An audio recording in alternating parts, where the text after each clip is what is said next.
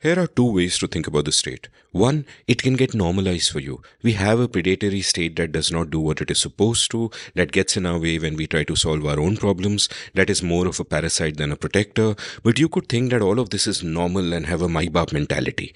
This approach is wrong. Or you could just accept that our state is all of these things and you could rant and rave or maybe just give up and get on with your life and not actually do anything to find a solution. I guess this is my approach and I'm beginning to feel that this may also be wrong. The correct approach is the one my guest today has. She recognizes the faults of the Indian state, but instead of condemning it from a distance, she is happy to get into the weeds, to engage with the beast, and to try and do the hard work of reforming it. I can't do this. I would rather sit in my armchair and talk to people. But hey, thank God for Yamini Aiyar.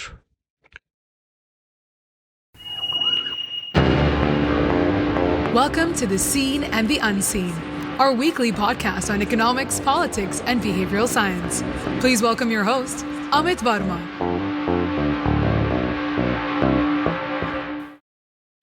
Welcome to The Seen and the Unseen. My guest today is Yamini Aiyar, one of India's finest thinkers and policy scholars who studied at LSE, worked at Ford Foundation and World Bank, and then chose to devote her life to serving India instead of chasing a career. She started the Accountability Initiative and went on to become the president of the Center for Policy Research, CPR, which has recently been under different kinds of fire from our government. I have always been awed by Yamini's profound understanding of the Indian state, how it works, state capacity, and so on. But she also has deep knowledge of many other areas, as you will see from this conversation. But before you start listening to it, let's take a quick commercial break. Hey, the music started and this sounds like a commercial, but it isn't. It's a plea from me to check out my latest labor of love, a YouTube show I am co-hosting with my good friend, the brilliant Ajay Shah. We've called it Everything is Everything. Every week, we'll speak for about an hour on things we care about, from the profound to the profane, from the exalted to the everyday. We range widely across subjects and we bring multiple frames with which we try to understand the world. Please join us on our journey and please support us by subscribing to our YouTube channel at youtube.com/Amit Varma, AMITVARMA. The show is called Everything is Everything. Please do check it out.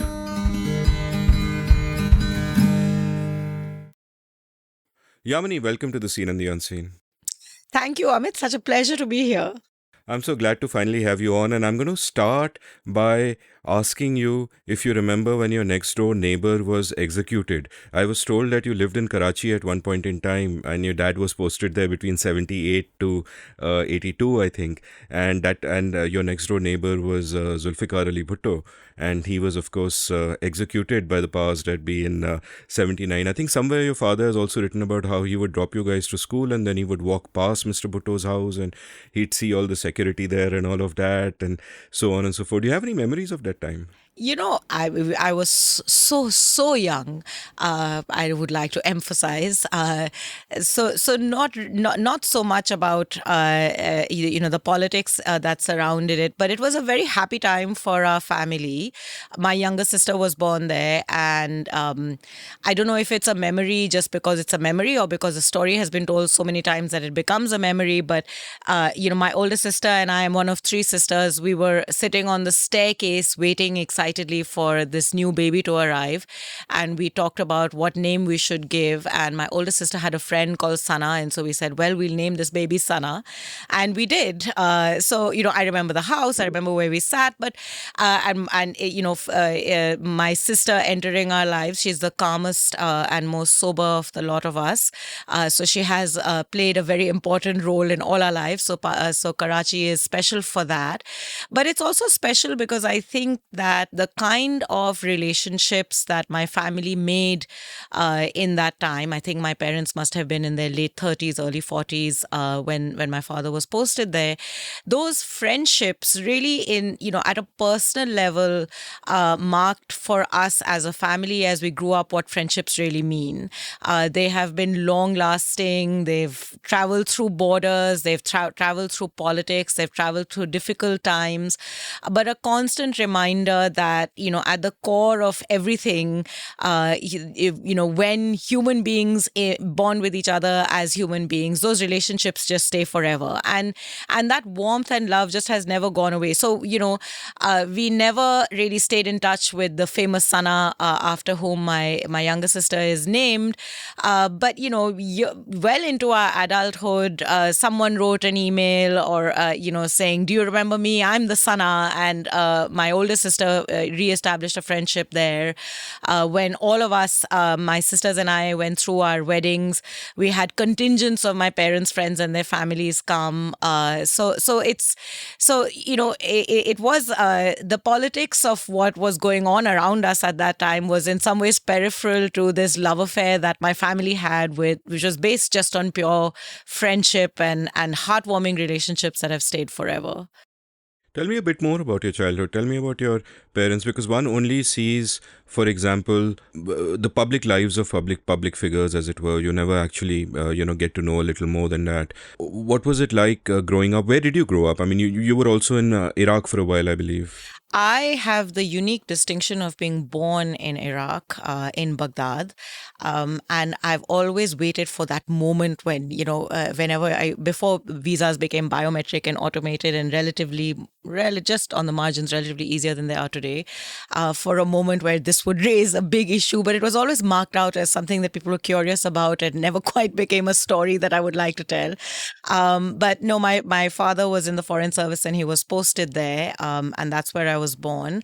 And very soon after, he was posted in Pakistan. So really, actually, apart from the story that the day I was born, apples were being sold in the market in Baghdad. And so my grandmother and whoever else was in the household abandoned my mother and me in the hospital and went to stand in lines to grab their apples. So the scarcity was clearly part of the economic story there. There's relatively little memory of Iraq, and really our childhood began in Pakistan in this sort of warmth and friendship. And then we came to Delhi in early 80s, and this is my home, and I've more or less been here my entire life. But we lived in the Delhi, which was very much embedded in the Indian state. So it was, my father was in the government, and so we lived in government housing, in all the, traversing the lanes of Pandara Road and Khan Market when it was a really sleepy, small little spot with leafy trees and ice cream vendors, and when you could walk to India Gate without being hit by cars. And presence of government was very much the lives we had. My mother was a journalist, and in many ways she shielded us from a lot of the public life of my father.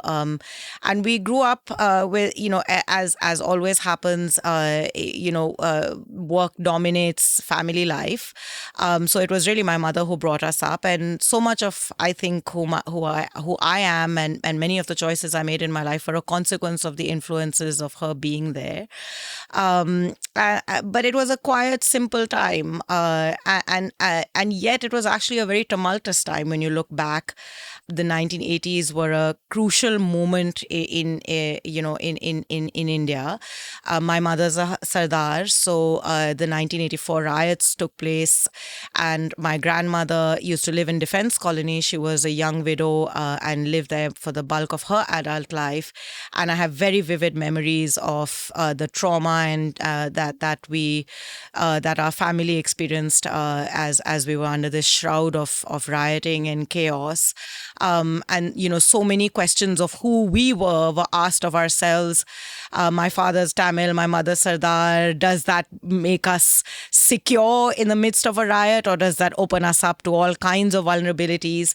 In some ways, that moment kind of made me very aware of who I was as an Indian, this, strange creature that doesn't come from any particular part and yet has all parts within her. And soon after, as India kind of began to settle into the India that it became, close to the big 1991 economic liberalization moment, we kind of saw through all of that as a consequence of being children of bureaucrats and living in these bureaucratic homes. We often, without really knowing that we were part of big changes that were about to unfold, all this was happening around us. And then, of course, other pivotal moments. We were in school in Delhi, as in politics, national politics was changing. The BJP was emerging, coalition politics was emerging, and we used to drive through the India Gate in our school bus on the way home, and that's when my own political awakening, so to speak, also takes place, because you see protesters, and we saw these signs saying Article 370 and Uniform Civil Code, and that's when all these questions started coming. What are these things? Which kind of became for me, it was the sort of political education that I got as a consequence of being part of these very pivotal moments in India's political life. And soon after, the Mandal reservations, I mean, the whole Mandal agitation reservation commission, followed by the agitation, also unfolds. And my older sister, whom, like all younger siblings just adore their older sisters, right? So it was total hero worship, was off to protest. And because I hero worshipped her and I had no understanding of what was going on, I joined her in this protest. And neither she nor I knew really what we were doing. We were just going along with whatever was around us. But, that was the first political protest I ever participated in. And we came home, and we'd, of course, lied to my mother and snuck off, because she would certainly not have allowed us to go off unescorted at some young teenage age.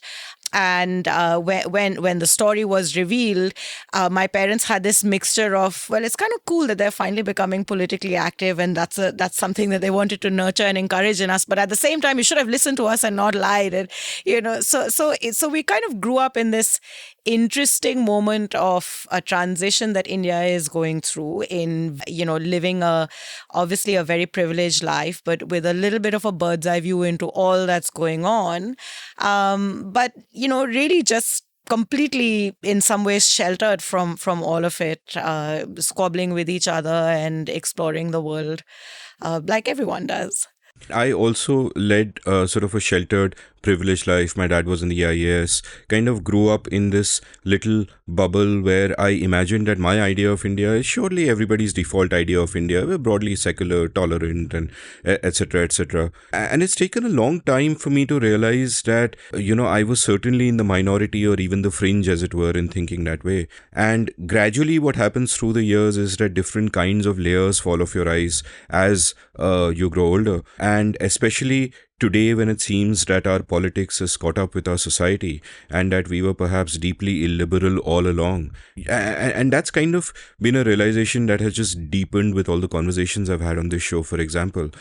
Was there a path like that for you, or is it that you had that distance in the sense that A, you were a little traveled, you were, you had early years were in Pakistan and so on, you'd seen a little more of the world, and B, when you started working, a lot of your early work in the 2000s was really engaging with the real world and not, quite removed from this sort of bubble that we might have been in when we were kids. So what's your experience of kind of growing as a person and learning to see all the layers fall off one by one, and to appreciate the complexity of the real world as it is?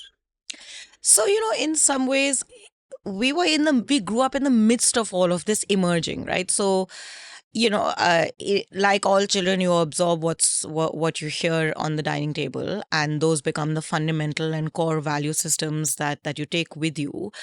But when we were in school, these were always questions. There was very much the emergence of new questions being asked about the nature of our secular identity, about the nature of the nation itself, about who we were as a people. And, in some ways, we would be the subject of a lot of intrigue, in the sense of, the identity question, it was unusual in the early 1970s for a Sikh to marry a Hindu. And even though we all come, I mean, our family was more or less cosmopolitan. My father's family had moved from my grandparents actually met in North India, in Agra, and then in Dehradun, and my grandmother, my paternal grandmother, lived in Dehradun, where my father was brought up. My father was born in Lahore. My mother was born in Quetta, and my maternal grandfather was in the Indian Army, and he died when my mother was 18 months old in the war in what is now Myanmar. And so she grew up in Delhi. So, I mean, in cosmopolitan context, with relatively cosmopolitan environments, these kinds of interreligious mixing are more the norm. And yet it wasn't in the early 1970s. Half my father's side of the family and half my mother's side of the family didn't show up at their wedding. It was pretty fraught. And so we had grown up with this, idea that in some ways, genuine liberalism is about being open, curious, and welcoming of different worlds and finding ways of those different worlds to mingle. So my Sikh mother kind of adopts Hindu religious practice completely. It was more of a spiritual adoption than anything else, and she would take us with her all the time to the temple and to various places. And so in some ways, to me, when I would go to school and there would be this standard, for Sardars, there was a 12 o'clock joke, 12 baj gaye, and you'd listen to that. And then someone else would show up and say, oh, Aiyar, yem, yo, yet another yo, then yen, and everybody south of the Vindhyas is a Madrasi. In some ways, it kind of further consolidated for me the imagination of myself as something that I genuinely wanted to preserve, and that shaped my own value system. And we were also, I mean, in school, in this very fraught period, Babri Masjid, in 1992, we were in school when the Babri Masjid was collapsed, or, the whole Ram Janmabhoomi movement was picking up, and the demolition of the mosque were all very critical moments where conversations were had with friends and peers in school, and many of them came from a very different view of the world. So that forced us, I think, to push much harder, or we were already being pushed, I guess, in having to form views that were genuinely our own. And I think this combination of who we were, or who I am, I shouldn't speak for my sisters, but this combination of who I am and having to actually constantly argue out why I believe in this imagination of India that in many ways I felt I embodied, made me feel a lot more confident in my view, and yet made me also be sensitive to the kinds of questions that were being raised about a particular worldview, which was sometimes, which risked often being illiberal, even as it espoused liberal values. So my awakening kind of happened through these conversations with my peers, and I did travel a lot around India with my parents. My mother, as I said, was a journalist, and when we were quite young, she would go off and do these feature stories, largely with NGOs in different parts of the country. And whenever she had the opportunity, she would drag us along, and we would go kicking and screaming. But now in ripe old middle age, that seems to have been a wise decision of my mother's, and I intend to do exactly the same with my children. And so we kind of saw we were exposed to a lot of India at a time when travel was not such a regular feature. And unlike many friends whose families lived in different parts of the country, my family was from Delhi. So for us, the summer vacation was going to our grandmother's house in Delhi. And therefore, the summer vacation actually provided an opportunity to sit on a train and follow my mother wherever she was going to record stories and so on. And in my late teens, my mother set up this magazine which was essentially translating vernacular press into English and sort of creating an aggregate, the kind of news stacks that we get now on our internet, on our emails. So news mailers, hers were predated all of that in some ways, and it was really about trying to tell the story of different parts of India that would often be completely ignored or completely not known, because after all, this was the era before the internet, and we used to be dragged in. It was a mom and pop shop in a sense, and so there were papers all over, and somebody would have to copy edit something, and all these young interns from Delhi University who would come to help her, and we were the pesky kids running around. But as a consequence, just by absorption, we also got to learn and hear what was happening in the Northeast, what was happening in Punjab, what was happening in Kerala. So that also embedded a deep sense of recognition of the diversity and the complexity that I feel I carry with me, in terms of at least knowing that you have to be sensitive to it, and that there's something in there that is worth preserving. So yeah, I think this just being part of an environment where lots of what you believed in was constantly being questioned, and constantly having exposure that sort of reaffirms sets of things for you, shaped me in many ways, and gave me a sense of pride and confidence in the views I had. Before we continue down that path, I heard an anecdote about, you mentioned that your maternal grandfather, died in Burma, and he was apparently Ayub Khan's batchmate or something like that. So I heard that when you guys were in Pakistan, diplomats aren't allowed to go to Baluchistan, but the Baluch regiment invited, your grandmother to go and speak to them, and your dad accompanied her as a chauffeur. You seem to know more stories about my family than I do. I have to find this out. I didn't know this story. Are you kidding me? I must ask. It's the standard sin of being the child of parents who like storytelling is that you start switching off at some point. So it's entirely possible that the story has been told and I never absorbed it. No, I mean, these stories are so kind of rich. So it's quite fabulous. So during this time, during the 80s, and you're growing up in the 91, liberalization, things are changing. What is your developing conception of yourself? Like, what do you want to be? What are you interested in? Are you interested in a life of the mind? You've got different kinds of role models. Your mom, of course, being a journalist. So a life of the mind, but also engaging deeply with the real world. Your dad made this really interesting shift from being a civil servant to being a politician himself. So, given all of these different possibilities, given that you are more engaged, as you put it, with politics, and a lot of other people, you're thinking about these ideas, you're having them questioned, you're sharpening them. What did you think you wanted to be, not when you grew up, because ki bete kya banoge? I was as much a confused teenager as any, okay?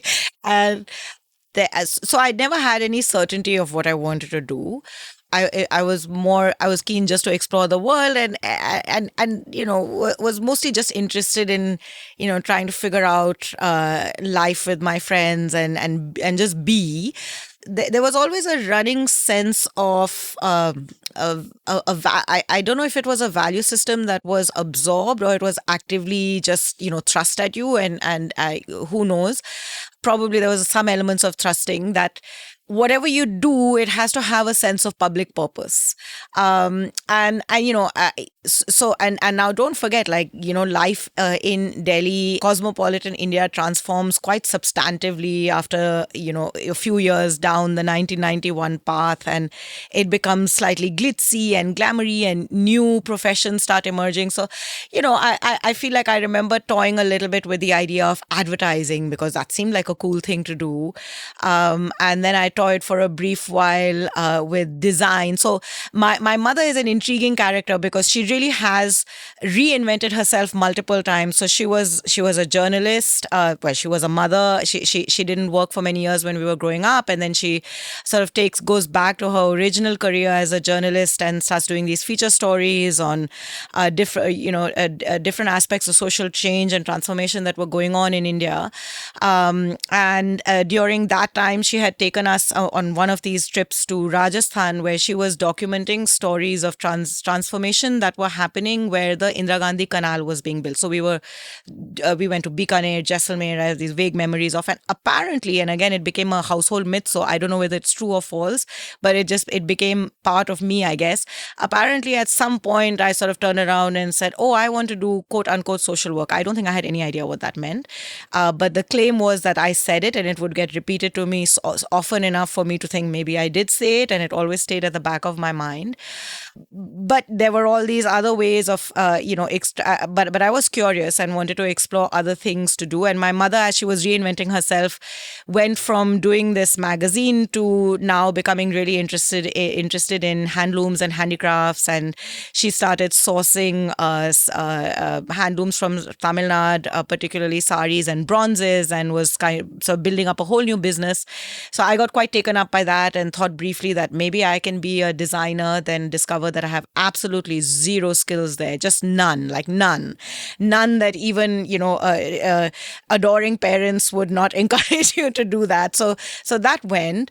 But this, I think this idea of in some ways being involved in the public sphere in some way or form always just stayed. And it really crystallized much later. I went to university, to Delhi University, and I did a degree in philosophy, entirely because I was lucky enough to have got admission in a classroom with 6 people. And I was a relatively shy kid.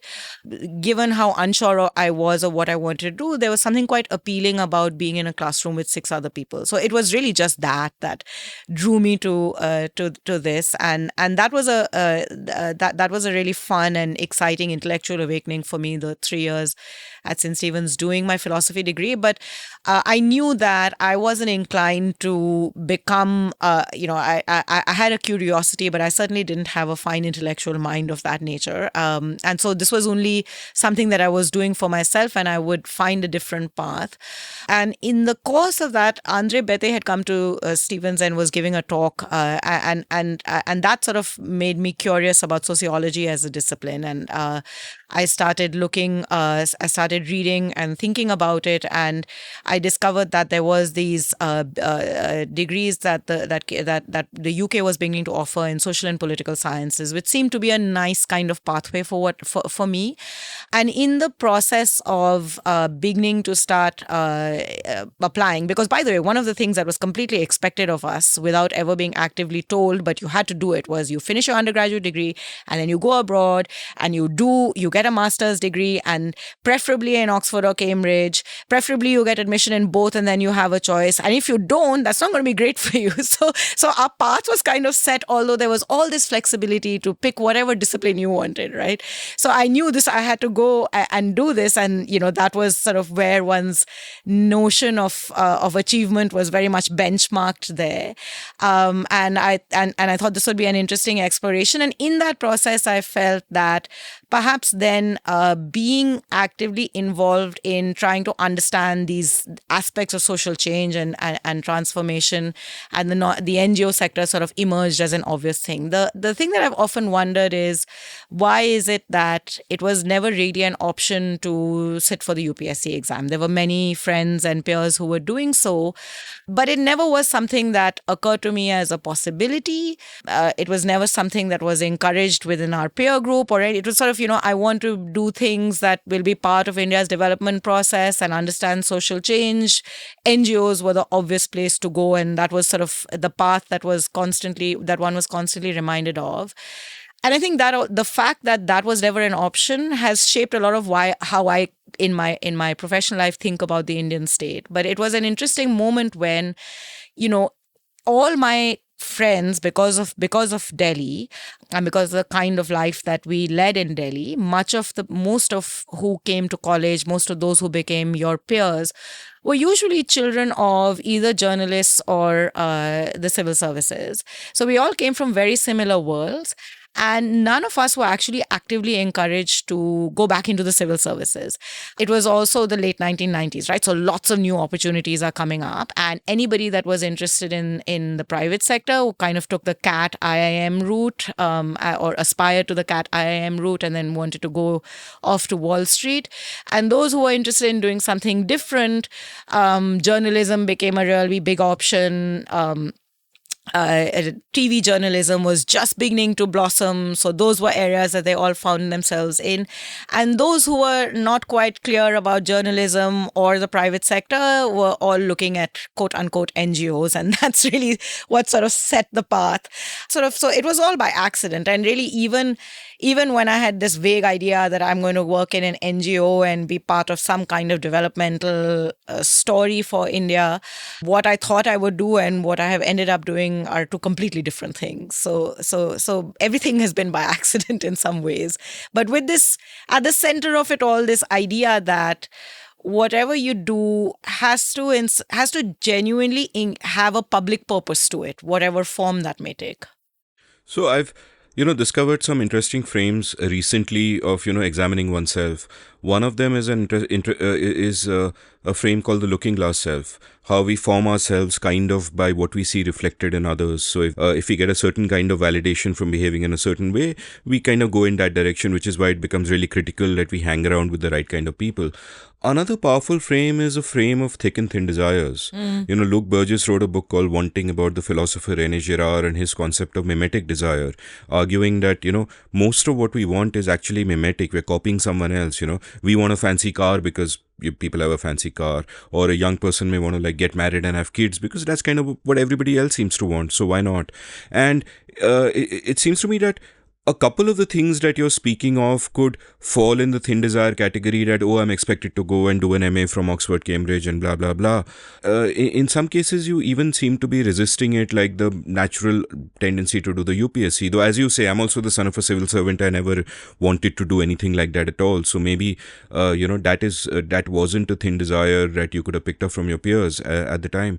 But I'm curious about, when you look back in retrospect, and certainly when I look back in retrospect, I find that many of the things I have wanted in my life, I now wonder why on earth did I want them. I wanted them for the wrong reasons.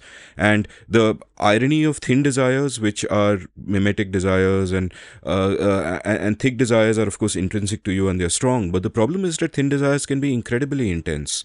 Like you could really crave that Mercedes. And the thick desires, whether it be a desire for quiet or being amid nature or just living a life of writing where you're just enjoying the process rather than seeking something from it, all of these, are almost hidden underground within oneself, and it takes a long time to kind of get there. So in your case, if you can look back, what was that sort of interplay? Like on the one hand, you said that, you at some point you allegedly, according to this sort of family folktale, said, hey, I want to do social service. And then and then that gets reflected back at you, and it is quite natural to imagine your looking glass self saying, I'm getting approval for this, why not? It sounds good. I can also feel good about myself, I'm helping society and all of that. And that's one way of looking at it. But another way of looking at it is that as you engage more with the world, those are really your deep desires, right? You want to make that kind of a difference and not just do MBA and work in, some fancy Wall Street bank and so on. So take me through a bit of, your figuring yourself out in these regards. So it's a creative tension in a way, between the thin and the thick. And especially where, and there's always moments of rebellion, right? So my big moment of rebellion was actually not even. So my sister was a rebel, right? And therefore, I was always in the shadow of the rebel. I didn't quite feel the need to rebel. She keeps saying, see, I broke all the rules and that's why life was so much easier for you. And the younger one just didn't have to rebel at all because we all together paved the path for her. So she shifted the family Overton window. So she, indeed. So if you ask her, she'll probably have a very different story to tell about growing up. I often think about this with my two kids. What you do with the older one and then then how you think very differently with a younger one. So like right now we're just like all the attention is on trying to get the older kid to like, you really now need to start studying. You're in the 6th grade, and I'm like becoming my mother. But nobody is bothered with this younger fellow who's just hanging around and assimilating whatever he's hearing, and is becoming a little too clever by half. So it's similar. I mean, I never really had a particularly rebellious personality. I was always a little quieter and like to kind of work around the shadows of what was expected and what was happening.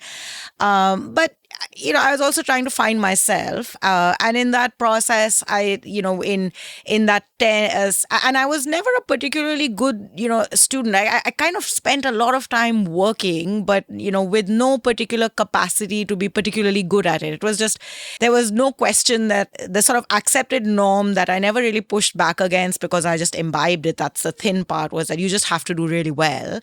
And so I would go through the motions of having to do really well, right? Like you'd lock myself up in my room and study for hours and, not be listening to music and not be but, basically I was just staring at a piece of paper and probably not absorbing very much, and, kind of getting on with it as one tends to do, and finding my way. And at some point in the course of finding my way, I decided I'm going to do something totally unusual and take the commerce stream, and so I did that in that 10th, 11th, CBSE, when you have to make all these like absurd choices and at an absurdly young age and do weird things like commerce.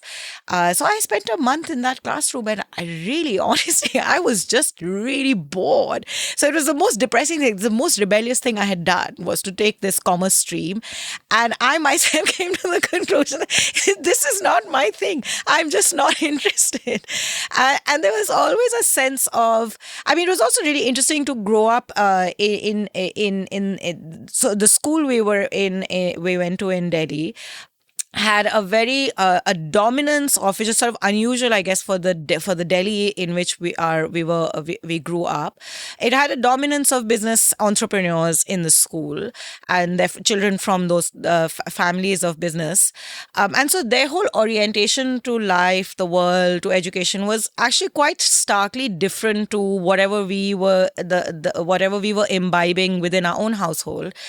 And in some ways, spending time with a very different type of person, and a lot of them were our friends. I mean, we had very close relationships, and we made good friends. It wasn't an isolated school life at all.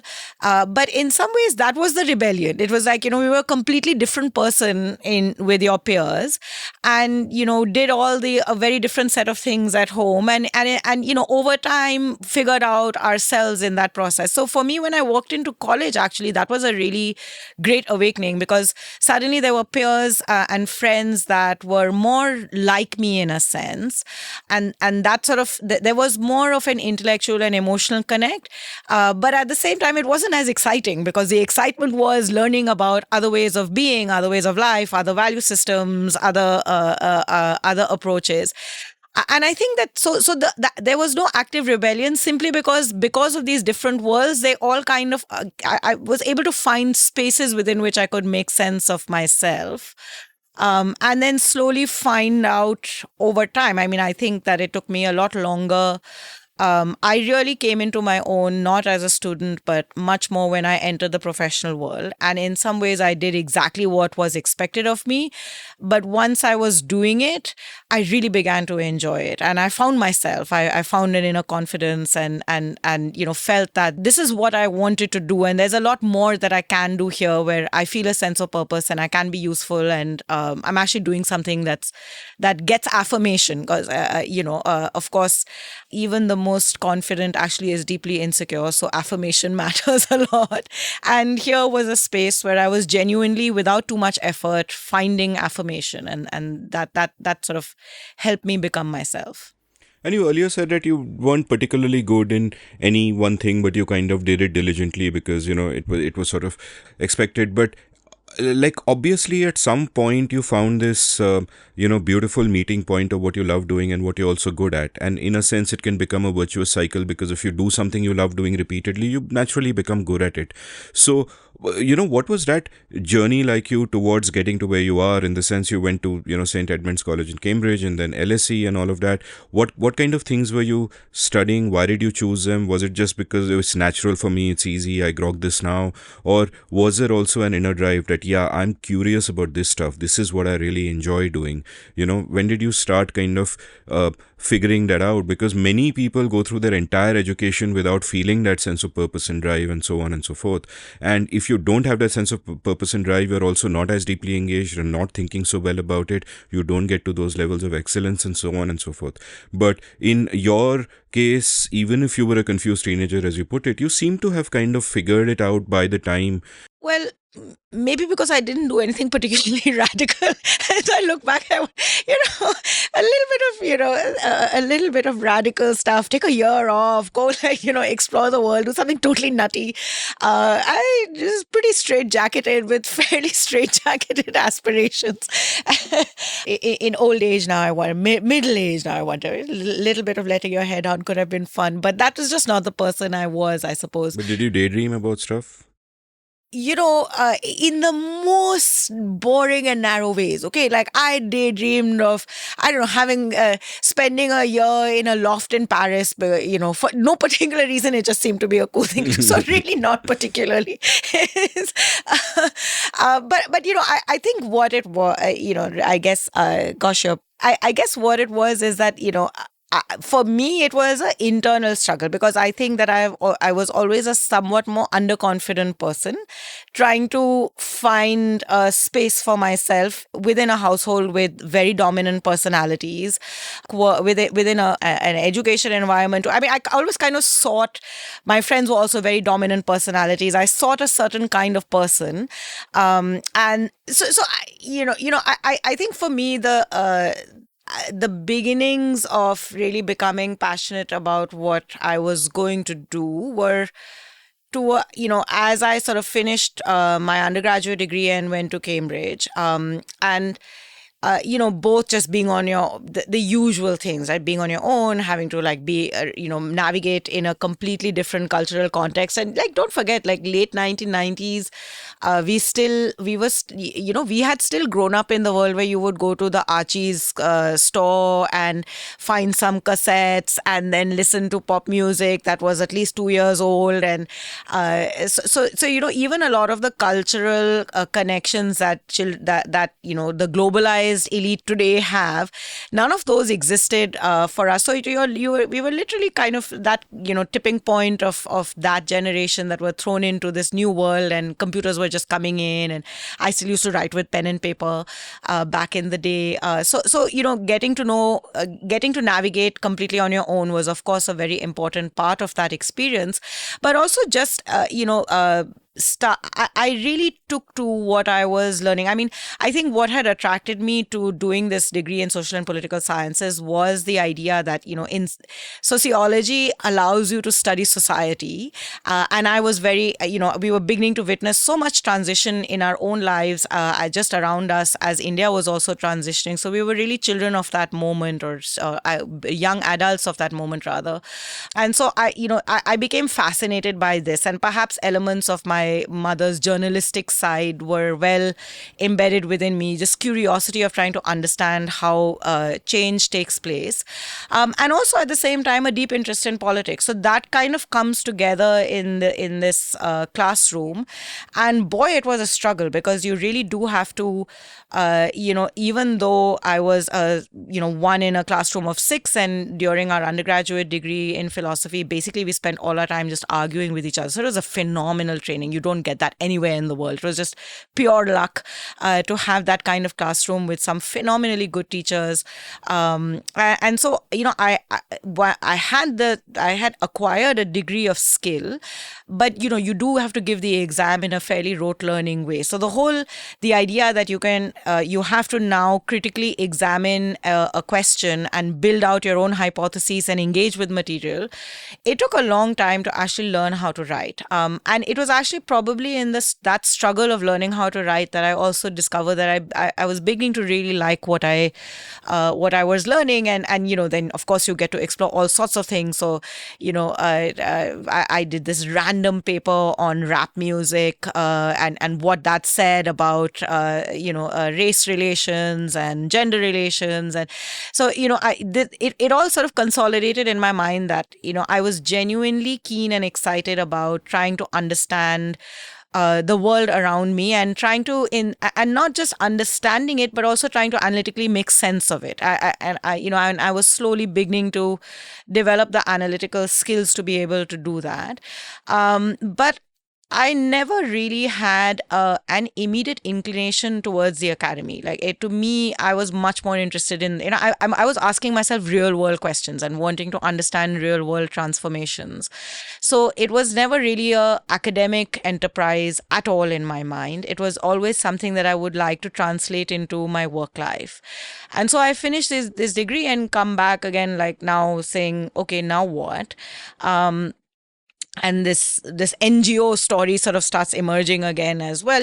That's a place where you can be part of all of this, all of these changes. And so I hung around talking to various people who were, working in what was sort of loosely called the social sector, and most of the, trying to understand what nonprofits actually do, and found myself spending a few months working with an organization, an NGO in Delhi called Udyogini, that was basically working with, so the self-help group. So this Grameen Bank had just suddenly sort of taken off in a big way, and this idea of microfinance had become, after the Mohammad Yusuf got the Nobel Prize, it sort of, becomes a big part of how the development world is beginning to think about innovation, and in India, it was beginning to translate itself into this self-help groups movement. This idea of women coming together, peer-to-peer lending, which was both creating a social space for women, but also financial security of a certain kind, which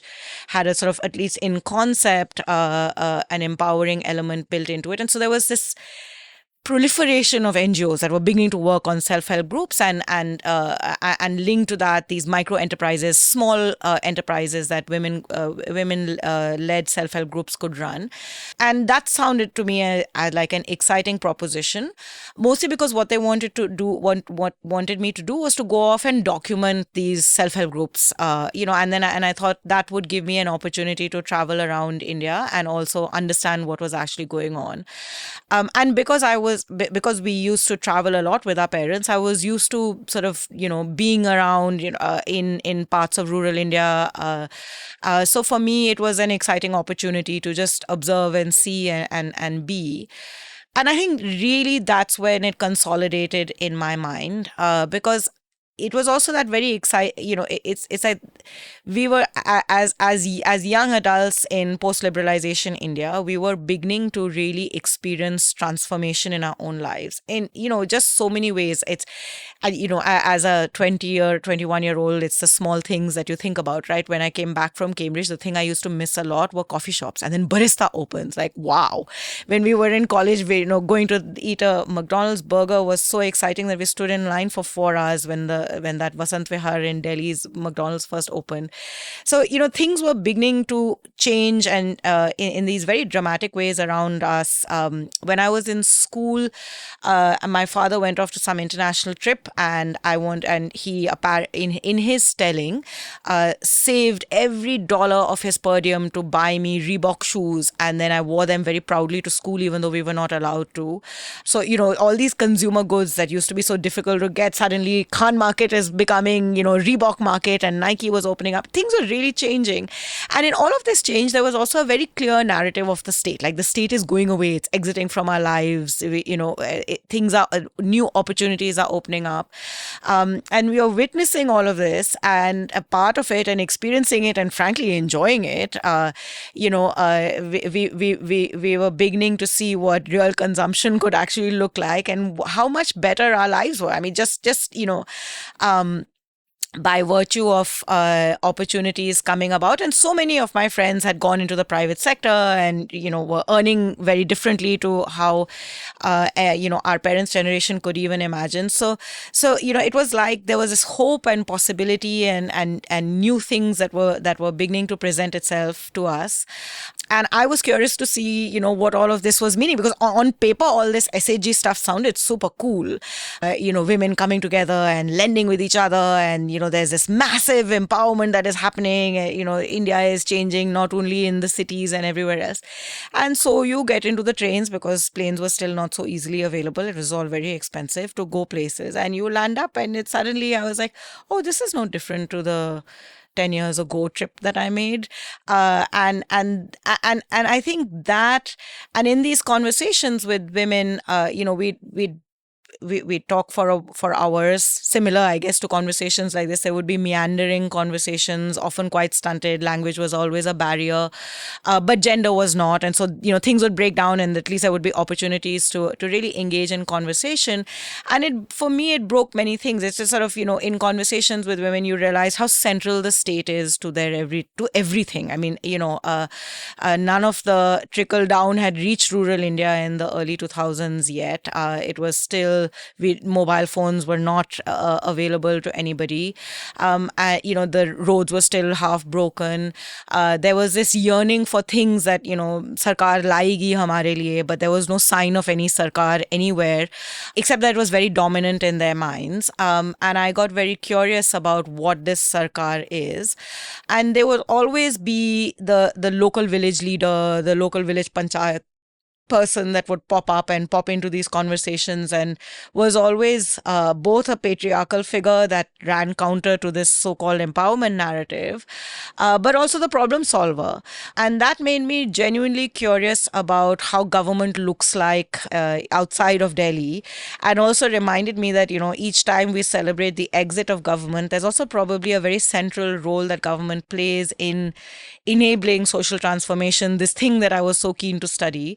That we were somewhere missing this trick, and it brought me back to the home I grew up in, where there was lots of conversation about Panchayati Raj and local governments, because my father was very actively involved in the 73rd and 74th constitutional amendments, and I had paid very little attention to them, but suddenly I was beginning to see what these panchayats were. There was a tactile thing. There was a person. There was an election. There was an office. There were things that these people were doing, and I became witness to a lot to parts of all of this. So I was really beginning to get very interested in understanding and learning more about this, and also always with the intent not of being a student of change, but of being somehow finding a role to play. And perhaps because I only knew the state as the space in which one could engage with these questions, for me it was pretty central to study. Any kind of study of the state also would require me to be actively engaged and involved in the state. And I think that that's kind of where I took a pause to say, so what does all of this mean, and what should I do? Combined with the fact that I was getting very bored in Delhi, and was itching to I like the sort of personal experience of exploring the world had only just begun. It had not at all in my mind ended. I contemplated taking the GRE, but instead just put in an application to the UK to do a master's in development studies, because it seemed, for me at least, this whole experience of being out crystallized for me that I wanted to understand development more. And I wasn't entirely aligned to the NGO kind of framing of this, because in some ways the NGOs, as they were evolving at least in that moment, were really almost functioning as small substitutes for the state. They were filling gaps where the state wasn't visible, and even in some ways in the mobilization of self-help groups, etc. The way my experience was telling me that these were small necessary innovations, but not necessarily innovations of scale.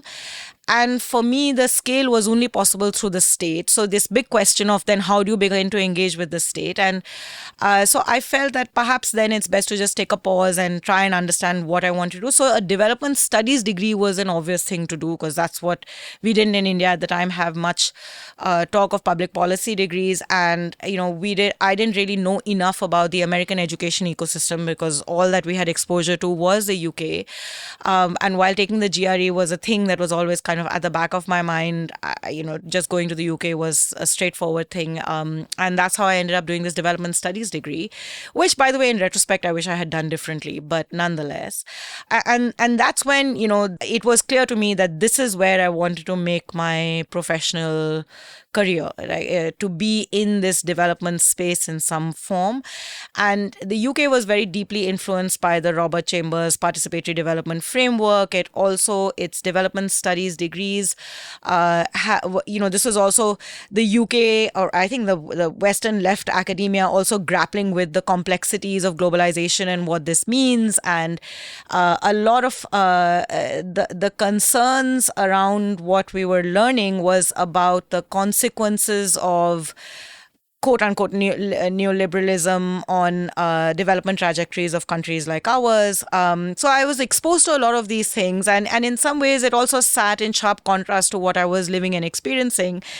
Because after all, we were also, I saw the gap and the limits of what globalization and neoliberal policies were doing, particularly when you look at the kind of inequality that it was just not being able to bridge. But at the same time, we were all living the good life and partaking of it, and the fact that I could be there in LSE studying this also told you that there are these contrasting tensions that needed better resolution, and so I was also keen to be able to better understand these how these resolutions could take place. But it was always very clear to me that the way to do it was to really just go back to the ground. Something I just always, and maybe because I learned by being on the ground, it just seemed to me that the ivory tower of the academy is just not my thing.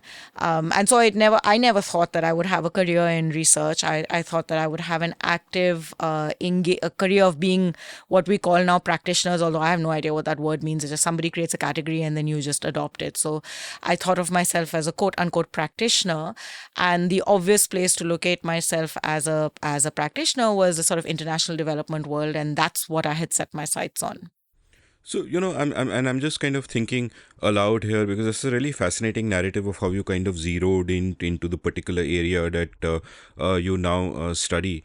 One, it seems to me that, if you want to solve problems, there are a number of different ways that one could approach solving problems. So, for example, you could say that I'll do it through the markets. I'll be an entrepreneur, like Grameen Bank, for example, that, okay, here's a problem that can be solved. Here's a hole. Here's something innovative I can do. Let me kind of get in there. Another way is to possibly do it using the state in some way or form. So either you enter politics, or if politics is downstream of culture, you try to shape the demand, through the think tank world or whatever, and you try to sort of in different ways either be part of the state or work with the state to actually make change happen and solve small problems. And then there is the NGO space, and as you pointed out, that the mindset at that point in time very much is that we shall, whatever the state isn't doing efficiently, we'll try to kind of do something in that domain. And when you point out that as you traveled through the country, you realized the centrality of the state in the lives of people who are not like us, who depend on it for sustenance and welfare and so on and so forth. It's a failure of the state. It's a failure of the state in two ways. And one way is that, of course, it is not delivering those essential services that a state should, like education or healthcare or whatever. And at another level, it is still constraining the private sector and private individuals from actually coming in and solving many of these problems. And in something like education, it's really kind of both of those. And it's interesting how systematically you kind of go through this bouquet of options, and then you narrow down and sort of realize that, okay, the place where one can make the most practical difference at scale is getting the state to work better. because there you make a tiny little difference, and at scale it can impact millions of people. This is a point that, for example, Karthik Mullidharan makes a lot, has made a lot in his episodes he's done with me, that he's obsessed with this, because you do a little bit of tinkering in the margins and millions can benefit, and you can't get that anywhere else. And I had the civil servant Ashutosh Salil also on my show, and he was also again a driven person and very unlike the public stereotype of the bureaucrat. And he was also kind of talking about this aspect of it, that I can manifestly, visibly change the lives of people by doing something that, the state is so incredibly powerful in that sense. And at the same time, it's ironic that, as you've pointed out in various places, that servants of the state actually find themselves powerless, though the state is so powerful. But we'll explore that dichotomy later. But just to sort of continue that personal journey, how is it that you begin to kind of narrow down further from this, and how is it that you then also resist the typical frameworks that exist? Like you mentioned that when you were doing your MA, you would have liked to have learned about development economics in a different way. What do you mean by that? And when you talk of ivory tower academics and so on and so forth, what do you mean by that? Like, what do they miss that quote-unquote practitioners don't? Because one increasing, although I have had many academics on the show and many of them engage with the real world in very real ways, but one complaint with which I think all of them agree with me is that a lot of academics is really this giant circle jerk, is professors speaking to each other in language that nobody else can understand if they themselves do, and it really has no connection with the real world. And also it is often sort of hostage to certain academic fashions and ways of thinking about the world, which are no longer applicable. Like the word neoliberal really triggers me, by the way, because it's so often used by these academics. No one really knows what it means anyway. Yeah, no one self-identifies that way. No one can define it. No one has a clue. And if it is meant to be some kind of vague criticisms of markets, I'm like, hey, everything good in your life is because of the voluntary actions of people is markets. So tell me about that journey of your getting clarity, because I can imagine a young person in your place easily giving in to the temptations of giving to conventional thinking in one domain or the other, whether it is in the NGO space in India where you have that narrow vision of supplanting the state, whether it is within the development economic space where you have your typical fashionable frameworks. And how did you resist that kind of conventional, like our mutual friend Premila Satyanand, who's worked with you at the World Bank, described you as quote-unquote brave and outspoken. She said she's always been brave and outspoken. And this is kind of mind-blowing, because if I was making the kind of journey that you did, I don't even know how I would arrive at confidence, leave alone being brave and outspoken, right? Because you're always the temptations to fit in with conventions and then be a star within that little silo that may exist for that little thing must be so severe. But you haven't done that. So take me a bit through your, did you know from the start that those particular parts are to be avoided, that those frameworks are incomplete, or, was there a process of discovery involved there? So Premila is overly generous. I'm neither brave nor outspoken. I'm just trying to make my way around the world. But the one thing I have to say, I'm extremely lucky, and it's really just by accident. I've just encountered some amazing people, friends, mentors, all of whom have just sort of stayed with me. And it's not because of any great aspect of my own personality. I've just been really lucky. I mean, there's no other way of putting it. And they've always sort of, encouraged me along the way. And that's really been part of the it's really been shaped me in I think every single way.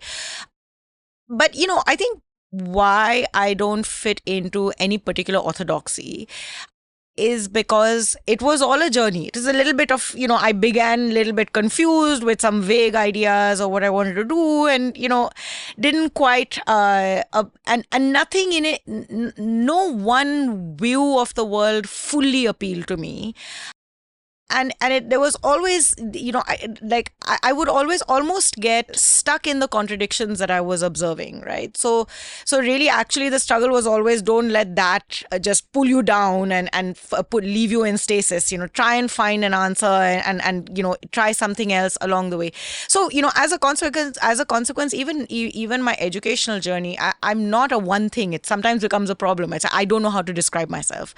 Yeah, so I'll use very vague terms was like, public policy, researcher or social scientist. But, there is no single academic discipline into which I anchor myself. There is no single view of the world. I have a certain normative framework within which I try to center myself, and that too evolved, I think, very much from those early years of traveling around, mostly North India, actually, of experiencing this sort of missing state that everybody was talking about, and that gave me a very clear normative conception of the pure core public goods that the state must deliver. And, whether the pathway is through markets, through markets or not is a matter of debate. But that the state has to enable the market to function effectively so it reaches the last person. To me, that's the absolute, that is my ideological bias, if there has to be one. And that has always been the driving force behind everything else that I am exploring. And maybe that's why there was no particular type of institutional framework within which I actually fit. So the NGO stuff has a role, and it's deeply valuable. When you look at much of the innovation that has taken place in India on things that I care about and I study, from education to social protection, all those innovations have come through both organized NGOs and the somewhat more chaotic ones, or not chaotic ones, but less organized, slightly more like social movements, but not entirely. And they've really been the backbone of the development story in India. So I really deeply value them, but I also felt that was not for me. And I spent some time in the World Bank, where really I did think that this would be, in the end, I always thought of myself as a fairly straight-jacketed, straightforward careerist, that, this is like a large bureaucracy in which I will always be able to meander my way through. And I found that the time I spent there was deeply impactful and formative. I was lucky enough to work with or be the research associate for some just phenomenal people, and I learned from them more than I ever learned in the classroom, and that sort of set me up for the professional I am today. So you can blame them for everything. But, also, as a large bureaucracy, I started finding it's too large, and, you get completely boxed in and you have to follow the rules in a bureaucracy. Those are the terms of the contract you make with the bureaucracy. And that wasn't quite for me. And my interests were less trying to please the boss above and much more trying to ask, curious questions about the parallel world in which I was interacting with the Indian state. But what the World Bank did, back to the thing of this, where you fit and what is the role, it gave me a really deep insight into the state, and I realized that again it further reinforced for me that my understanding of the world and where the questions that I'm passionate about will find answers is through a better navigation of the state. And that's where the whole governance question became central to my work. And I did not dismiss markets at all as a beneficiary of the market and an active participant in one, although I know I have zero entrepreneurial skills. But to me, maybe it was a reaction on reflection to the fact that at that particular moment in the late 1990s, early 2000s, there was such an excessive dismissal of the state and such a warm, unquestioning welcoming of the market as something that was genuinely free, with less engagement with questions of information asymmetries, power dynamics, social contexts that shape the way, markets are as much a reflection of society.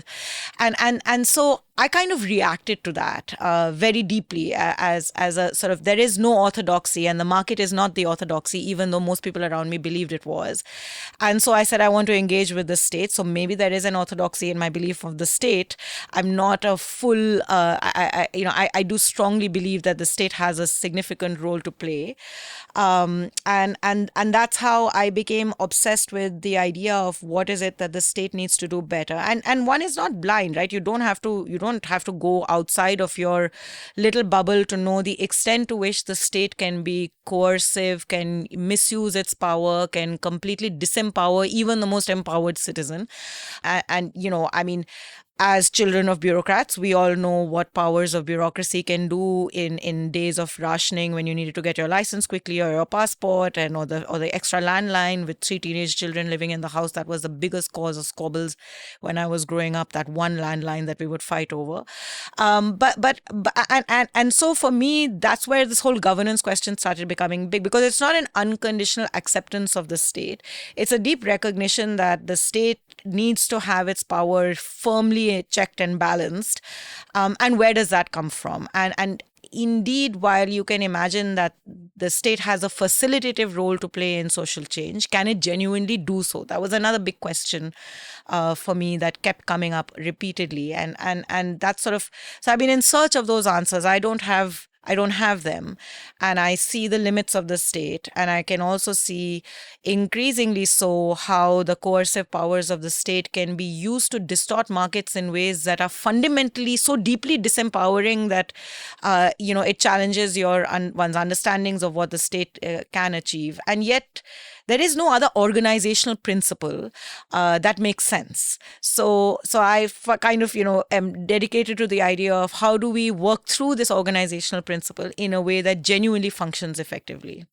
Yeah, I agree with all of what you said. I remember in the early 2000s, and I'll put a link from the show notes, I'd written a piece for the Wall Street Journal arguing that the reforms of 91 didn't go far enough. That, yeah, we should have celebrated them. They got hundreds of millions of people out of poverty, which was a humanitarian win. But they left a lot undone. And as far as the rhetoric of the late 90s or early 2000s is concerned, that the state is dying and markets are good, I would actually argue that that may have been the rhetoric among city-bred English-speaking elites like us, perhaps. But for the rest of the country, the Mai Baap Sarkar was still dominant. Absolutely. It's still, to again go into your extended family history, there is an anecdote I read about your father-in-law, Shankarapilla Krishna Kumar, in his early days as district collector, which speaks to the mentality of how people view the state. And there is this article on him which says, quote, as a district collector back home in Ernakulam, he had organized Shivratri festival on the banks of the Periyar, where priests were replaced by officers. As prasadam, they distributed title deeds to the landless. Stop quote. And this seems to me to be a great metaphor for how we actually look at the state. That on the one hand, it is our biggest religion. Mai Baap Sarkar is a bigger religion than any of our official religion, so to say. And we always have this vision of the state as sort of doing patronage. And I think that, I don't think anyone holds that caricaturish view that the state should not be there. I think I'd agree with something that you've written about in the past, that what we really need is a strong state that does a few things really well, rather than a weak state that does many things badly and gets in the way of others actually sort of doing things. And you can respond to this if you want. And my next question is really about what you said about your years at the World Bank, about the mentors you had who taught you a lot. So I'd like to know what kind of things you learned from them, who were the people who influenced you, and two, you spoke about how you got insights into the working of the state by working there and by doing the kind of projects you did. And I'd love to, hear about concrete illustrations of that, examples of that. What were the big TIL moments for you during that phase of learning? So, my professional career kind of also takes off at a point where there is quite a fundamental shift in the narrative of the state in India, as you say, in these two very contradictory ways, right? Like on the one hand, there's this celebration of getting the state out of the way, and I just love the Gurcharan Das's quip because it sort of summarizes that moment so well. India grows at night when the state sleeps, and really in more ways than one that was necessary. I mean, I certainly the excessive license Raj of the state, was very much part of the economic challenge that India confronted, and the limits that the state, the Indian state is not able to support capital or labor is, just in every which way. It's not just about labor regulation. In every which way, it seeks to undermine the market, and at the same time, it doesn't substitute for market either. And so we end up in this chaos that we have.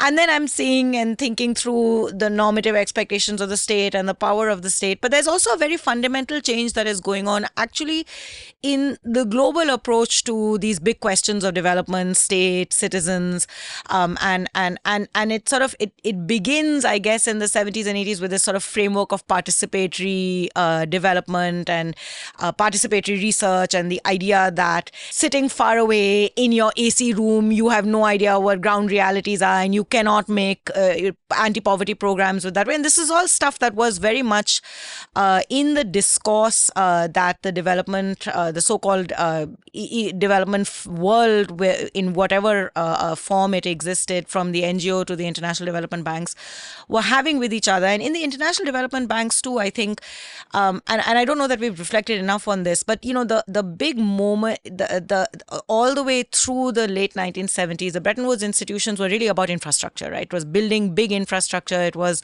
there was a particular imagination of building the commanding heights of the Indian economy. There's no other way of putting it. And that would over time facilitate markets to do what they wanted. And in fact, they were beginning to realize, and I think with all its strengths and limitations, the Narmada Bachao Andolan played a role in that, of the limits of some of that. And these institutions, therefore, were also beginning to try and re-engage with what it meant. So on the one hand, you're pushing for structural adjustments, smaller state, in a particular framework for the economy. And yet these are also fundamentally statist institutions. So what is the state supposed to do was this big kind of, it was never cleanly articulated as that, but it always remained this big question mark. And so it kind of said the state is supposed to focus on quote unquote poverty alleviation. So it goes from big infrastructure to grassroots questions of poverty alleviation and pathways out of poverty. So it goes back it kind of walks its way down the ladder to quote unquote the people, but then it doesn't know what it's supposed to do. So it starts adopting all this language of participatory development, of participatory planning, of local governance coming into the grammar of development. And India was doing its own thing. And this is where I think our social movements, and at least I think they played a very, very crucial role, in that it recognized the draconian nature of the state, but was also convinced that the state needs to do its job vis-a-vis its citizens better. And it framed it in something that has deeply influenced me. I spent a little bit of time engaging with these questions around this idea of citizenship. And it goes back, you spoke to the Mai Baap Sarkar. The one of the biggest challenges that post-independence India in the sort of nation-building project was that whilst there was an attempt to fully, clothe Indian citizens with political rights, the socio-economic rights of citizens were always a question. It was placed within the constitution neatly into directive principles of social policy. And it was a matter that politics would evolve and find its way through, navigate through. And we see that, at least when it comes to, so democracy kind of also evolves in this really interesting way in India, right? In that the democratic space becomes a space of articulation of rights and dignity very effectively. And, the 1990s are this great moment, right? When you see the sort of flourishing of lower caste politics, particularly Bihar, UP as the great kernels of where all of this happens, but in an economy that is not delivering. So the only site for empowerment becomes the state, and that sort of limits in some ways what the state is able to, how the average citizen's imagination of the state is. It is about access to parts of the state that you were not able to access, and that acquiring of the power of the state is in itself acquiring dignity. And while that I think is one of the greatest victories of democracy, it also closed off space for this larger question of socio-economic rights, which were then being picked up in this grammar of rights and citizenship by social movements. So saying, the Sarkar is not your Mai Baap. As a citizen, you must be, we have to start collectively demanding these rights of the state. And so it's this fundamental attempt at redrawing the terms of the social contract that was not evolving in the formal political space, because the formal political space was building out, I think, a very empowering social contract, but on different terms. And that in a way kind of opens up this really important space of governance and accountability, really about how does the state actually engage citizens, and how do citizens engage the state in ways where the terms of that engagement are shifting from this maiba patronage to something that is within a grammar of citizenship, dignity, and rights. Not that the World Bank was thinking of it this way, but it certainly recognized and adopted this imagination that this recognition that as you move into this domain of poverty alleviation, the state exists, it is central, and the question of how the state actually fulfills its responsibility becomes core. And it adopts this idea that at that level, this engagement of citizens and state is really crucial. And you see this huge proliferation of literature in development studies that draws from sociology and political science into its own body, that looks at these questions of, terms that have been used: co-production, co-governance, social accountability, essentially trying to articulate the centrality of citizens playing a role in placing those checks and balances on the coercive arms of the state, and through a process of active claim making, extracting governance out of the state, and at the same time, also breaking down boundaries of state citizens. So, the Weberian imagination of bureaucratic autonomy, which still is central to the whole, to our understandings of what bureaucracy should do, but not a distant state, a distanced bureaucracy, but an embedded bureaucracy. So now the whole grammar of development is shifting, and there's an emerging consensus across the globe on this. While India's social movements are experimenting with ideas of citizenship and rights, the global development world is beginning to acknowledge that citizen voice, is kind of the way it was articulated, plays a very crucial role in shaping the dynamics of the state. And the state in some ways has to be embedded in a constant dialogue with the citizen. And that was the time when I sort of entered into the World Bank with my own interests in these questions of governance and citizen participation. The World Bank had just built out this big World Development Report of 2004, which became a kind of the holy book, so to say, of the time I spent there, which had basically tried to unpack this idea of the state and try to better understand what are the conditions under which the state can actually function effectively in ways that deliver to citizens. And it brought in these different perspectives of citizen-state relations in what was then famously termed as the World Bank triangle of politics, the compact between politics and bureaucracy and voice, and each of these are sets of interactions, principal agent interactions, which ultimately shape how governments deliver. So I'm walking into the professional world at a time when this question of how governments can deliver better is at the center of the global development discourse. There's been a big shift from thinking of the bureaucracy as a distinct and distanced entity from the citizenry that it's supposed to serve, and a recognition that the state needs citizen-led checks and balances for it to be able to function better. And therefore, this idea that citizen voice is at the heart of it. And that really sort of, crystallized and gave an analytical framework for me within which to start understanding what was going on. And it did seem like this really exciting moment where there was a consensus around the need to rethink the social contract, which was embedded in ideas of democracy. So also, just engaging with the state and traveling around the country, what became increasingly clear to me is that, the more the citizen finds ways, the more we as Indians find ways of constantly engaging the state, and keeping those, keep prizing those sites and nurturing them, the more that dialectic between us keeps continuing. And so for me, democracy was a very tactile thing. Like I didn't really think of it in any grand terms, regardless of what was going on in the context of my personal life and my parents and so on. It was really just for me. It was just about this. It was just about the ability to be sitting around in a little circle with these self-help group women, and they're talking about themselves, and then we would always talk about kisko vote dete ho, because I was always thinking about politics too, and we would discuss politicians, and the sarpanch would show up, and there'd be some gossip about the sarpanch, and which was always done in whispers.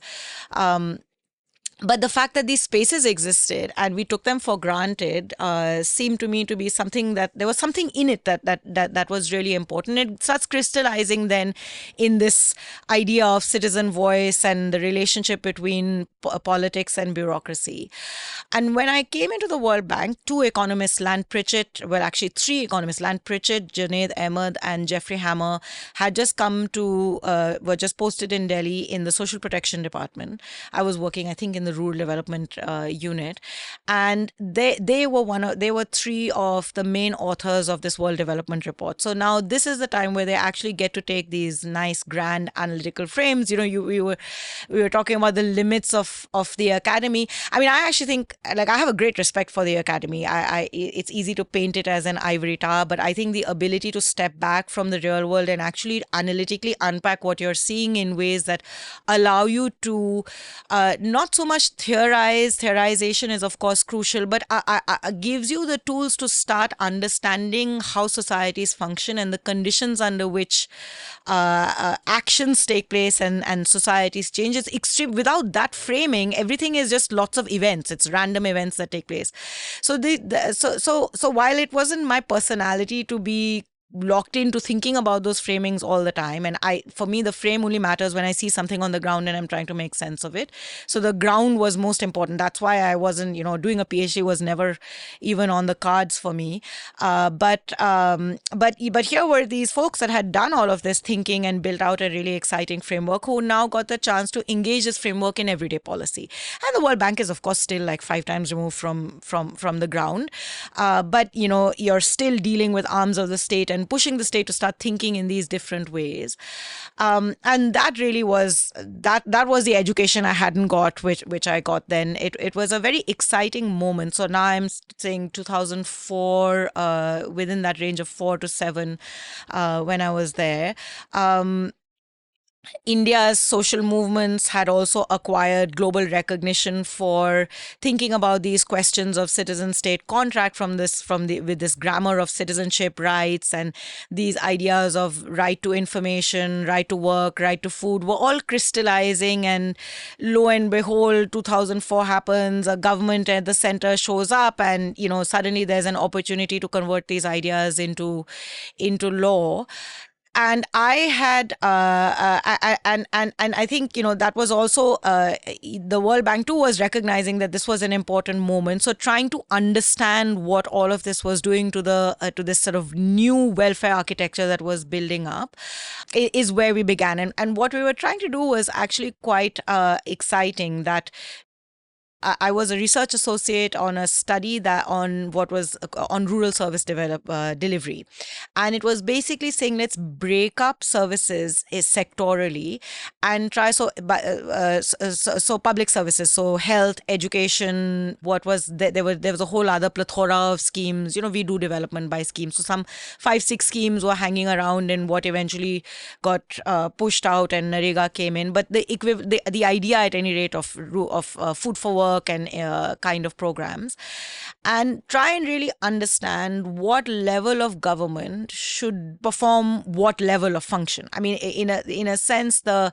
part of the accountability, part of the governance and accountability framework was a recognition that there were all these layers of bureaucracy that had been built in.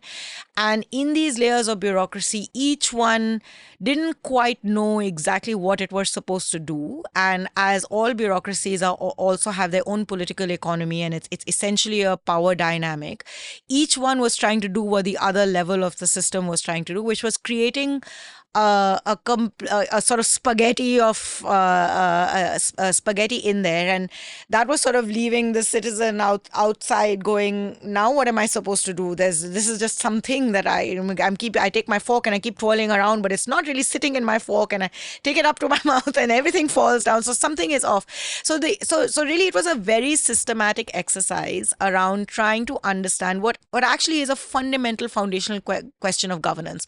What level of government should be performing what level of function? And a complement to that is, in order to be able to perform that level of function, what are the resources, financial, human, capability resources that need to be given at that level of government for the government to operate, to perform that level of function? So it sort of opened out a new world for me as we were thinking about all these, like, really lofty questions of voice and citizenship and etc.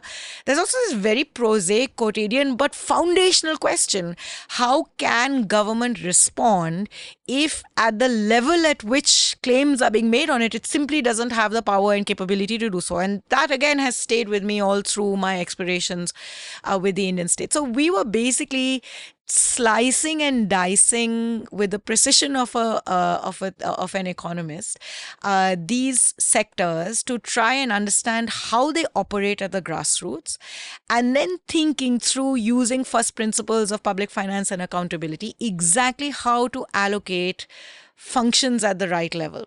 And that was just a phenomenally interesting experience, both theoretically, to actually take an analytical idea and start parsing through it and build the frameworks within which taking understanding first principles and then mapping first principles to real world of state functioning.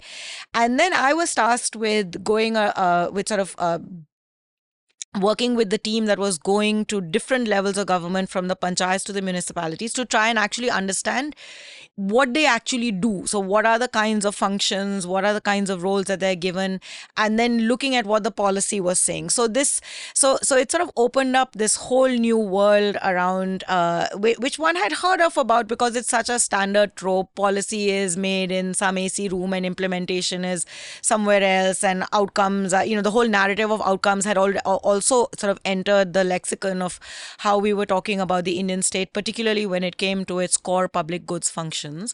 And you would hear this constantly, often either from the perspective of abandonment. So it just can't be done. So why do we have to think about the state doing education? This should be about markets. Or on the other hand, it has to be done and the state will do it, and we will not engage or debate or dialogue with what is the way to do it. And so, put more money in here, even if the state can't absorb and spend all of this money. So there were these different discourses of the state that were also emerging at this point. So I was not making sense of all these different worlds. I was just doing a very simple exercise which opened up all of these debates and and discussions. But it also made me learn how to think analytically, how to use different disciplines to acquire knowledge, and then place them together within a normative framework. Because if you don't have that normative framework, you can go all over the place.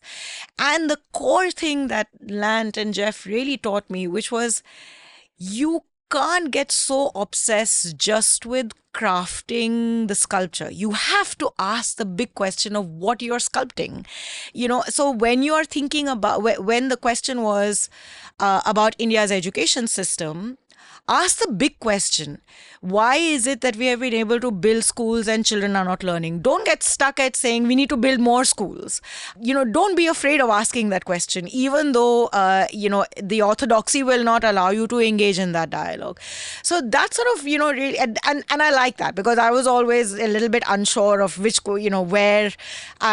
orthodoxy I was going to fit in. And so here I was being encouraged to just think about frameworks, build out the clouds and build out the graphs as you see them, and then step back from them and try and position them in how you within this normative framework that you want to understand the world in. And then there were these little tools. I was helping Lant with this development policy review, which is a sort of big World Bank document. Helping meaning I was just the RA, but I learned a lot about mentorship from that, in that he would say, so here are these things, this is the framework, why don't you write it? And then I would be like, oh God, got this and he, this is this big guy and everybody knows about him and he's asking me to write something and I'm going to do this really badly and but he's saying write it, so I better do it. So I diligently go and do it and give it my best. But to have that freedom that you're just told, like, here's the framework, I want to see what you can produce, and then I'll work with you and help you improve it. But just go do it, show, build the confidence in yourself. I think that for me personally really helped me. It taught me how to be a researcher. It taught me how to read. It taught me how to write in ways that were linked. In making my philosophy training, of course, helped me make logical arguments. Although my husband will say my arguments are always illogical, but that's because I'm always right and he's always wrong. But anyway, but also to be able to have the precision that policy analysis needs, which is to really be able to pass through to get to the heart of what is the core objective of that policy, and then build up from there to see how does that objective actually ultimately get shaped within the institutional design to give you the kind of outcomes you have. And all along, looking at the empirics, so looking at the data to see whether the data is actually making sense with how the story of implementation is unfolding, and that just has stayed with me always. Lots to double click on, and I'll start with perhaps a naive question about what you described as a shift in thinking from a MyBop mentality to a citizenship mentality. And when I actually look at India even today, I feel that most people still think of themselves as subjects of the state and not really citizens. I mean, if you look at a lot of the popular agitations around the country, they're for more reservations for a particular caste or a particular community or whatever. A standard trope of many local elections has been farm loan waivers. It's like, and they're useful as an anesthetic, but obviously they're not solving the problem in any core fundamental way. But again, it's just become a standard sort of trope that, hey, my baap sarkar and it'll forgive our loans. And similarly, a lot of analysis about the 2019 elections was that it wasn't just a cult of Modi that won the BJP that general election, but they were actually doing improved welfare delivery in the Hindi heartland, and that really helped. And again, pointing to the fact that it is a my baap state that people are sort of looking at, and those of us who speak about citizenship and all that, either we are sort of more elite circles, though the CAA protests, which were so wonderful, would seem to give a lie to that. Is that framing aspirational when you talk about going from MyBop to citizenship? Is that then an aspirational framing which people within the field are doing to say that this is how we should make the state act and this is how we should make people demand whatever the demand from the state? Or have there also been signs of that actually happening on the ground where people are demanding their rights as citizens and not asking for hands out as a particular interest group and so on and so forth? So what are your experiences in that regard, and is it just as an aspirational framing done by people like us, or on the ground also do you find a subtle kind of change happening? No, so it's a work in progress, right? It is aspirational. There's no argument there.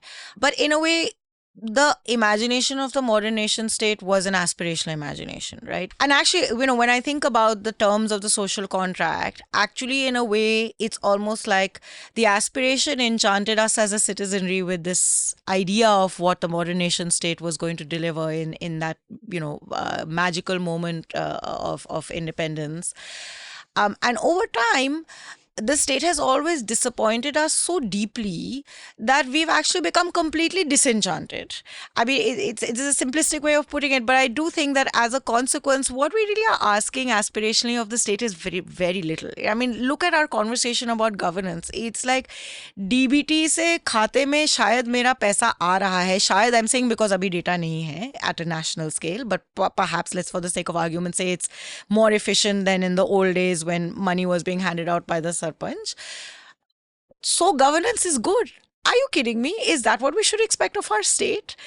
We perhaps we laid on too many aspirations on this. I've been thinking about this a lot, as we see the transformations and the big questions of the nature of Indian democracy, the natures of Indian state, how we think about, the prosaic party politics, but how we also think about the larger ideological battles that we are living through. We are in that battlefield in some senses.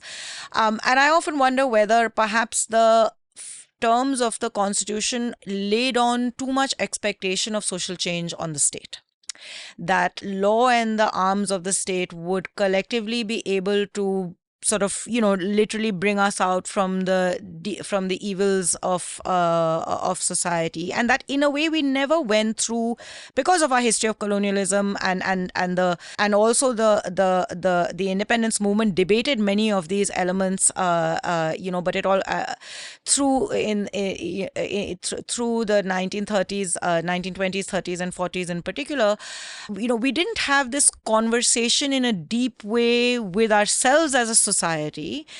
We had this conversation through our imagination of what the modern nation state would look like, through the vision of founding fathers largely and a few founding mothers. And the expectation was that the modern nation state will facilitate that social conversation, and democracy would enable and empower that conversation. I wonder whether that was expecting too much, that in effect, actually, the instrument of the state cannot bring about deep social change of this nature. And that has to emerge through a dialogue with society. But here's the irony. I think that the space for that dialogue with society comes through democracy. I mean, we weren't building a nation state in a vacuum. And that's, to me, the big, this, like, we are constantly debating the civilizational question of the Indian state. But, in the end, there was a moment, and we were not building a modern nation state out of a vacuum, but the constitutional framework provided a moment within which we framed our expectations of state and we framed the terms of our social contract. And that is the big sort of juncture of what is India today, which shaped what is India today. And the state's own ability to be responsive to it, because it didn't go far enough, perhaps, because it wasn't, because democracy also placed political compromises on the state very quickly, very, very early on. The entire attempt at land reform is a really good example precisely of that, the kind of compromises that democracy and democracy is intertwined, of course, with the pursuit of political power, which places compromises on what the state should and shouldn't do, very quickly started showing the limits of what the state can achieve. But on the other hand, if we didn't have democracy and if it didn't come with arms of the state that were able to, much of what India has achieved, we just simply wouldn't have. So I don't know if there was ever an alternative. It would always be messy. It would always be disappointing. And to me, that is why the aspirational conversation on citizenship matters so much. Because if we don't constantly push that imagination, we will always remain caught in this, chalo, some welfare benefit came, one cylinder showed up, some cash showed up, some money came, I built my house, one toilet was built, remains the expectation of the state. And I don't think it's just romantic activism, although it's often dismissed as that. But to me, what was so powerful about the social movements that were pursuing the building blocks of a welfare state within a framework of rights was that it actually also was placing duty on citizens. So it is not that the state is going to give this to you. You have to place claims on the state. And that means that there is a very fundamental tactile way in which the social contract was to be framed, which is necessary, I think, in the context where democracy was sort of built from the top down. And elements of democracy, like the power of voting, have become so deeply ingrained in society. I mean, look at our politics of today. We disregard electoral outcomes very quickly, and it's across political parties, although perhaps more sharply in one of the present day, where this sort of buying up of elected representatives is such a common feature. You see it even in panchayat elections. Gram panchayat elections are meant to be apolitical, non-party elections, but of course there's party affiliation. You see mass movement, across parties depending on whoever is in power in the given day.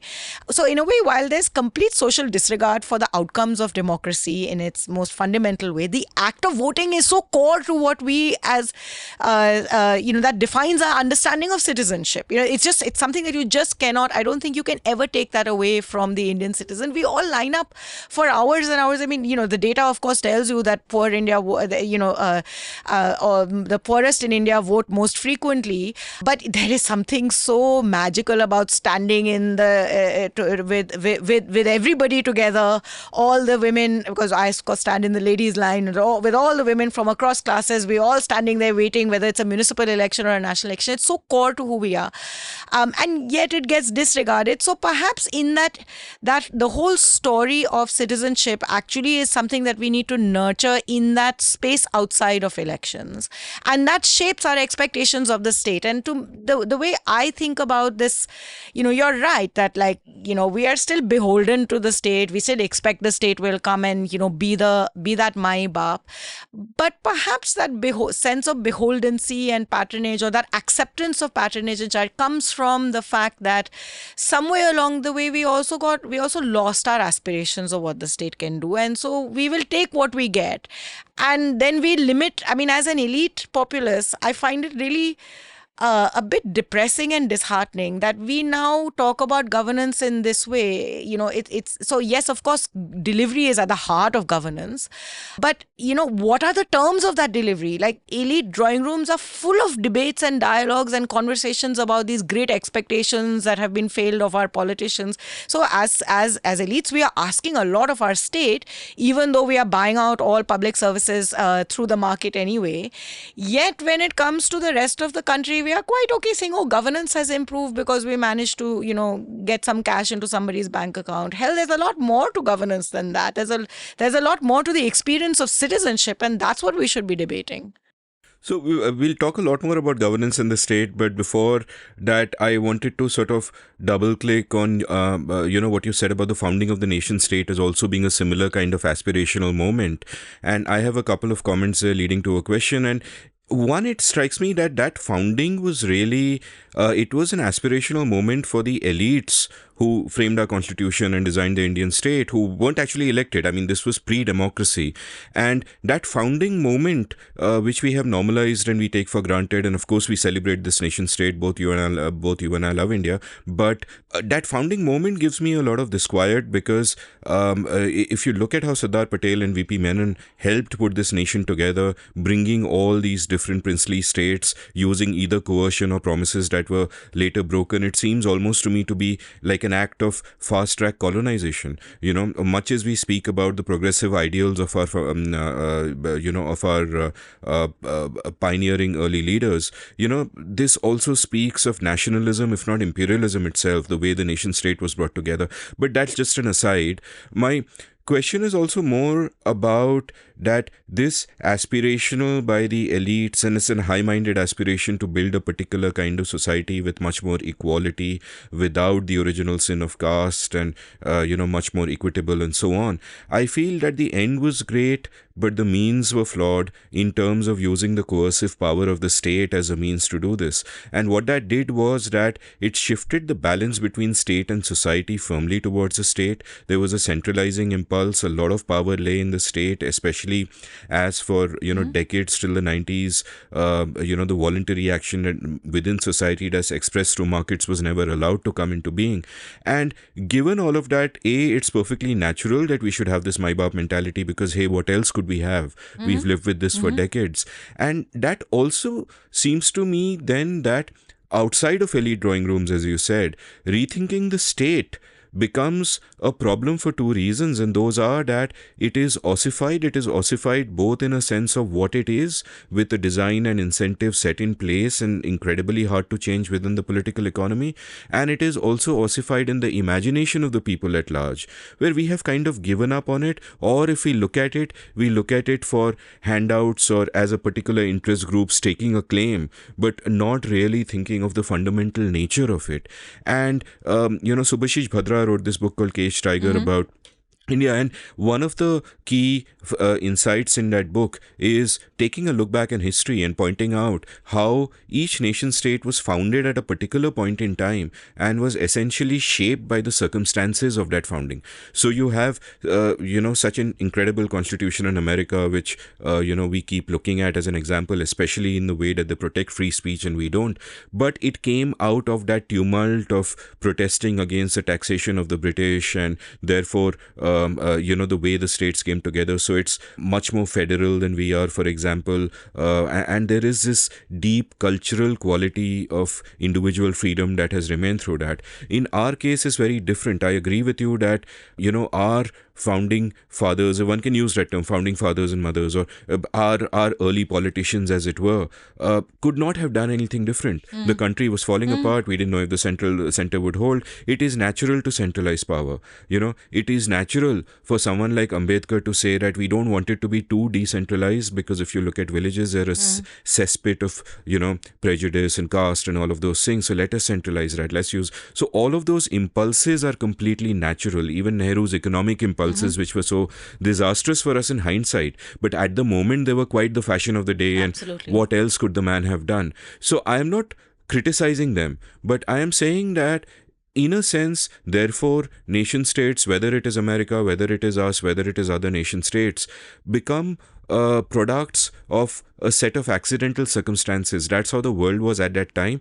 Now you have the constitution, now you have the state, and it feels like it's an almost impossible task to change it. And those who try to change it, are necessarily working on the margins, on small increments, which do make a big difference at scale.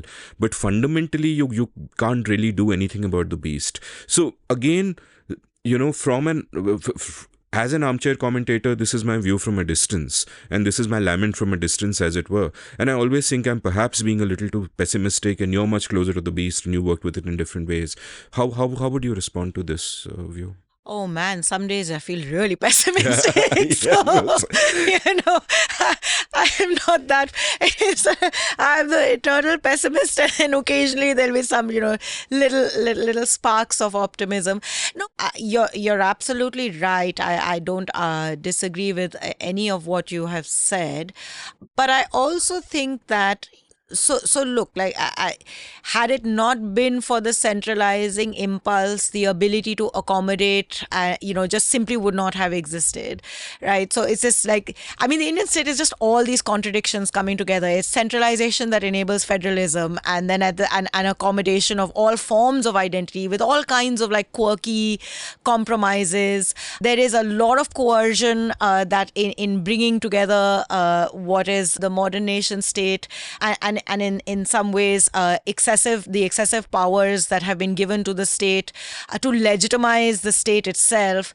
And at the same time, there's all these little sites of accommodation that are slowly opening up, or that sort of become core to the identity of the nation. There are deep challenges, the cesspools of sin, as you say, sort of Ambedkar said, that exist, that need to be, engaged with, and that society needs to find its own form of a newer form of organization that is much more that is embedded in these principles of equality and justice and fairness. And what is the way of doing it, but by creating instruments from the outside that would enable all of these changes. And yet at the same time, if society has not fully bought into these changes, it will find its own way of distorting. And so much of the story of the Indian state is about precisely these distortions. That democracy is prizing open spaces, but democracy also creates these contradictions of power politics that make you compromise on all kinds of principles of democracy. But if we didn't have that, we wouldn't have these sites of empowerment.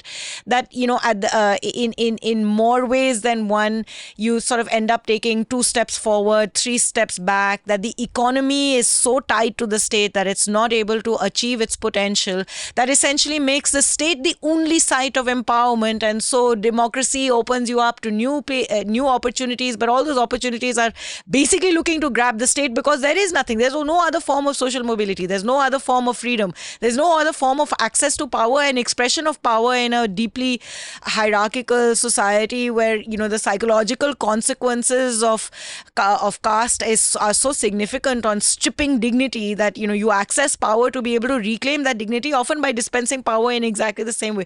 So we're living with all of these contradictions.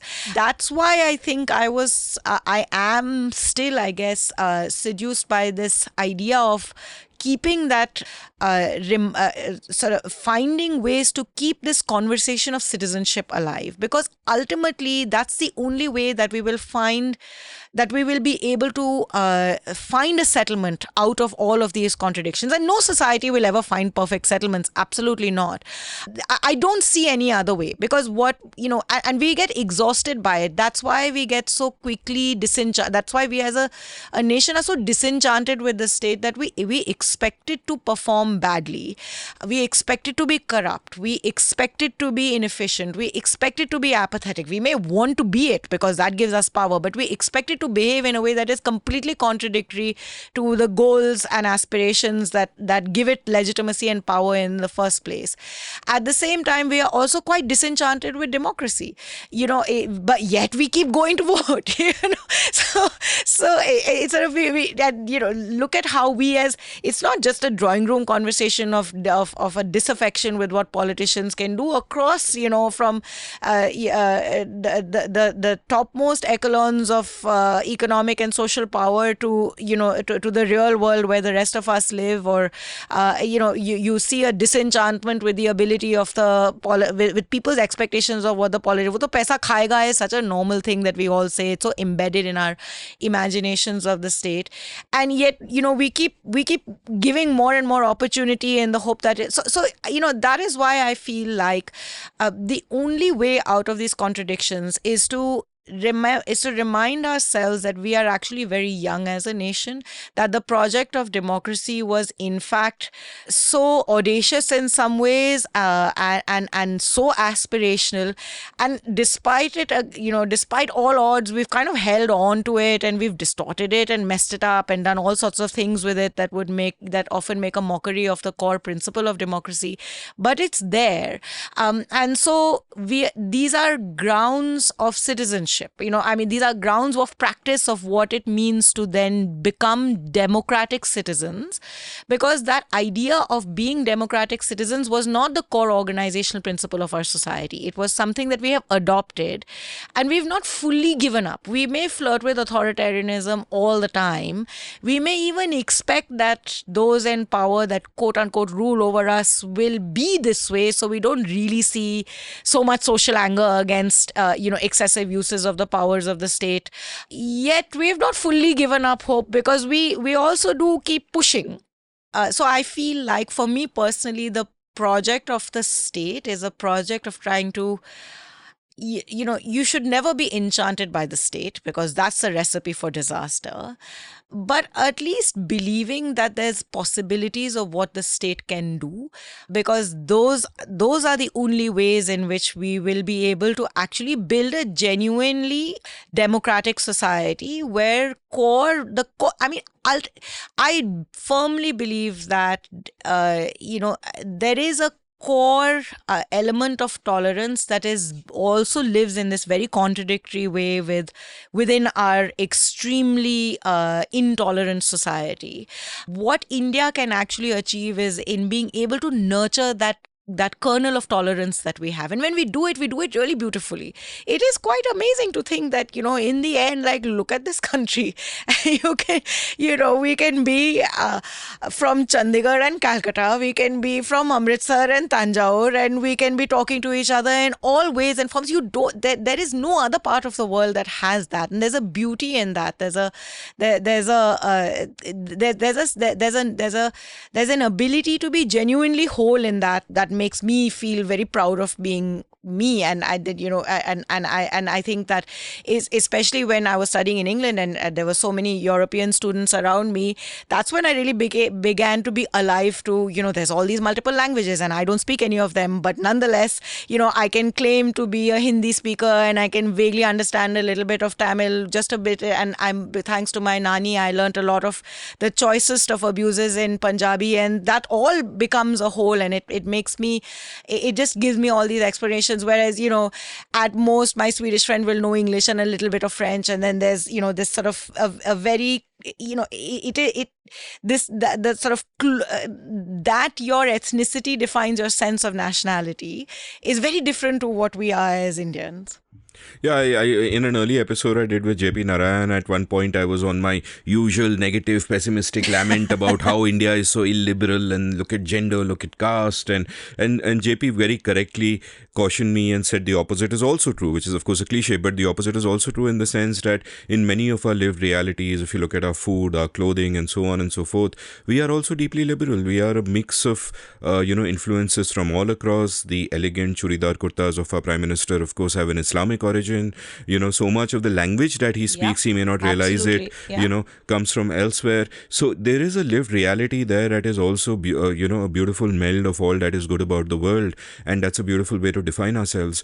Before we, go into our break, a question about, a phrase you used earlier where you spoke about how your years in the World Bank and dealing with people like Lant and Jeff Hammer helped you develop a normative framework. And I want to double click on that and ask you precisely about what that normative framework was.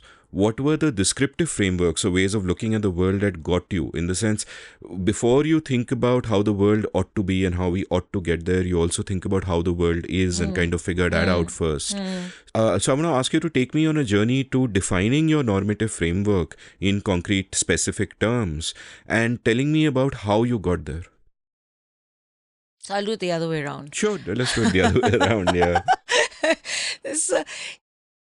So my starting point was precisely how do we as a society build out opportunity in a more equitable way, as in there will always be distances of all kinds, but what is a facilitative role that society can play that allows you to maybe overcome is not the word, but allows you to not just be defined by certain types of categories of gender, categories of religion, categories of economic well-being, and what precisely are the roots to that. And we've talked so much about it, so we don't need to go cover all ground. But again, I felt that the state plays a central role in that. And the question really was, where does the role of the state begin and end at one level?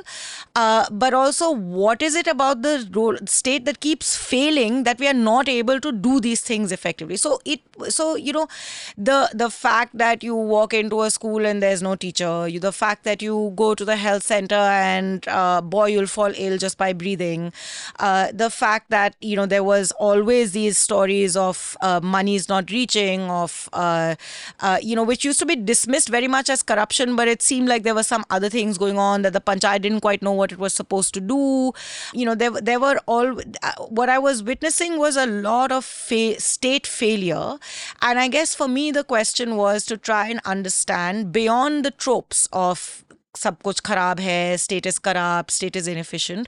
What is it about the state that allows it to fail repeatedly, constantly, all the time, and trying to get away from the easy thing, which I thought was easy, which was to just say state needs to get out of the way.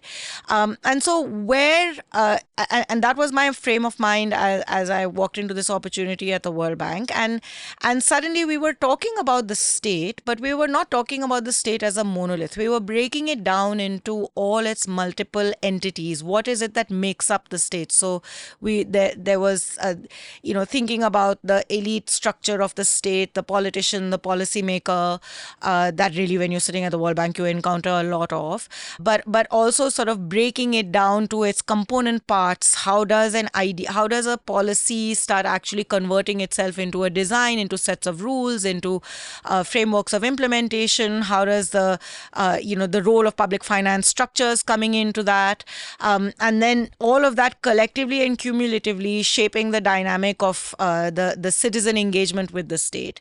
And in that, we were asking very complex questions about principal-agent relations, about how do you think about the long route of government that goes that builds up on a series of relationships between the citizen, the politician, and the bureaucrat, to the direct engagements with the bureaucrat and the citizen.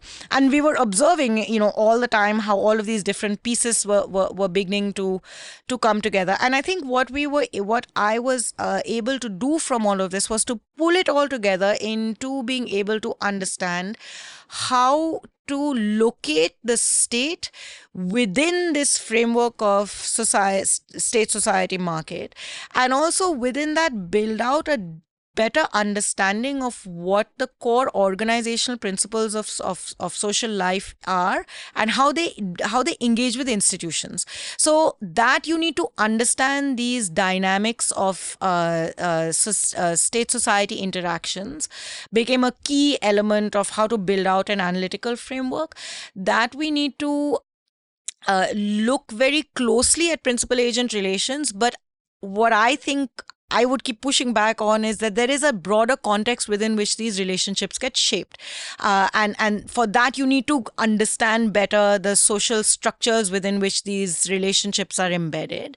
That to be able to then, whilst looking at the component parts of the state, be also able to build out this broader understanding of core first principles that shape the state. So why do first principles of accountability matter? Because that's at the heart of what essentially shapes the expectations and the terms of the social contract.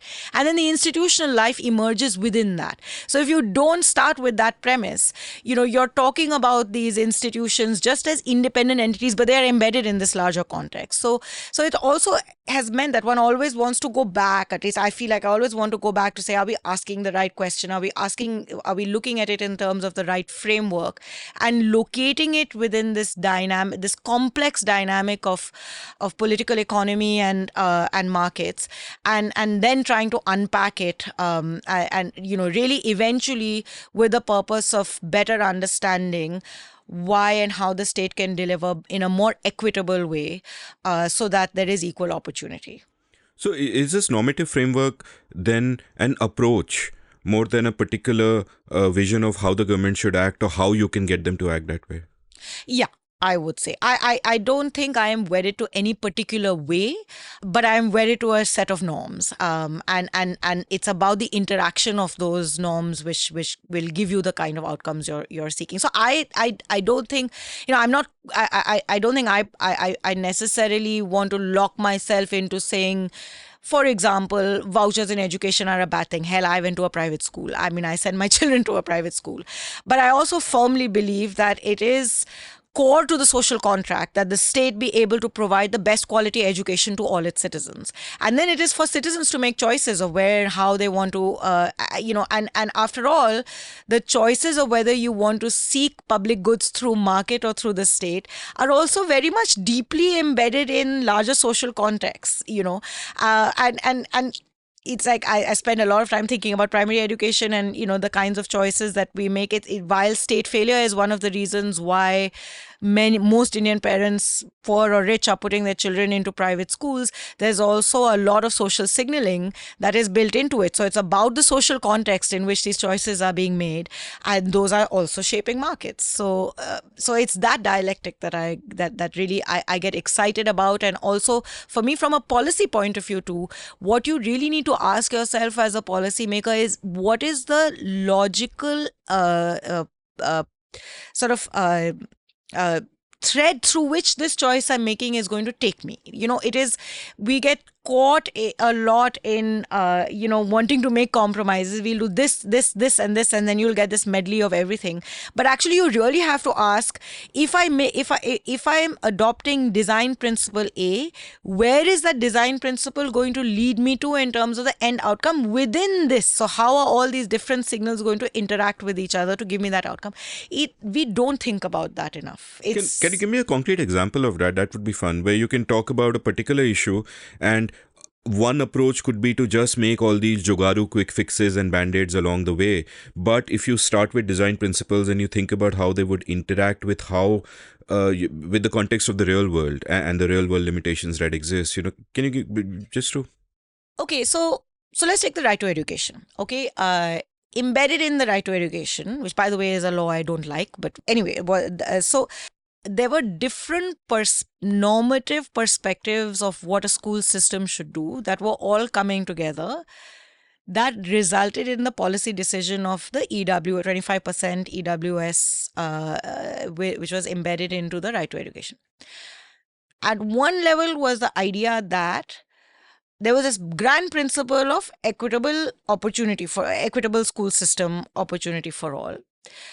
The left believed in this idea of equal opportunity and private markets having to play a very central role in contributing. So therefore EWS is an important way in which the state could guide the market in a particular way. The right loved it because it was a beginning of vouchers. So you get a little bit of this both, but nobody was willing to give up on the idea of what, or nobody was willing to reimagine in this context what the public school system would be like. So you are going to invest in public schools, government schools. You're also going to give this EWS quota, which essentially was going to operate like this funny compromise between left and right. It's effectively a voucher system. Usme bhi you're going to put some money into that also.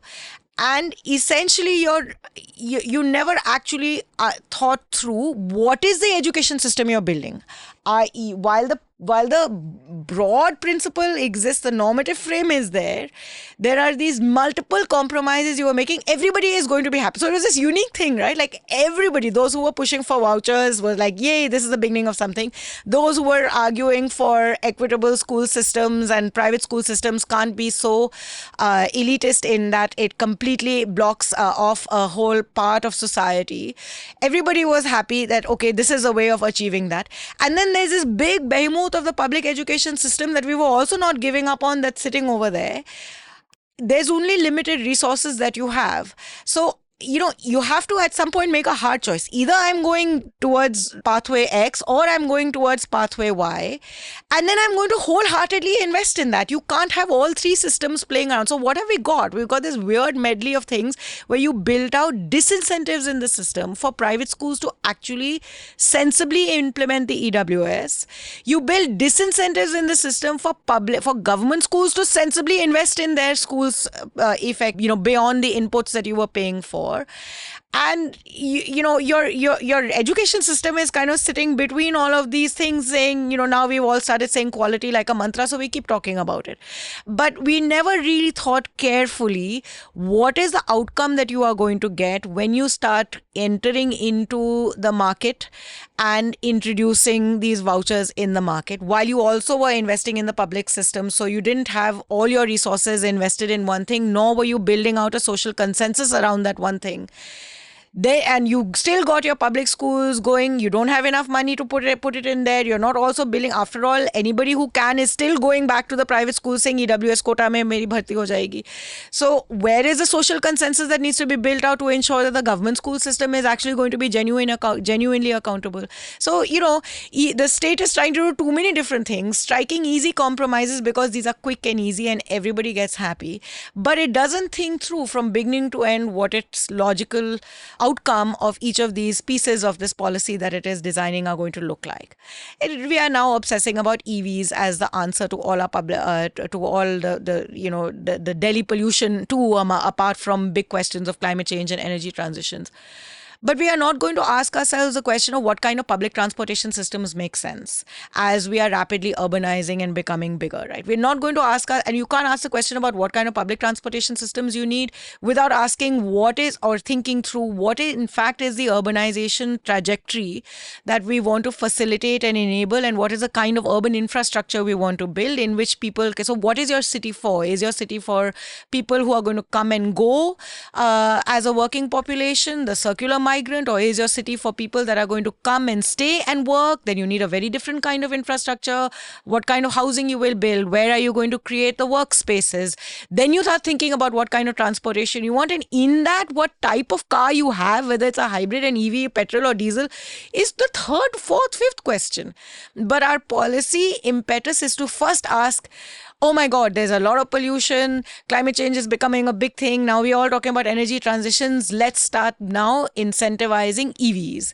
And you'll get the EVs, but you'll still have more cars on the road than you can accommodate, which you don't need. And it doesn't solve any of the big policy questions that you were trying to resolve. These are both sensational examples and they're so good. And I actually think like what happened, and the RTE is a horrible law. I've had episodes on education with Karthik Muralidharan and all. I'll link them from the show notes. But I think what happened there is both the right and the left got it completely wrong. They were granted one little dogmatic, point of principle that they stated in whatever it was. And it's easy for them to feel good and accept that for tribalistic reasons. But if you just take a step back and think about what you're really aiming for, nobody got any closer to that. And I would really believe that in the end, all of us have the same aim, which is better education. Absolutely, and everyone's, absolutely. But Amit, on that, I think there's another part. It goes back to so much of what we've been talking about. This how we think about the state, the story of the terms of the social contract, citizenship versus my bar, normative frameworks of the state.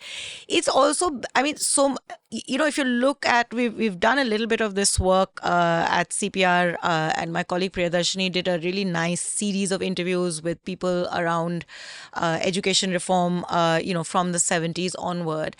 And actually, the genesis of that project was asking the central political economy question: under what conditions did the political economy open space for education reform? Or why not, And when we were in conversation, actually, Lant was then heading up this group called RICE that was doing a series of studies on education reform. RICE, I forgot exactly what it stands for, but I'll give you links to some of this so you can put it. So the full research in systems of education, I think. But when we started debating this question and thinking through what a research project around it could look like, the one conclusion we all came to was actually there's very little in the formal political space. There was almost no political ownership of education reform, even from the Kothari Commission onward. There have been these moments where big commissions show up and then they do these things, and each commission starts off with zero sense of policy history, so it will arrive at a problem and say I'm the first one to discover that schools exist and children don't learn. But the complete absence of a core of education as a core political agenda, the kind of complete abdication of the political class around this question basically meant that in a way it opened up space for different parts of civil society, both elite and not, to present their own views of the world on what an education system should look like. And that's a really healthy thing. That is what societies, democratic societies, should be about, and how different perspectives come to the political table. But ultimately, good politics is about striking good political compromises and then having political ownership. In the absence of that, it's this jostling of ideas that doesn't actually then build in core ownership. And so you end up with this kind of very broken, confused policy, which further disenchants all of us. So it's like, okay, if the state can't do it, let it not do it. I will go and find a different way to get the education that I want. Because as a society, we are very committed to getting educated. I mean, there's no, in the early 1990s when or mid 1990s when I first started exploring these NGO development type conversations, there always used to be this, India needs to educate itself, but there's, awareness needs to be in this very patronizing way. I hate the term awareness and behavior change, but this patronizing idea that the vast majority of the Indian population doesn't want to educate its children was very dominant in how our thinking on education and policy emerged. And it's actually the global development framing of this. But we've stopped talking about that. Like, everybody wants to educate. The challenge of bringing the children to school, there may be dropouts, there may be attendance issues, all sorts of implementation challenges. But the idea that you need to raise quote unquote awareness awareness of parents to send their children to school, even for girl children, which apparently was the last mile that we had to cross. I mean, that's just accepted. Everybody wants education. Question is, where will I get the best education from my child, and what are the factors that contribute to the decisions I make as a parent about what that education should look like? The elites really can be so patronizing. Ek to awareness, education, and then you'll have elites talking about how the population is a problem. And Are Baba, you are also part of the population, no? Exactly. So, and it isn't even a problem really. I'm reminded by, everything, especially the example of, more EV vehicle, more EVs, like you said, of this great line I remember, and I'm quoting him with permission. Rajesh Jain was speaking about the Prime Minister's office, and he said they think like day traders, not Warren Buffett. And I think that's exactly the problem, that you're thinking of the short term, you're thinking of some narrow aspect of the problem, but we need people who can take a step back and think in a more holistic way. And perhaps we need the incentives which force people to do that. And I don't know where they are. Let's take a break. After the break, we'll come back and talk more about it. Great.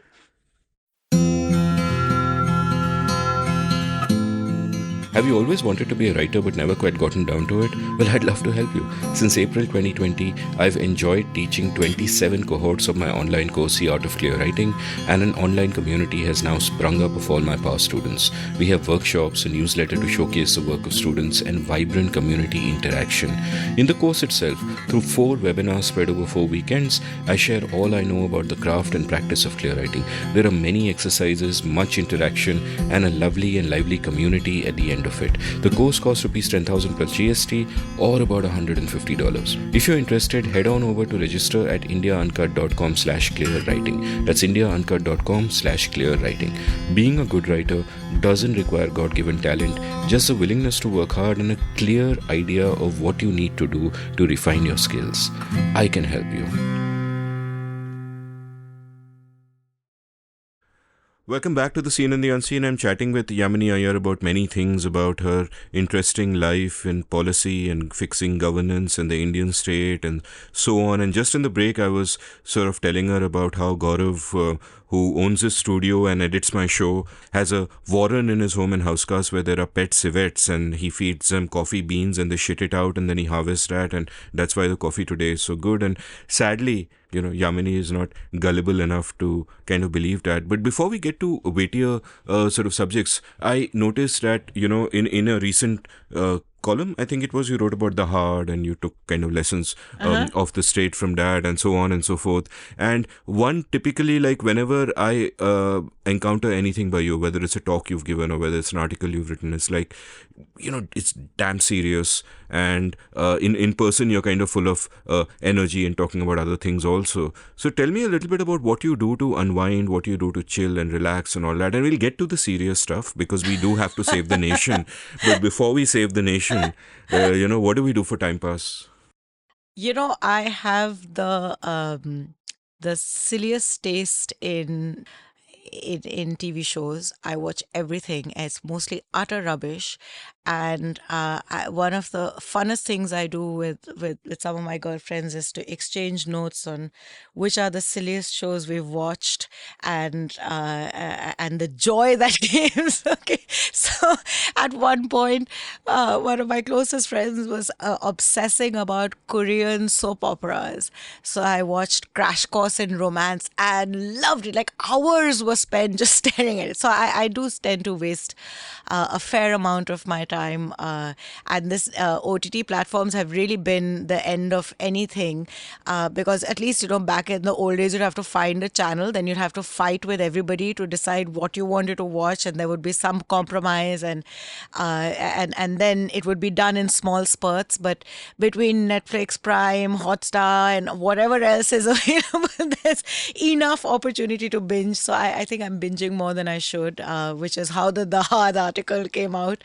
But I enjoy spending time with my friends, and that's always a source of great joy and fun. And then I have 2 children. my idea of relaxation is to tell them all the things that they've done wrong, which is everything. Their idea of relaxation is to be cocky back with me. And so we have this constant interaction. But they're at a really fun age. And so this is, before they get into fully preteen and they don't want to see their parents and they're no longer infants. So there's a lot of things we can do together.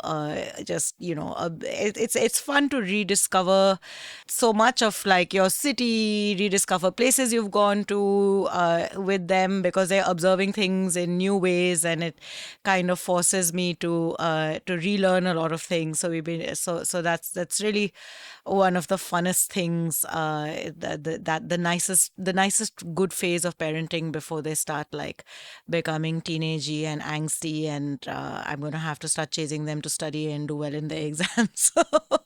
So yeah, that's so yes, but my vice these days is OTT platforms and a nice gin. I like night gyms too. I'm not so sure about OTT platforms. I wish I had more time. When I think of They are myself rubbish as things. They occupy too much time. I really think it's like really a bad idea to be binge watching. It's like you wake up in the morning feeling really sleepy and you can't admit to everyone at work that I'm really tired because I didn't go to sleep on time. I was watching some rubbish. Was it John Lennon who said no time is wasted unless you feel it is wasted?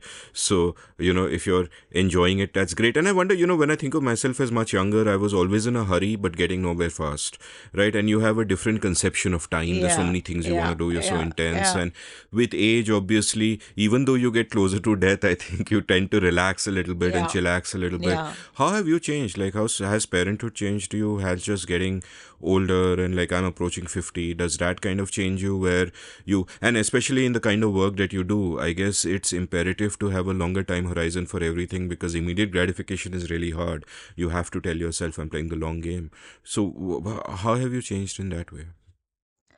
Well, I mean, certainly a sense of patience and it kind of grounds you to realize that it's a long arc, and at each point in time things change and you change, and as long as you are kind of grounded in the person you are. Everything else is the drama that surrounds you, and you can engage with it and exit from it as you want. I think, like, I mean, I've never looked back with any kind of sense of nostalgia. Like, I look back with with a sense of joy and excitement of whatever that particular phase of life had to offer, and I laugh at myself sometimes about all the things that I used to worry about, and feel like, oh my god, if I have children I will not have a career, or if I spend 3 months in maternity leave, the whole I will not be able to ever get my feedback. And it's just like, why were you unnecessarily hassling yourself and working yourself up into knots and delaying decisions for no particular reason? Because actually life is a long arc, and you kind of fit yourself within that, and there'll be good times and bad times. And so I guess it's just I'm probably much more impatient in my everyday behavior, because you just get set in your ways, and then it's like, if I don't get my coffee first thing as soon as I get up, I'm just in a crabby mood for the rest of the day. But at the same time, I feel much more confident and grounded in myself, and there's a willingness to be a lot more patient about these things, about life and what it has to offer, and at the same time, it doesn't take away from hunger. I think that one of there's always a hunger, or at least I've always had a hunger to do more or to experience more. There's a hunger of ambition, there's a hunger of achievement. I mean, all of us have it in different ways and forms. So I don't think the hunger goes away in any way. It's just that there's a certain patience with it and a willingness to say maybe there are other ways of achieving your goals.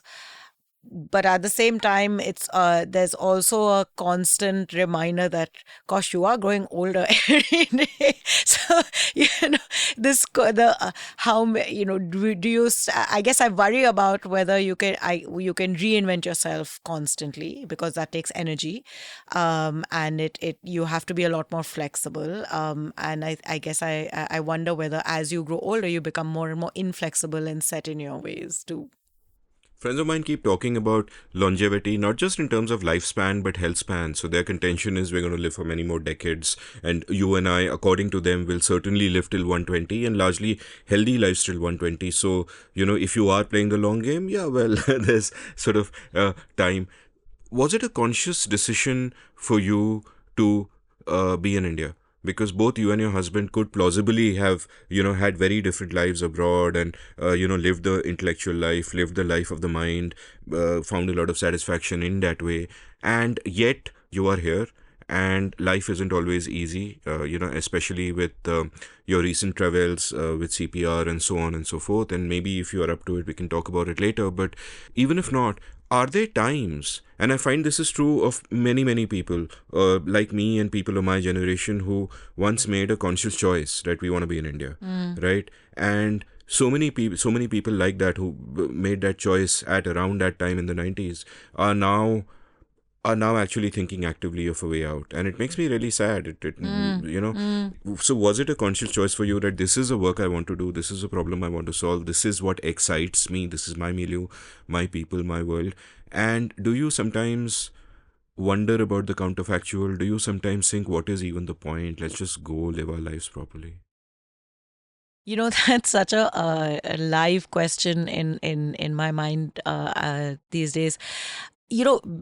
I think there certainly was a point, especially in my early career, where I think for both of us, we could have been anywhere. We were also fairly internationalist in the kind of career choices we made. The fact that, in fact, when I joined the World Bank, I had always thought, this is where I will make an international career. So, being in India was not something that I consciously thought about. There was a certain excitement about being in other parts of the world, particularly around the sort of, there is a certain kind of cultural affiliation as a consequence of pop culture and having been educated in the Western world, that I could have quite easily lived in the UK or the US without thinking too much.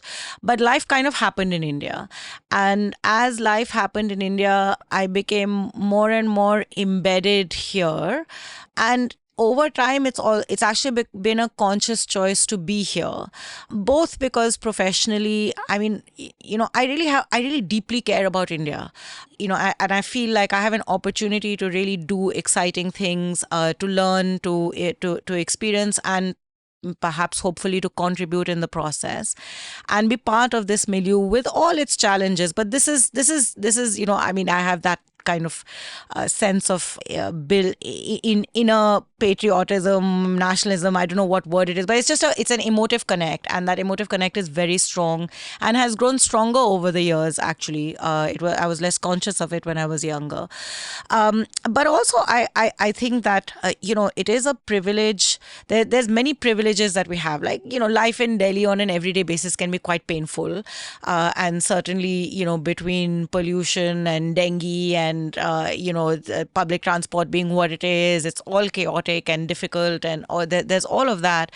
But it's home, and for especially with my once we had children, I feel like it's a privilege to be able to grow up in your home at some level. It's for me, it's not parochial. It's actually a huge advantage to be able to be in a place which has memory, which has connections, which has a deep cultural connection and a deep social connection and deep familial connection, and that's a very rich way for our children to grow up. It's a very rich way to live life, that I can be around my parents as they grow older, and be with, and for my children to have this long sort of endless list of cousins that they, every birthday has a cousins party, then there's a school party, then there's a friends party. So it's quite painful sometimes, but it's a nice way to live. So I just feel like there's a lot about being here that that overrides all the everyday challenges, and it's a very deeply connected life. It's a very deeply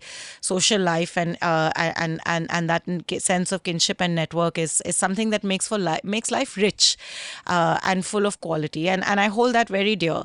But above all, it's like for me, it's like professionally, I can't imagine being anywhere else, because I really do what makes me excited, what makes me feel passionate, gives me a sense of belonging is to be able to work in India on issues of India, and to be empirically grounded in its reality. I think where I started in my professional journey was very much around the idea of trying to understand, interpret, and be part of this transformative moment that I was growing up in. I became a young adult in, and increasingly so. I think there's so much change that is happening in India as a society. We are coming to terms with who we are, what we are. As a polity, we are trying to make sense of ourselves, and I don't think that I can be able to. I hesitate to think that to be able to say too much about the dynamics of these transitions if I'm not here. I mean, even now, we all live in our own self-constructed bubbles, and in that bubble, you see the world that you want to see. You don't always see everything, but then you're even more further removed. So what would my contribution be? And that's a question that keeps coming up in my mind. There are many arguments that it's always helpful to take a step back, to be a little distanced from your context, to be able to understand it better, to have more experiences in different contexts, which also help you bring something back.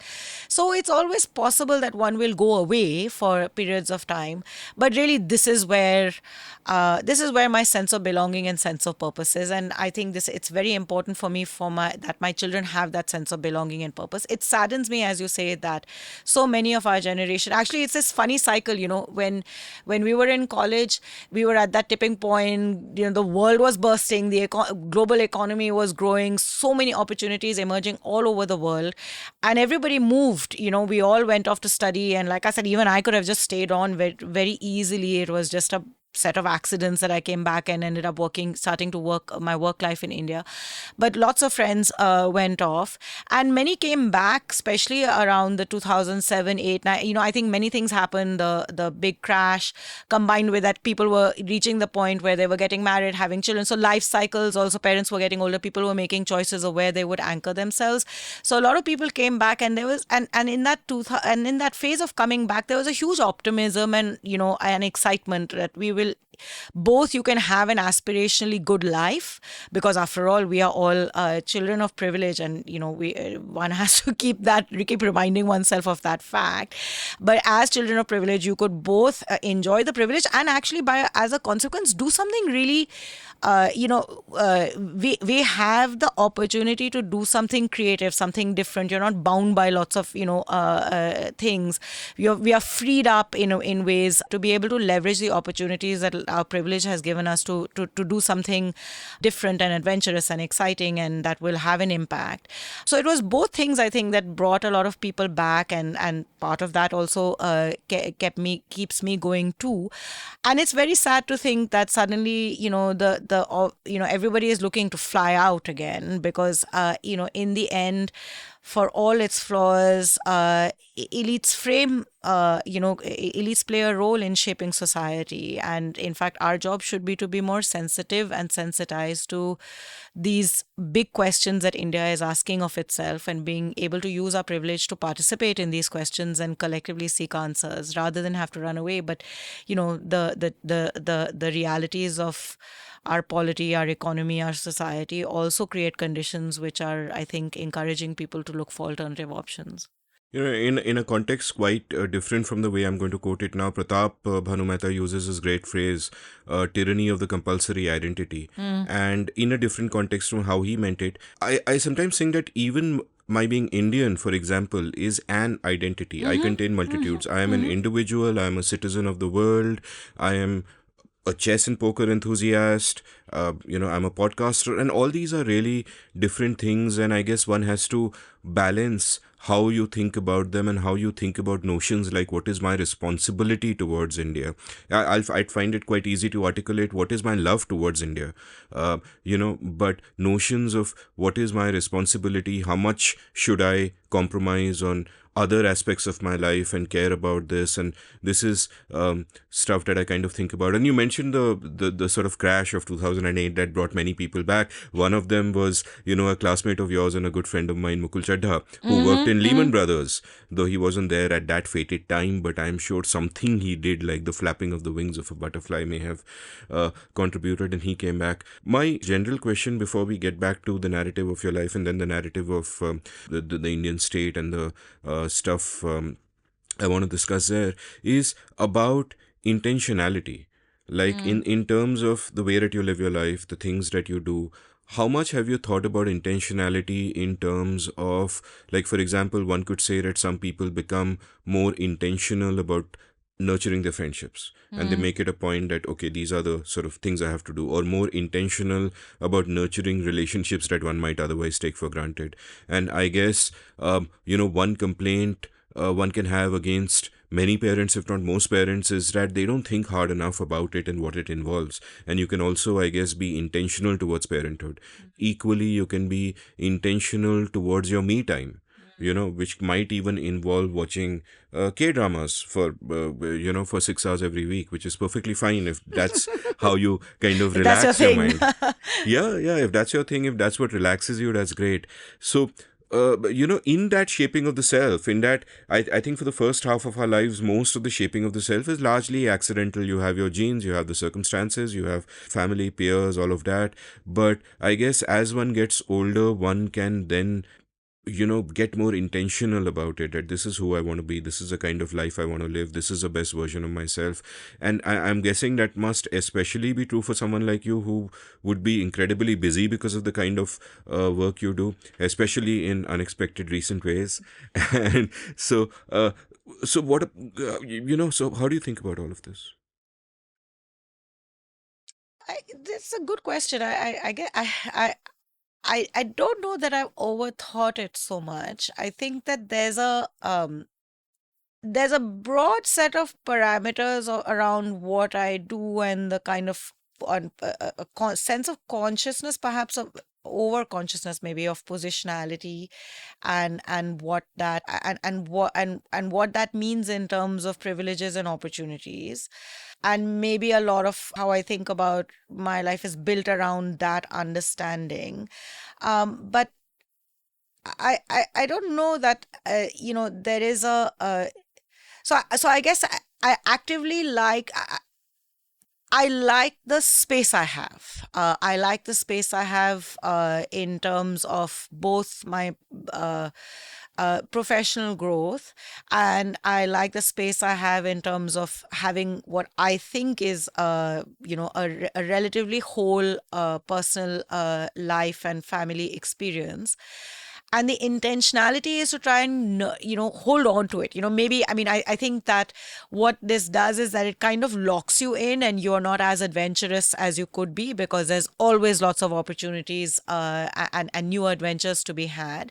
And so maybe I the sense of, for me, the sense of adventure actually finds its nurturing and nourishing in my professional life, because it's one of the great advantages of being in India, and being in a place like the Center for Policy Research, is how diverse it is in terms of the kinds of people you interact with. I guess diverse not in terms of the diverse in terms of the kinds of interests they have.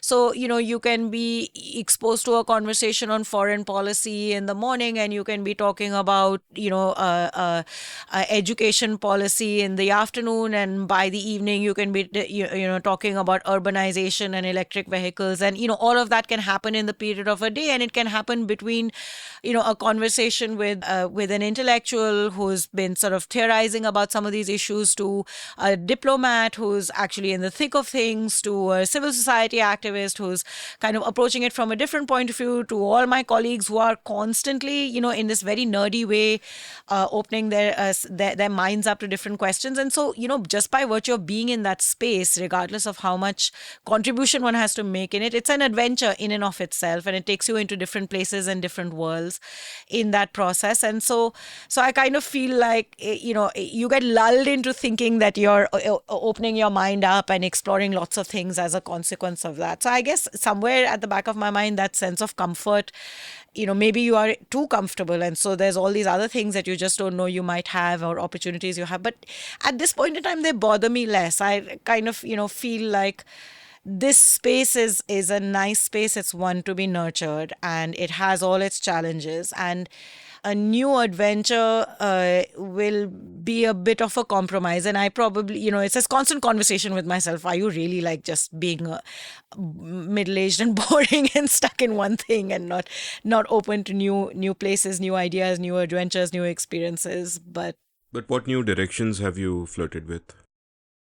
Well, in terms of even where I am professionally, it was never there was no path to chart, right? It was sort of, I was feeling my way around, and opportunities found themselves, made their way to me, and I was excited and curious enough to be able to grab each of those opportunities, right? So it wasn't, I mean, I was at the World Bank, and a lot of people I was working with were getting posted out, and there was an internal bank administrative question also, and I kind of felt like, okay, this is a good opportunity to. This is not quite fully what I wanted to do, so let me just let me explore what else would come my way, and that's how after meandering for a little while, I ended up at CPR. There wasn't any particular one thing that I was going to do there. I wasn't going to join a team that had a particular task. There was this broad idea that you're interested in questions of accountability. There was some funding that was beginning to make itself available.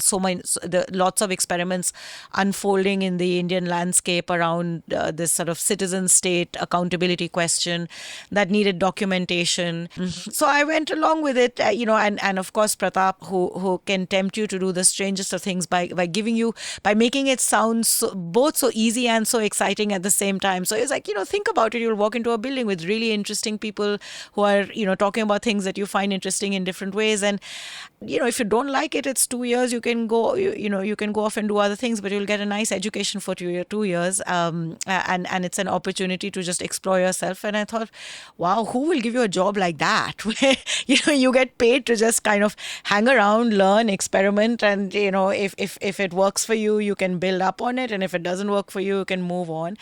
And so the whole thing was a process of innovation, of experimentation, and what we built out in Accountability Initiative was a lot of trial by error, and new ideas came, and being the head of a think tank and having a career in research was never something that I really wanted to do. Again, it just suddenly an opportunity opened up, and it came my way, and it seemed like an exciting adventure, and I took it. So, those are the kinds of adventures and explorations I've had, which also take you to different parts of the world, take you to different parts of India. I think, just traveling around the country, looking at everything from how the school system works to how the health system works to how elections take place to how government works to what to discussions on economic policy. It's just such a wide range of experiences and things that you hear about and listen to, that each of them become their own adventure. Just the way that your role changed, and at one point you took over at CPR and all of that, how does that change sort of the perspective that you bring to the work that you do? Because at one level, as a researcher or as someone who's thinking about some narrow subjects but enjoying broader interactions, it can be stimulating, but you don't really need to do much more than that. You're part of an interesting little ecosystem. But when you're in charge, then the larger questions pop up of, how do I sort of nurture or mentor the people around me? How do I enable an environment where ideas can flourish? How do I build this ecosystem up? And even larger thoughts about, what do think tanks do in India? Like, for, in the US, for example, they function pretty differently. There's like a revolving door between the government and think tanks. Over here, there isn't really that. You are just, if you're in a think tank, you're in a think tank. The government has its own bureaucracies and civil service to, implement whatever has to be done.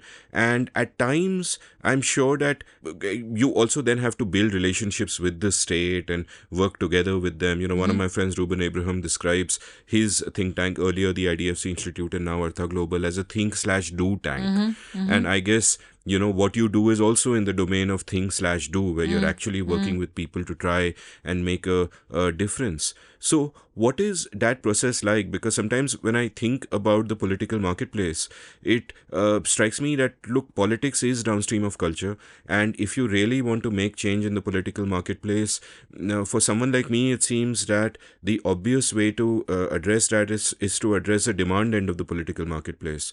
Whereas what a think tank typically is really doing is you're working on the supply end, where you're taking papers to politicians and bureaucrats and saying, okay, you've got your problems, let's sit, let's talk, we'll help you figure these out, here's the data, here's the thinking. And there are times I think that the progress there there would be hardly any immediate gratification. It would be slow and incremental. Whatever good happens would largely be unseen. You would never get credit for it, and so on and so forth. So how has your thinking had to change since you actually took over as a head of this important think tank? That's a great question. But let me answer it by stepping back to the adventures I had that preceded my taking over from president of CPR. So CPR is a really unique little ecosystem. In that. I encountered the institution at a time when it was kind of rejuvenating itself into this new into what it became, and I guess in that sense I was part of that process. I mean, when I first came, Pratap was in the process of really trying to build this space that sat at the intersection of research and of actually the academy and policy, which is quite different to how think tanks were envisaged more broadly, and I'll come to that later. But it was also the value systems of what he was trying to build were very much at the heart of the kinds of people that were coming in. So the idea, the value of academic freedom, the space for the sort of non-hierarchical space or non-constrained space for experimentation that allowed different types of people to find a space. So you'll find some pure academics as your colleagues, and you'll find people who spent their lives in the bureaucracy and sort of in between souls like me who are doing a little bit of everything, and we all kind of found a space. But also, in my first office, I had my room, and then the colleague in the room next door to me was my friend Michael Walton, who's a few years older than me. I'd say a couple of decades, without revealing how old I am or how old Michael is, but you've already done that revelation. But I mean, literally, and Mike was still amongst the younger people at CPR. So, in fact, the joke used to be, it's not CPR, it's Sleepyr, or Center for Persons Retired, because all institutions go through periods of evolution, and it was there was a period before Pratap came to CPR when it was going through a sort of following a particular logic where a lot of people that had been part of the mostly bureaucrats who had been part of the Indian state come and find a home here and do really important things, but it had a different kind of generational impulse. And, it took like a few years to suddenly see the whole place transform. Many of us were attracted by the possibilities of CPR. And as we began to use the opportunity of this free space to build out our ideas, we also then brought in newer people. And suddenly, Mike Walton started, becoming on the top of the heap of the age structure of the institution. And, we were in the middle, and there was lots of younger researchers that came in, and actually, until recently, the vast majority of what was CPR were actually young researchers in the age group of between 25 and 35. So we really brought the age down from 70 to between 25 and 30, the average age to 30. Please do that to Parliament also.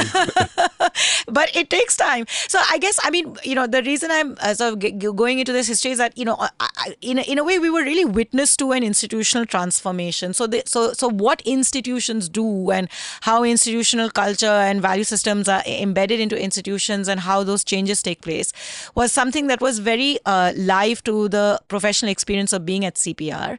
And I myself, partly intellectually, because I was interested in the state, so you automatically think about institutions, was also also trying to carve out a space. And so in that process, I had spent some time with social movements. I'd also encountered one of the institutions that has influenced my work and my approach most, Pratham, and the Asar Center that does the annual survey of education, that really pushed the whole agenda of learning outcomes in a big way. And Rukmini Banerjee, who's again, I'm as I said, I'm really lucky to have all these phenomenal mentors, and she's someone I count very much as somebody who's both mentored me and shaped me, and whom I've learned a lot from. And one of the things that really that I learned from some time I spent with Asar, trying to understand how the Asar survey is done, is that what it's trying to do is beyond just the collection of evidence. So it's really trying to, the act of collecting evidence is also an act of empowering citizens. So coming back to my favorite theme, this question, the idea of citizenship, that these surveys were being done in partnership with local NGOs, with people whose children are going to school, with diets, so teachers who are being trained in the district education training institutions to become teachers, to be part and parcel of the life and times of the school, and to actually try and learn and understand what in fact the school is providing to its children when they come to learn, and then using that to facilitate a conversation that is not just limited to you and me as we talk about policy, but to parents who are thinking about how to educate their children. And so this idea that an intellectual space or a policy space can also be very closely integrated with the space of action was something that I learned from Asar, and I adopted in a lot of the early experimentation we did at Accountability Initiative. And that also then constantly pushed me to ask this question of what is an institution, and what are the kinds of cultures and values and people that an institution brings to it. So all of this was sort of collectively part of my own education and evolution, and a lot of it also shaped some of the thinking I did on the Indian state too. And so when the opportunity came to go from the silo of one research project into actually thinking about an institution more broadly, without it being intentional, that it was an exciting byproduct, suddenly it pushed me to start thinking about what does it mean to think about institutions in a more real, live way. And there were many very crucial questions, right? Just the dynamic of CPR, it's partially a public institution and partially a private institution. Partially a public institution in the sense that its purpose is very clearly public. It's towards the end of our first segment, you talked about how policymakers are just thinking about the incentives are to think about the here and now. And in fact, the early paper that the founder of CPR wrote, Pai Panandikar, on why a place like CPR needed to exist was precisely this, that in some senses the incentive structure of policy making is so much focused on the short term that there is no space for that long term thinking, and that is the purpose for why a space like this needs to exist. And in building up that space and building an institution, it chose to be both public in its purpose but also quite actively public in how it sourced its financing. So the Indian Council of Social Science Research, which was I could be wrong, but I think it really came. It was a product of the late 1970s. I should know exactly when it entered the ecosystem. It was basically the Indian government's way of creating a space that would, through financing, support these institutions of public research, of social science research. And CPR's big growth actually came from being part of that, a grantee or a recipient of support from the ICSSR. So the idea of the public, even in terms of the funding, so it's like, it's not quite a public university, but it does have a strong link with government, and that it was also a place where many retired bureaucrats came. So the public culture was also embedded there. So the publicness of CPR was at the heart of what it is as an institution. At the same time, it was struggling to break free from some of the throttles of public institutions to be able to be genuinely autonomous, to have or to hold on to the value of academic freedom that was built in, into the really baked into the culture of the institution. So how do you balance these tensions? How do you balance the other really interesting intellectual question? Because I have always been committed to the idea of decentralization. The Indian state was deeply centralized in its founding moment or whatever in its early years for a logic, but that logic shifts and in the Indian state needs to be deeply decentralized, and excessive centralization is abhorrent to me. But here's an institution that actually grows on the back of decentralization. It's a very decentralized institution, and yet it's coming to a tipping point where excessive decentralization means that you now are confronting a new challenge. How do you ensure that the sum of its parts is not greater than the whole, and the identity of the whole needs to be needs to be centered even as you hold on to what makes the magic work of being decentralized. So it's like my intellectual life is suddenly in direct confrontation with the big institutional question. And I think most importantly, in some ways, what does it mean to be doing public policy in the context of a very changing dynamic of the Indian state, right? We've been talking about the state so much, but when the relationship between state and citizens in 1970 was very 73 when CPR was founded is very different to the relationship between state and citizens in 2017. The role of the state, the function of the state, the complexity of the state, the presence of of markets, all of this, the logic of what you do is so different, and therefore what is public policy about? Is it actually having a seat on the table to draft policy? Or is it about building a discourse around policy? And again, that was always baked into so what I think is different about CPR to many think tanks is that building discourse was at the heart of where we started. So it was just the culture, publish or perish. That's how it was. You weren't measured on anything except your ability to be part of a core policy public conversation and your ability to publish in the best quality journals out there. And you were sort of left to be free to do precisely those things. So how do you then balance being part of the discourse with this question of, do you have a seat on a table, or do you contribute to the dialogue that facilitates a seat on the table, and what does impact mean? And as an institution, we have constantly struggled with this. Because we get nervous, and I'm very deeply uncomfortable with the idea that an external agent or a set of technocratic experts or researchers or people who are not formally part of the state and therefore not genuinely accountable as well should be the ones to actually do the policy. And I think that we do need to have a much deeper conversation in India about what the role of policy, who should be making policy, and what is the role of the public in different ways and forms, whether it comes in the form of think tanks or NGOs or experts or private sector lobbying.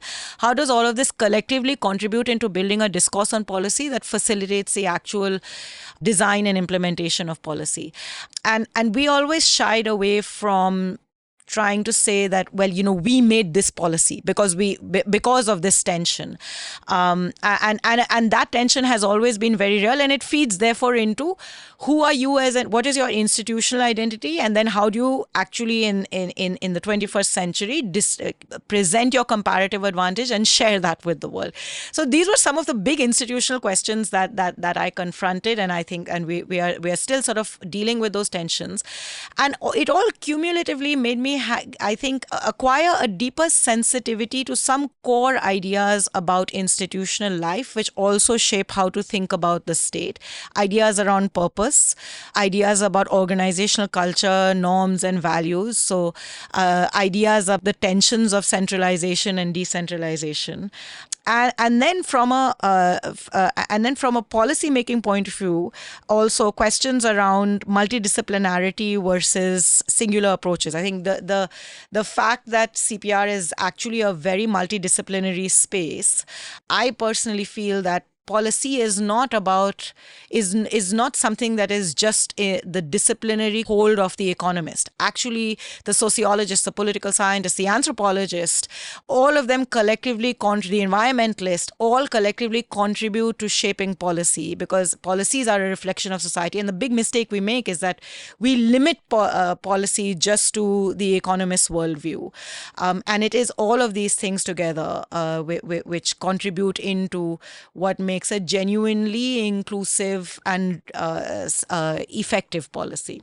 And I want to talk about a couple of these tensions that you mentioned, and one is obviously the decentralization centralization tension, where I'm completely with you in believing in spontaneous order, believing decentralization is good, and everything shouldn't come from the center downwards. But the danger of that also is that, one, how do you maintain whatever your core values might be? Two, there is a danger that the work might be very diffused and not speaking to each other, as it were. How do you think about that? How does one maintain that balance? So that's a very difficult question in an institutional context, and I would not have been alive to it had we not been confronted with these big questions even in our institution, right? Like, I mean, the ability to operate in a completely decentralized way actually is what really spurs creativity in more ways than one, and it also creates a nice kind of competitive spirit, right? You kind of measure yourself to your peers, and everybody is kind of that itself builds up an organizational culture of excellence. But what does it mean to exit out of silos and start talking together when your incentive structures are still very much built within your decentralized silo? And I don't think at CPR we've found the right answer, because you don't want to impose centralization from the top. The big problem with the Indian state is it imposes centralization from the top, and you don't get ownership and innovation from the bottom up in that if when you do that. So how do you build incentives to work together to build out cross conversations, and how does actually, are you in an environment that enables that? So for example, one of the reasons why multidisciplinary research is so hard to actually get, although I think it's so essential, is because your incentives as a researcher is to publish in peer-reviewed journals, and the peer-reviewed journals are looking at a particular set of methods, and if you don't comply with those methods, you won't get published. If you don't get published, then you won't be taken seriously, and so the economist will only follow one way, the sociologist will go another way, and those cross conversations don't happen. I mentioned earlier that I always think that doing that development studies degree was not necessarily wise, is because I'm the product of the opposite. I did everything, little bit here, little bit there, little bit there. So you become the master of jack of all trades and the master of none. In a way, it frees me up. I can build methods as I go along. I'm not bound by anything. But then I'm also like, have bits and pieces of everything that may not allow you to have the disciplinary rigor that you need to be able to really arrive at a set of assumptions and frameworks that would allow you to logically seek certain kinds of conclusions. So it has its strengths and limitations.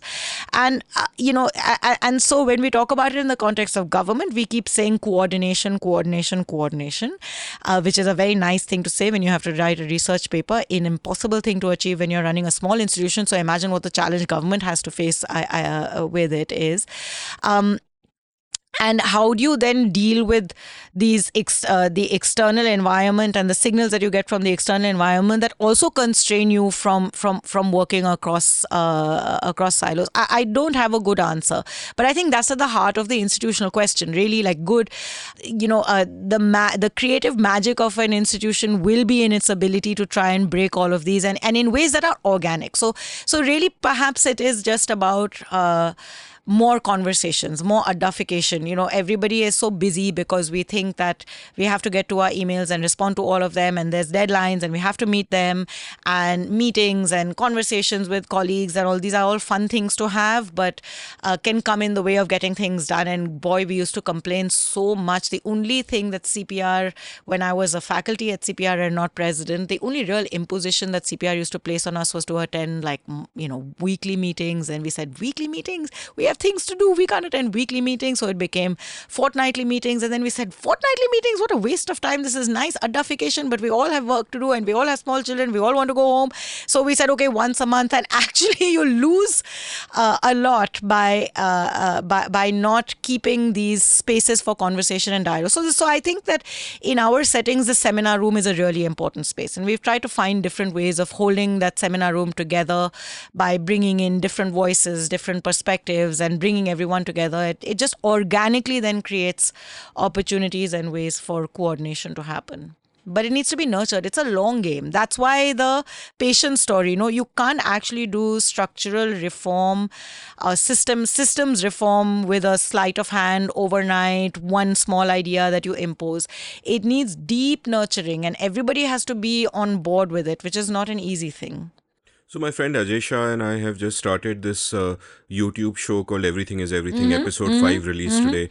And and the name resonates with us for many reasons, which we described in episode 2. But one of the reasons we like the name is that it refers to the joys of being interdisciplinary, that you're applying multiple frames to look at the world. You're not looking at a narrow economist point of view or a sociologist point of view or whatever, but you are accepting that the world is complex, everything is interlinked. One way of looking at anything, one hammer for any particular nail will just be insufficient. You've got to apply the whole vision. And while you've spoken about it, I want to kind of dig a little deeper on that particular tension, not just in an institutional context of being multidisciplinary versus having specialists in silos. Like Ajay and I keep lamenting that so much of academia is because of the incentives of the publisher perish, the journal game, forced into hyper specialization. And that is a great loss of intellectual capital to the world, because you have some of the brightest people in the world working on things that don't have any impact on the real world.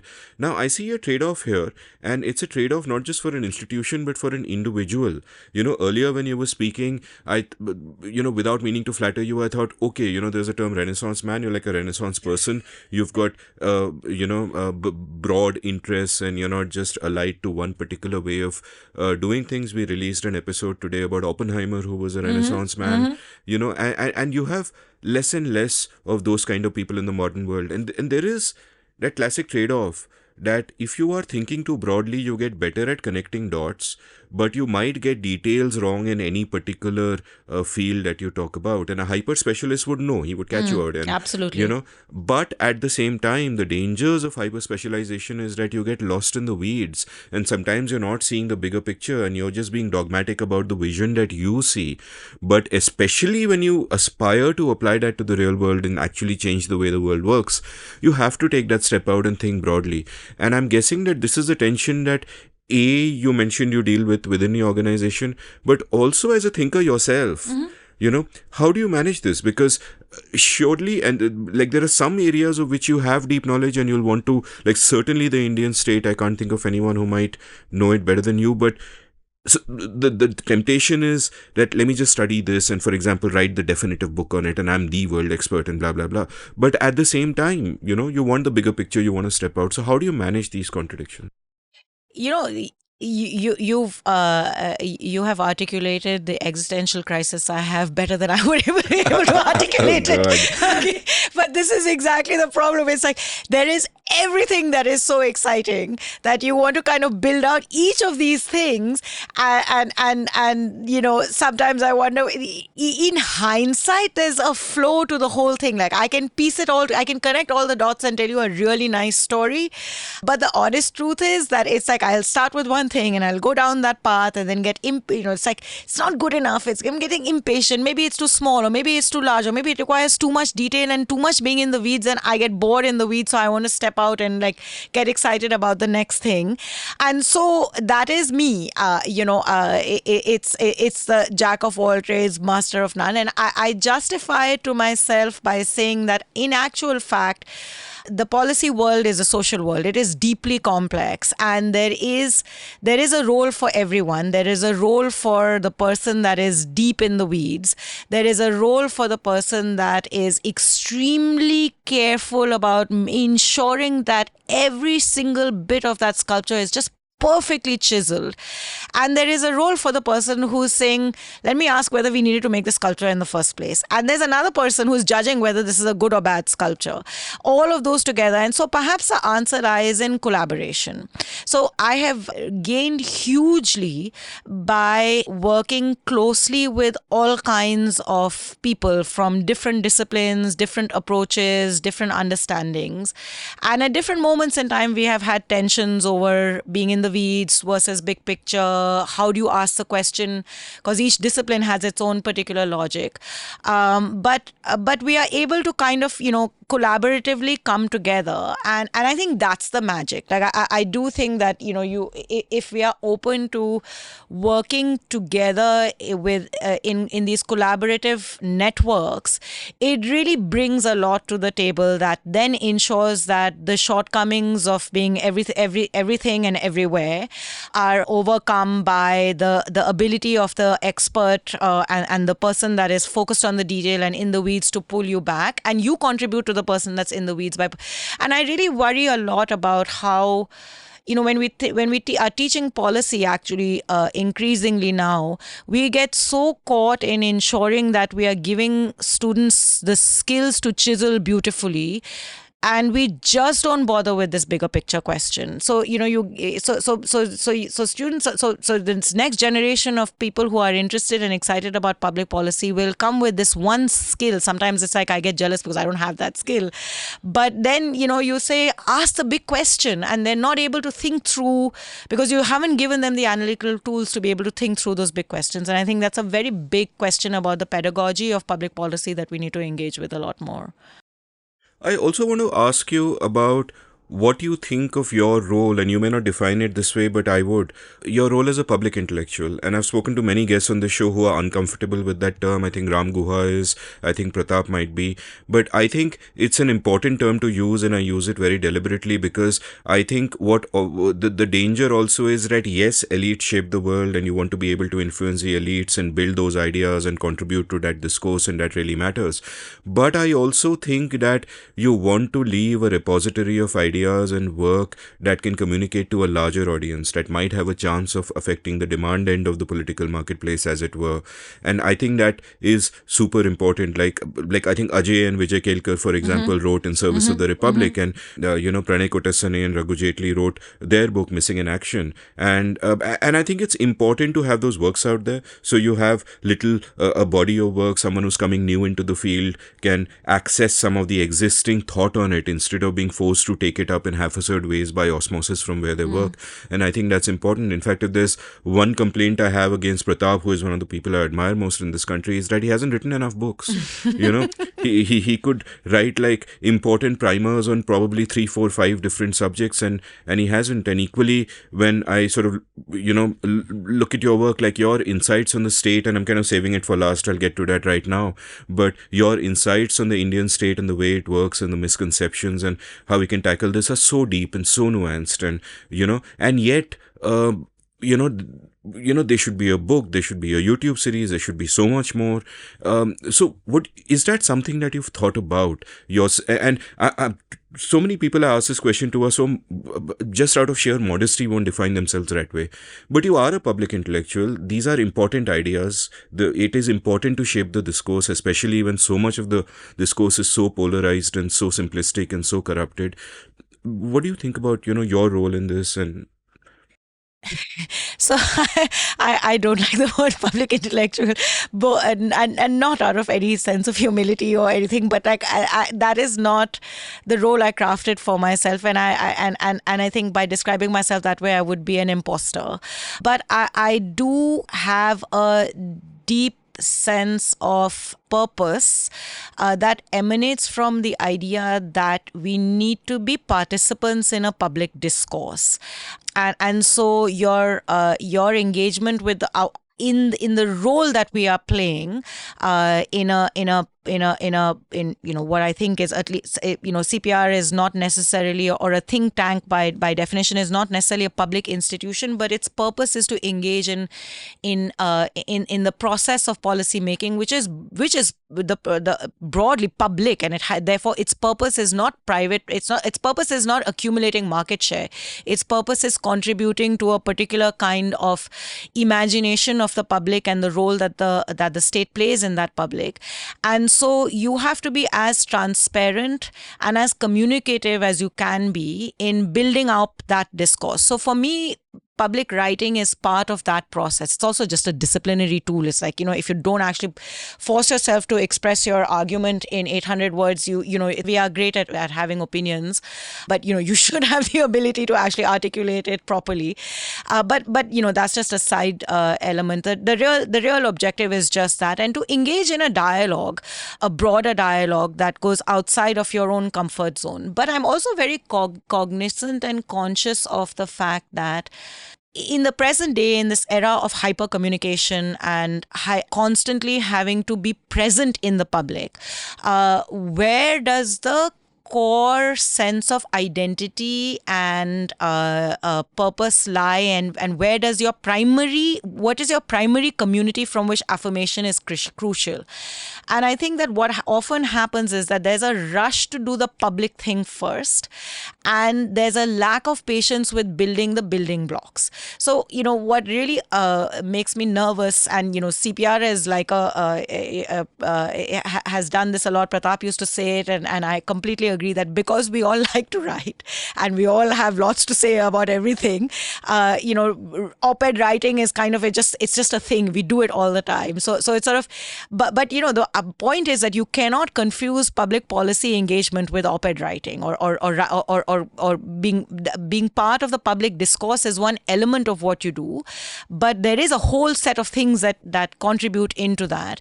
And so, when somebody wants to do, young people want to, have careers in public policy, they think it's a glammy thing to do because you can get your byline in a newspaper or talk to Amit Verma, and, everybody wants to, and all of that. But actually, those are, if you don't have that core foundation, all of these, and you don't actually and you're not anchored in a particular, I like the word community of practice, although it sounds vague, but because it kind of allows you to say it's different disciplines, it's a particular approach to the world, it's a particular kind of framework of building institutions. So you have to be anchored in that, because if you don't have that, then you don't have, where is the legitimacy which your voice is bringing to the table? So if you're a journalist writing an opinion piece, your core identity is being a journalist. You've been out there, you've looked at stories, you've collected stories, you bring a particular set of professional norms and values into then how you're interpreting the world in an opinion piece. If you are working in the space of public policy and you want to articulate a vision, you're in the public sphere, your legitimacy has to come precisely from that set of shared norms and values. And this is a profession that is so, it's vague, it's still emerging. When I first started, the way people used to think about anything that a quote unquote public policy person would do, it would be like, it would be NGO. It's all the Sardars, the Punjabi way of, tusi ki kar de ho, asi te NGO hai. That's basically how I would be. That was my identity. Eh te NGO hai, without really knowing anything. There's no other way of describing what you do. And it has evolved over time. I mean, the idea that there is such a thing as a public policy professional, a set of spaces like think tanks. These have all kind of become very much part of the elite ecosystem. More recently, like CPR's own origins, don't forget, it never described itself as a think tank. It was a center for policy research. It was a research institution outside of the university that engaged in real world problems of policy. And over time, this idea of a think tank kind of emerged and became part of of our vocabulary. And so we became categorized as a think tank, and that's how we are described now. But these are all new. And so I think we do have a very important role to play also in shaping the norms and values of this new profession. And going back to the engagement with the public, or constantly being presenting your ideas to the world, it is really about being able to step out of that space and draw the legitimacy that you have from that space to engage in this dialogue. Because ultimately the publicness of what we do matters. And so if we don't express our positions or our ideas or engage in a dialogue with this sort of very ephemeral thing called the public, then we are also being non-transparent. And for me, actually, there is always the ambition of more. You can pull it all together, build your frameworks, write these books, do this definitive stuff, and that's very much something that is on in that long to-do list of many things to do. But also building a public institution or building an institutional environment that enables all of this to happen is also a core part of that contribution. So it's a sort of, again, there's different phases in life, and this was the institution building phase, which didn't quite come to me because I wanted to do it. It came as an opportunity, and it gave me a chance to do this and make this particular contribution. And there are other ways in which it can be done too, which are always open for exploration. And what's really, the thing that gives me a lot of excitement and hope and energy is how much the young student in India is just dying to learn. When we were in college, we were hanging around, at the front lawns of St. Stephen's College at any excuse to run out of the classroom and gossip and drink tea and get up to all sorts. The idea of, moving yourself from that front lawn to get into a bus and go to listen to a talk, that was for the nerdies. That's not our thing. But boy, it has changed, and it really speaks to the hunger and the excitement and the desire of young India to learn and to engage and to the people that come to CPR seminars most are young people. They're just always from Delhi University. They're just always following what we do. They show up, they listen, they engage, they ask questions, and that just gives me a sense that actually there's a hunger for more public conversations about democratic life in India, and that's also, and there are different ways in which it can be done. But I see ourselves as the contribution we are making is in facilitating these dialogues and contributing into them. Yeah, and this young energy, the hunger to learn, especially among young people from small towns, is something that gives me a lot of hope. But what also gives me despair is kind of the politics of the day. Mm-hmm. And this must make life so difficult for you, because a lot of the politics about, we've part of what you are engaged on, almost a core assumption is that the truth matters. But nowadays we are engaged more in narrative battles than the truth. Our discourse has also become like that. And, actions tend to be based not so much on what would constitute good governance, but what would be good politics and how, it would be perceived. And, how much of a barrier is that for you across two dimensions? And one dimension is, of course, a dimension of actually working with the state to, make change happen. And the other dimension is simply what is happening with you guys right now. If you're comfortable talking about it, the way, your tax-free exemption taken away, the other issues that you had, which have made it so difficult for it to function. I mean, clearly the government is after CPR. First of all, why? Because a lot of the work that you do doesn't even seem to have anything to do with politics. It's all about helping the state to function better. It's about helping to understand the world better. So at some level, I don't even understand why. But at another level, what is that like? Is this a set of new constraints that you now have to take for granted and somehow manage to work under? So I think there's there are different pieces here. I think, you had asked me this question earlier. I don't know if we ever actually dealt with it. Part of what policy research or think tanking is really about engaging the state, right? Like that is at the heart of it. That's its core purpose. And sometimes it engages the state to say get out of the way, and at other times it engages the state to say better get in the way and like fix yourself to do it properly. And here's a set of ideas that we have that you may want to consider as you do that. But it is fundamentally about constantly being in dialogue and conversation with the state. And India doesn't have these kinds of, the revolving door story that is so typical of the think tank world in the US, which is really where the idea evolved and emerged. And then this term has sort of been adopted by everybody without ever defining it. But what it does have is a very constant engagement with a wide community. I think that's one of the, we don't talk about it enough and we don't celebrate it at all, because in some ways the bureaucracy and the technocracy that is the Indian state tends to be quite closed. It's, after all, it doesn't like lateral entry. It's, it is you struggle your entire early youth to get into the UPSC, and then once you do, it's just you have a stranglehold over it, and it doesn't always absorb ideas. And at the same time, the state is deeply aware of its own limitations. It understands that when it is engaging engaging with the world of complex policy questions, it needs a diversity of views, and therefore it's always looking for different ways to seek expertise, or to seek perspectives, to seek points of view. It's just baked into the DNA of the state, no matter what the politics of the day looks like. And it does it in different ways, which is in many ways the modus operandi of an institution like ours and many of our other think tanks. It does it by setting up committees and then inviting experts to be part of those. So you actually get engaged in dialogue. Eventually, what decision is made is a matter of many factors, including partially the close-mindedness, partially the nature of politics, a whole set of things. But those spaces exist. It does so also by often commissioning research, which organizations like ours pick up quite often.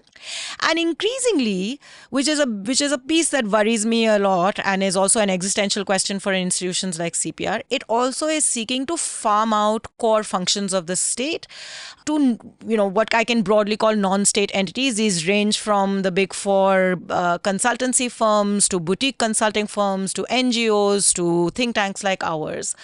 But in all these different ways, and I worry about the latter most because I really do think that is leading to a hollowing out of the state. If the state is not able to actually build its own capability to write an RFP, to do basic procurement, to do a set of basic things which are core administrative functions of the state, we have a lot to worry about.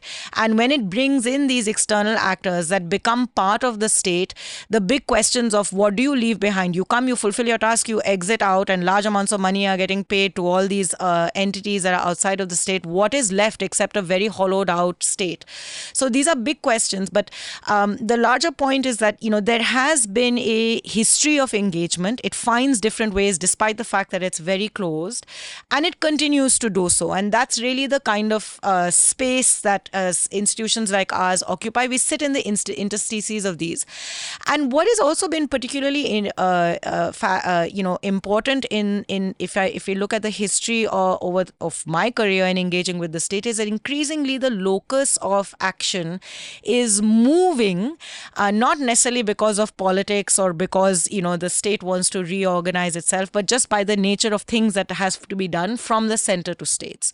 And state governments are much more occupied, even in this very centralized structure. They are really at the heart of where the implementation happens. So they are very much more occupied with questions of here and now. But they also recognize that there are big design questions and capacity questions that they need to ask and answer themselves. And we've been seeing repeatedly how much state governments are also reaching out for these kinds of engagements, dialogues. There's a tension because there's an impatience with the kind of approach that CPR has. So CPR is going to say, look, I'm not going to tell you here are the 3 things you need to do. We are deeply uncomfortable with that. But I can tell you, if this is the thing you want to do, this is the logical consequence of your actions. I can tell you whether you're asking the right question. I can bring and convene lots of expertise around a table for you to engage in and be embedded into a particular type of community where you learn and you can find answers for yourself. But really, the bureaucrats' incentives and pressures are to find those 3 quick things that they can do. And I can see it when I see it from the bureaucrats' perspective, I get it.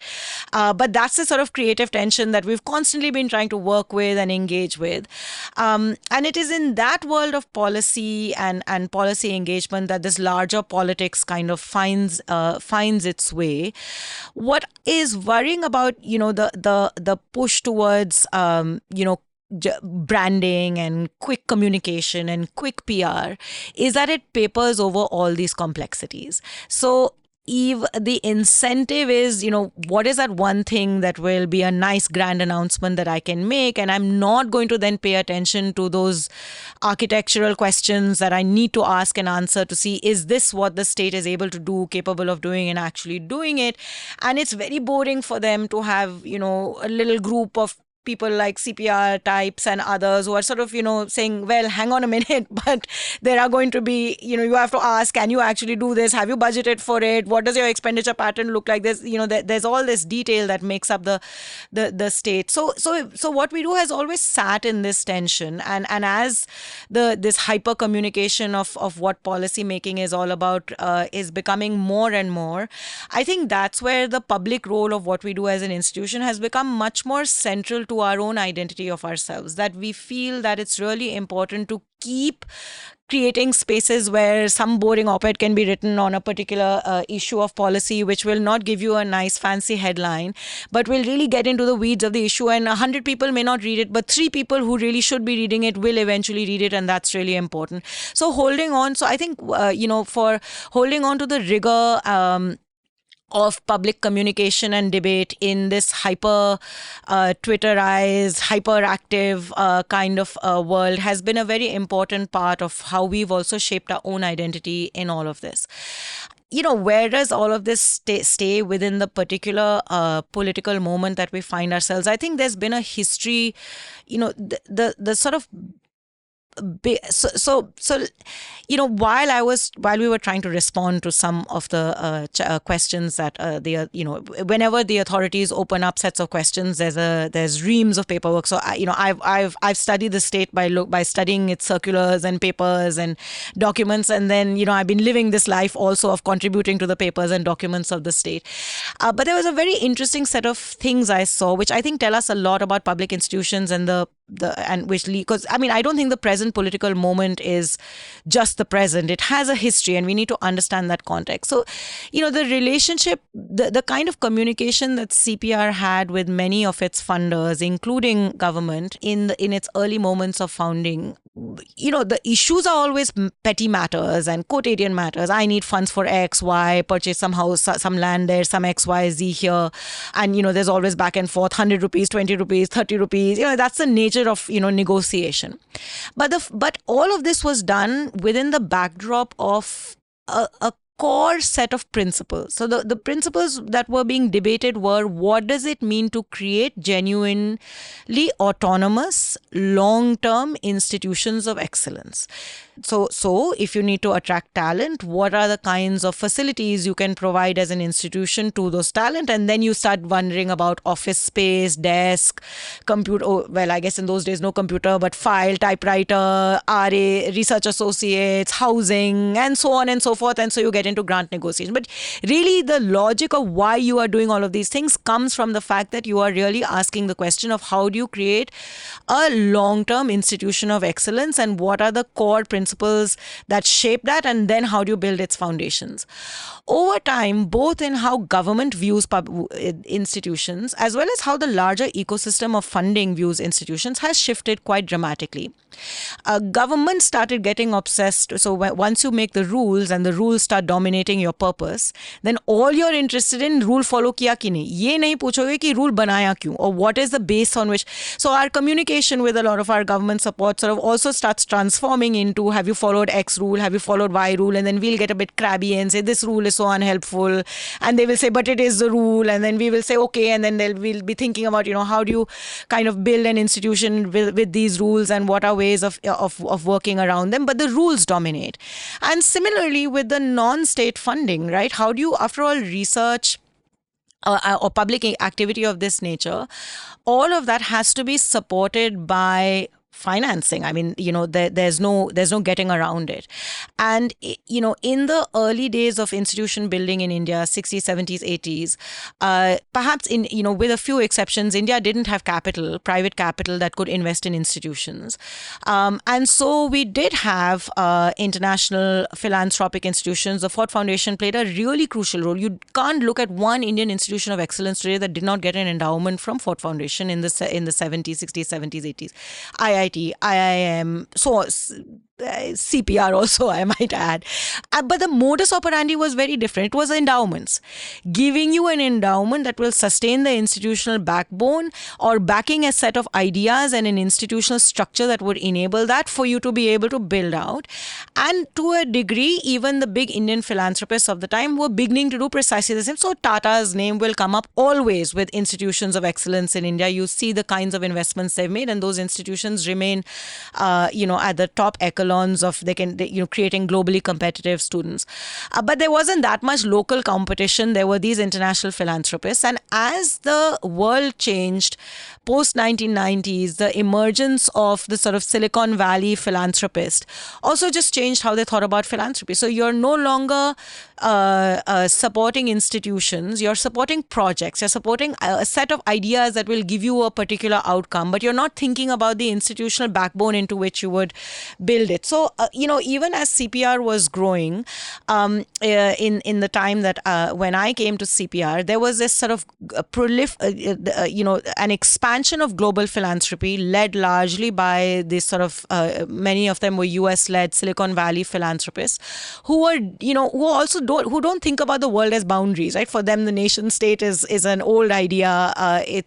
So they were seeing, there is a problem in the world and it's a problem I want to solve, and I will seek different ways and spaces, and if they happen to be in a country, that's fine, but if they're not in that country, as long as they're working on that problem, so that's how this sort of new sets of resources were made available. But those resources were never thinking about institutions. They were about projects. So we started getting quite projectized. We were very lucky that we were able to build long-term research ideas by constantly getting new monies for these in these projectized ways for these programs at CPR. So we built out initiatives, my initiative on accountability, my colleague Navroz's initiative on climate, Partho's initiative on urban. These all have actually had a history, over a 15, 16-year history of incubation and building up at CPR. But they were all built on the back of these project funds.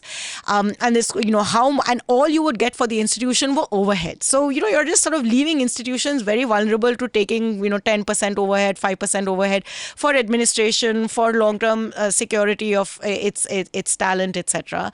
But nobody was willing to engage in that conversation. And I think Indian private capital, whilst it was beginning to mature and started looking at philanthropy in a big way, was waiting to be convinced, and perhaps it's both ends. I guess you could argue whether we played that role well or not, but it wasn't completely convinced that this kind of intermediate space and policy was where it should anchor a lot of its philanthropy. So that has always been a challenge, like where, and I think because Indian philanthropy is also sort of in a nascent state, it is also trying to make there are important distinctions, supporting institutions with endowments, supporting ideas, supporting the university, which the public university is atrophying, and so where can the next generation of knowledge creation actually come from? It is also, trying to, has to mature to understand distinctions between what is conflict of interest, what is the distinction between research, policy, lobbying, and all of these are things that you have to be very sensitive to, because that's what shapes the purpose and norms of the institution. So, in a way, CPR kind of our growth path was led by this broader philanthropy that was coming from across the globe, partly because Indian philanthropy was still in conversation with itself and with institutions like ours to find its way. And, it does, of course, open important questions of what is, where and how should Indian institutions be funded. But that's a very deep societal question. And the world of ideas is not going to be limited by boundaries of nation state. It has to have an interaction and an approach. And in fact, as an institution, our presence evolved both in interacting very deeply with Indian institutions, but also interacting very deeply with global institutions on questions of global public goods, on presenting an Indian perspective in the university, in the UN, at the World Bank, and so on. And that's really important, because you have to have these, especially on as the challenges of the globe are changing, and it's confronting questions of climate change, it's confronting questions of pandemics, and so on and so forth. You need to have these diverse perspectives that come from countries that can shape those agendas. I think some of the work that my climate colleagues at CPR have done is so central to this, and that means you have to have networks, which means that funds have to flow from across boundaries. So if we are okay with cross-border funding for running large parts of our economy, surely you should also have cross-border funding for supporting the generation of knowledge and ideas. But really, the heart of this question question has been, what does it take to genuinely build institutions in India for India, where principles of autonomy, academic freedom, and the end goal of excellence remain at the heart of it. And I think India lost the space to have those conversations. You can see it in this sort of history of CPR's own documentation. And that's where you find yourself in this present moment, where then political agendas will dominate. If we as a society do not have patience for knowledge generation that doesn't necessarily fit into silos of university or NGO, if we as a society do not value shaping or contributions into public discourse that are at that intersection of the academy and policy, if we as a society don't value long-term engagement with questions of policy in ways that are completely freed of voices of either capital or domestic capital or international capital, and freed of government perspectives, then we need to be investing in those institutions, and that investment means that we need to be willing to give large endowments and cherish and value and hold on to ideas of academic freedom and institutional autonomy. And we're not good at it. Like, look at all our public institutions; they've all fallen apart precisely for these reasons. So I think the challenges that CPR faces really have their roots in all of this. And then, the political moment creates an environment where, when these are not valued by society, then you become vulnerable to the politics of the day. So for me, the politics of the day is less interesting. Those are things that you have to navigate, and it throws up very important policy questions, right? I mean, that's the stuff that really gets us all excited. That's what we should be free to do, and that's what we should be supported to do. Even in the moment of your suffering, you're a geek enough that you're analyzing your suffering. Really, I am. Not only am I geeky and nerdy, our entire building is full of geeks and nerds. And more power to geeks and nerds. I'm a big fan of geeks and nerds. And I think it's incredibly short-sighted of philanthropists also to, go project by project or even idea by idea. Like, that then changes the incentives for you also. Then perhaps you have to cater to what you think will be fashionable for the funders in question. And has fundraising been a big part of your job? Is it a huge headache? Oh, yeah. I mean, look, fundraising was a big part of everything that we do, right? Because we are kind of hopping from grant to grant. But really, our institutional imagination was to and this was our collective project, right? How do you build a sustainable institution? So how do you actually strengthen the institutional backbone? And that basically means that you can't that funding can't be glamorous. It can't be about, I'm going to solve India's health crisis by funding health, a project on health research, or accountability and health, or I'm going to solve climate change, or I want to engage with climate change and only support climate work. That, obviously you can support parts of that, but if you don't contribute into the institution and there's no institutional space for all of this to come together, it's going to be short-lived. So, pushing and trying to convince funders that this is what they should support and how they should support has been a big part of the job and a big challenge. We've not been very good at it. That's what kind of, opens up all these questions about, foreign funding, Indian funding, etc., etc. But also, like, at the heart of it, I think we've perhaps not done a good job, or there isn't enough of a collective thinking around what role does research play in the making and shaping of policy. And that's not just an Indian question or an Indian challenge. It's a global question and a global challenge, and it's always sat in tension with questions of impact and how policy gets made, and what role do external actors to the state actually play in contributing into the state. And we've not been able to really, we've tried very hard. I'm convinced of the sweet spot that we occupy. But the challenge had been to convince the rest of India that sweet spot is something that's worth preserving. And in times of very polarized politics and heightened political sensitivity, that does create its own challenges to any willingness to be risky. I can't speak for what goes on in the minds of funders, but I do think that what all of this is should remind us is just about what the consequences of chilling effect can be. Those who have access to the power of the state and the tools of the state are most certainly going to deploy them. It is our role as participants in the public sphere to impose checks and balances within the framework of whatever role we choose to occupy.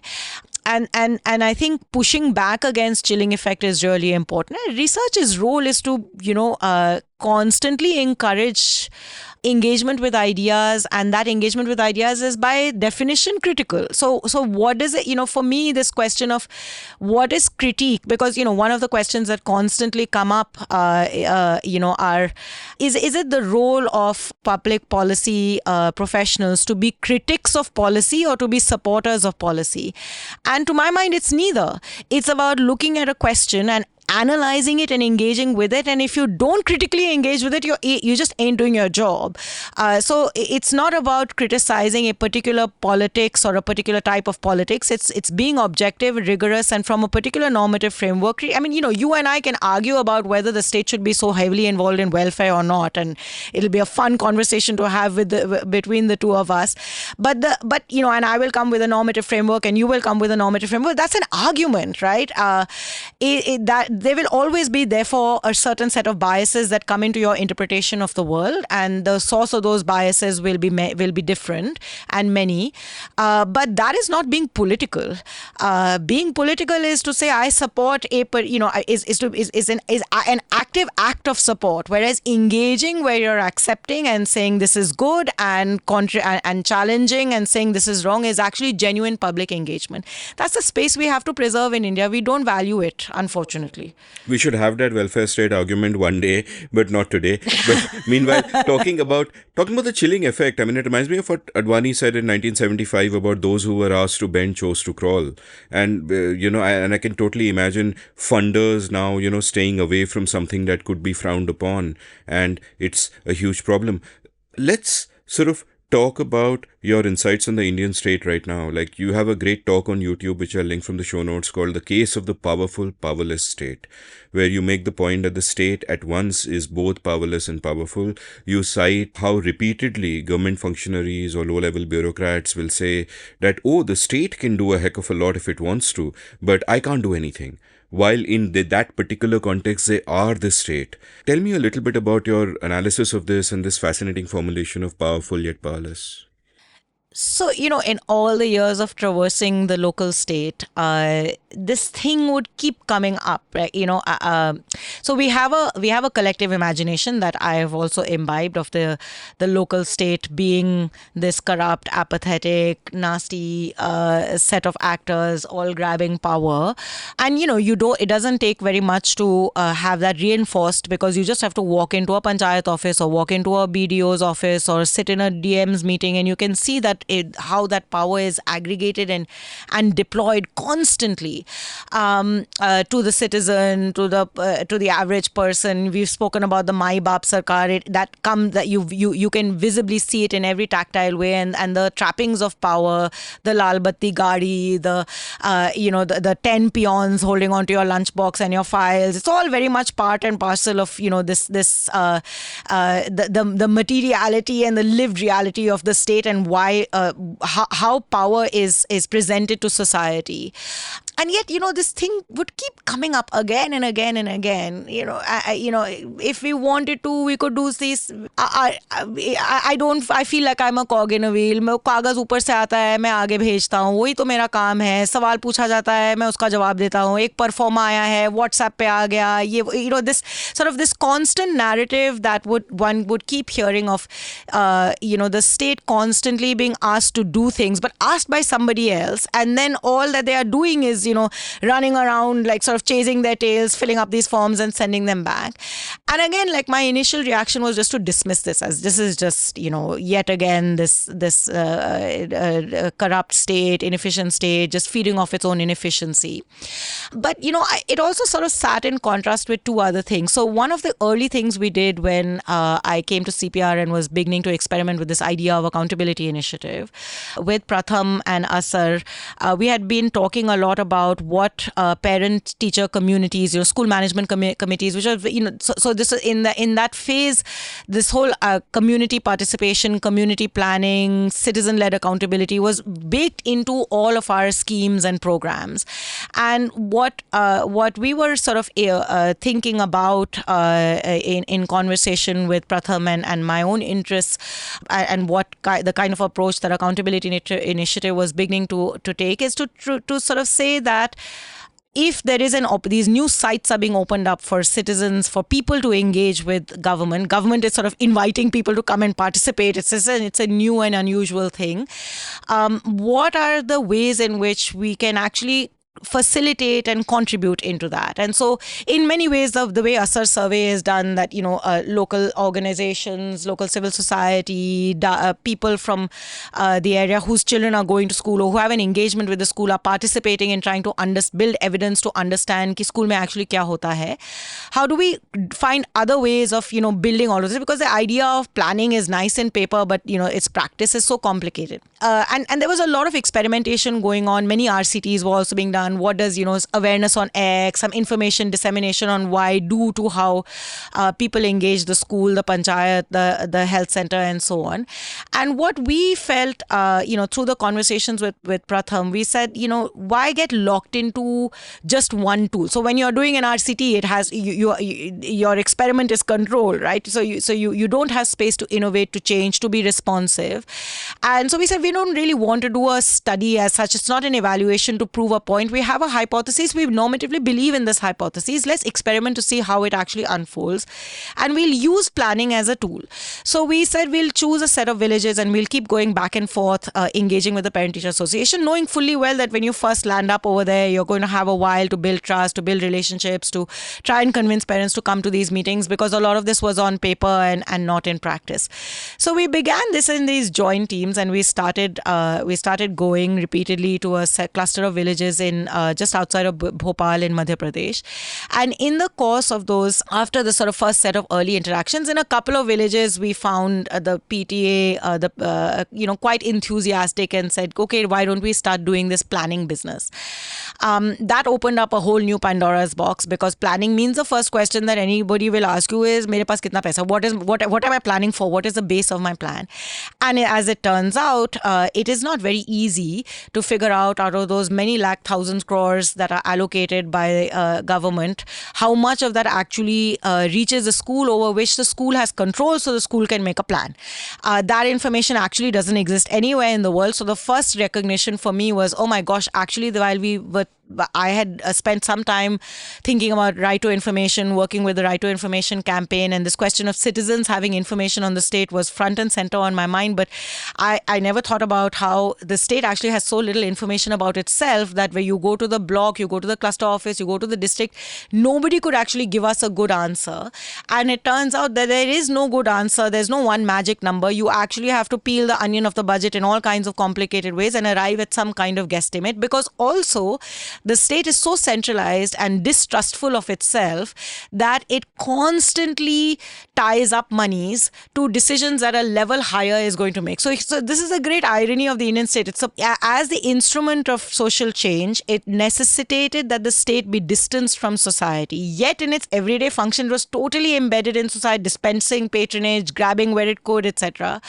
And then the logic of development is pushing the state to participate, to invite, to engage, but it doesn't actually, because it has to be distant, it doesn't trust its grassroots functionary, so it's tying everything. So, literally a school at that point in time, we calculated out of these, 15 lakh crores that were allocated by Government of India, within the range of that number, was getting about 15,000 rupees. That was also broken up into 3 line items. One for teaching learning material, 500 rupees, you can buy a globe, you can buy a little chart when you want to teach the kids, to your discretion as a teacher. Otherwise, teachers didn't have any freedom to purchase teaching learning material. It would be sent from the state government, all the material that was produced by the learned people sitting in the state capital. Then there was a little for school development. So you have you had some marammat you needed to do, some small amounts of money for that. And then for school maintenance, so you could buy a register, buy some chalk, repaint your blackboard and so. I mean, even this 15,000 rupees, we did not trust the school to to have it free for itself. And here is the PTM saying, what kind of plan am I supposed to make if the money is locked like this? So we discovered, these two things: A, lack of information; B, lack of trust. Everything is tied. So actually the guy on the ground doesn't seem to really have the power in all practical terms to do anything. And then we also discovered how when you see a problem, so one of the villages where we finally made headway, they wanted to do such a simple thing. The roof was broken. The cycle of attendance and the calendar of the school don't match the real world agricultural, social activity, cultural activity of the village. So children are often miss school because they've gone somewhere else, they're helping out in the field, whatever. There's this one phase in the rainy season where, according to this parent-teacher association, children actually are free to come unbroken, attend classes. But because the roof has been broken for a couple of years, the classrooms get flooded, and it gives the teacher the classic excuse not to show up, not to teach. So they wanted to, you're exactly why decentralization matters. They just wanted to fix the roof. And they were willing to give their own labor free of cost to do so, but the materials had to be purchased, for which money had to come and under one of these development maintenance line items. But the months passed and no money showed up. So it became a bit awkward and embarrassing. And I thought I would write a nice little real world paper, which of course now I couldn't. So my incentives also started increasing to find out like hua kya. And we went, through the layers of the system all the way to the state capital to discover there was some tiny problem about names and bank accounts, because at that point they were transitioning to e-banking. That prevented the money from going, but nobody in the system knew, and heck, nobody in the system cared.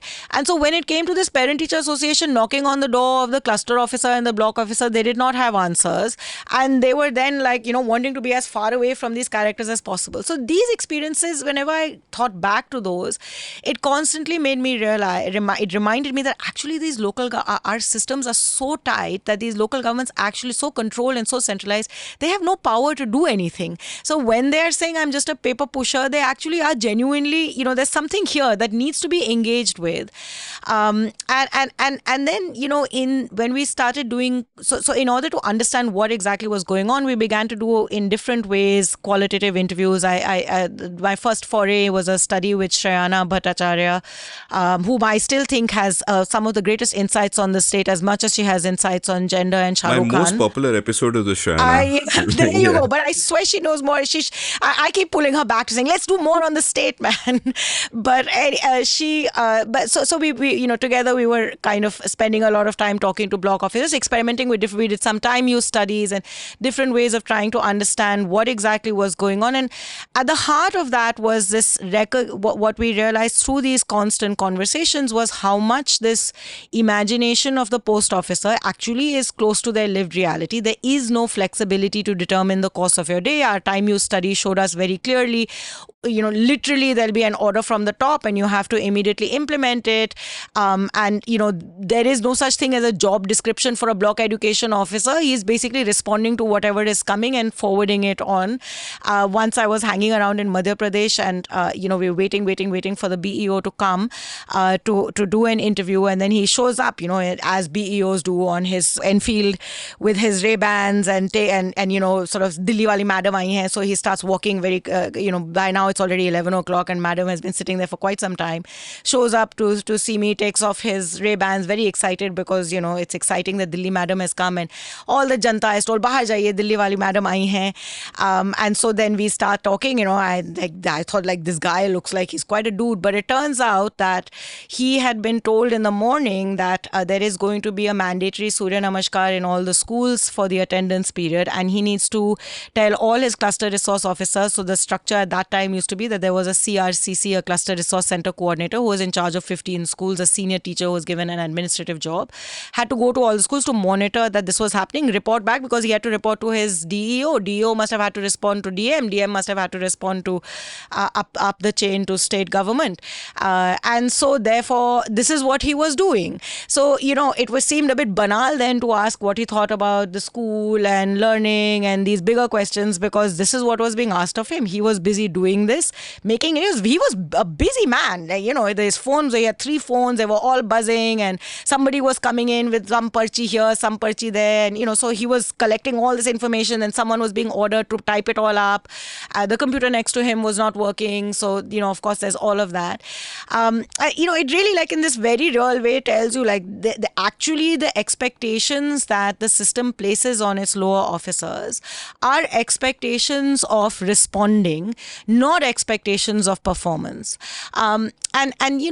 Through as these conversations were built up in different parts of the country, we just in different ways. I was studying the local bureaucracies.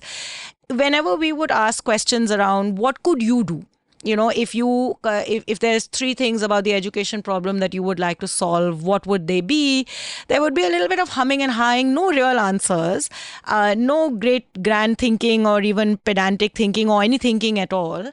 But it was all. But you'd get these strange things that sarkar chahti hai to bahut kuch kar sakti. If the state can do something, it can do a lot. And at some point, I just didn't even notice these things. It was my RA Vinci who said, "Isn't this a strange thing?" Because he is the sarkar, and that to me really brought it home to me. And when we would have conversations with higher levels of officers, those conversations also always were about how incompetent the lower bureaucracy is and how they can't do anything. And it made me think, because in my institutional life, if I don't trust my colleague and my juniors to actually do the jobs that I have allocated to them, hell, I wouldn't get anything done. And I kept wondering, like, how can the state get things done if it doesn't actually control, if it doesn't trust itself and trust its people? And it's that together that sort of shaped this idea of, the state is powerful. You ask anybody in the state, they will talk about the trappings of power, they imbibe it, they exude it, and they present it. That shapes their person, that shapes their purpose, and that's why they want to be part of the state. And yet when they're in the state, they are actually incentivized to function in this very powerless way. And the internal hierarchy of the state has got reified in such a way that it seeks legitimacy in this story of the inability of the story of the incompetence of the local state. And so it deploys hierarchy in a way that further undermines the dignity of the individual. So think about how these meetings would take place, right? You'll have there's a hierarchy of IAS and state cadre, there's a hierarchy of district and block, and always the meetings were never about saying ki aapki problem kya hai, or rarely were they about asking about problems or trying to approach things with a problem solving way. It was, there's an order, it has to be implemented, why have you not done it? Shouting, screaming, generally sort of presenting positioning of hierarchy. And that is the framework in which these individuals have to work. So it also is actually fundamentally deeply disempowering.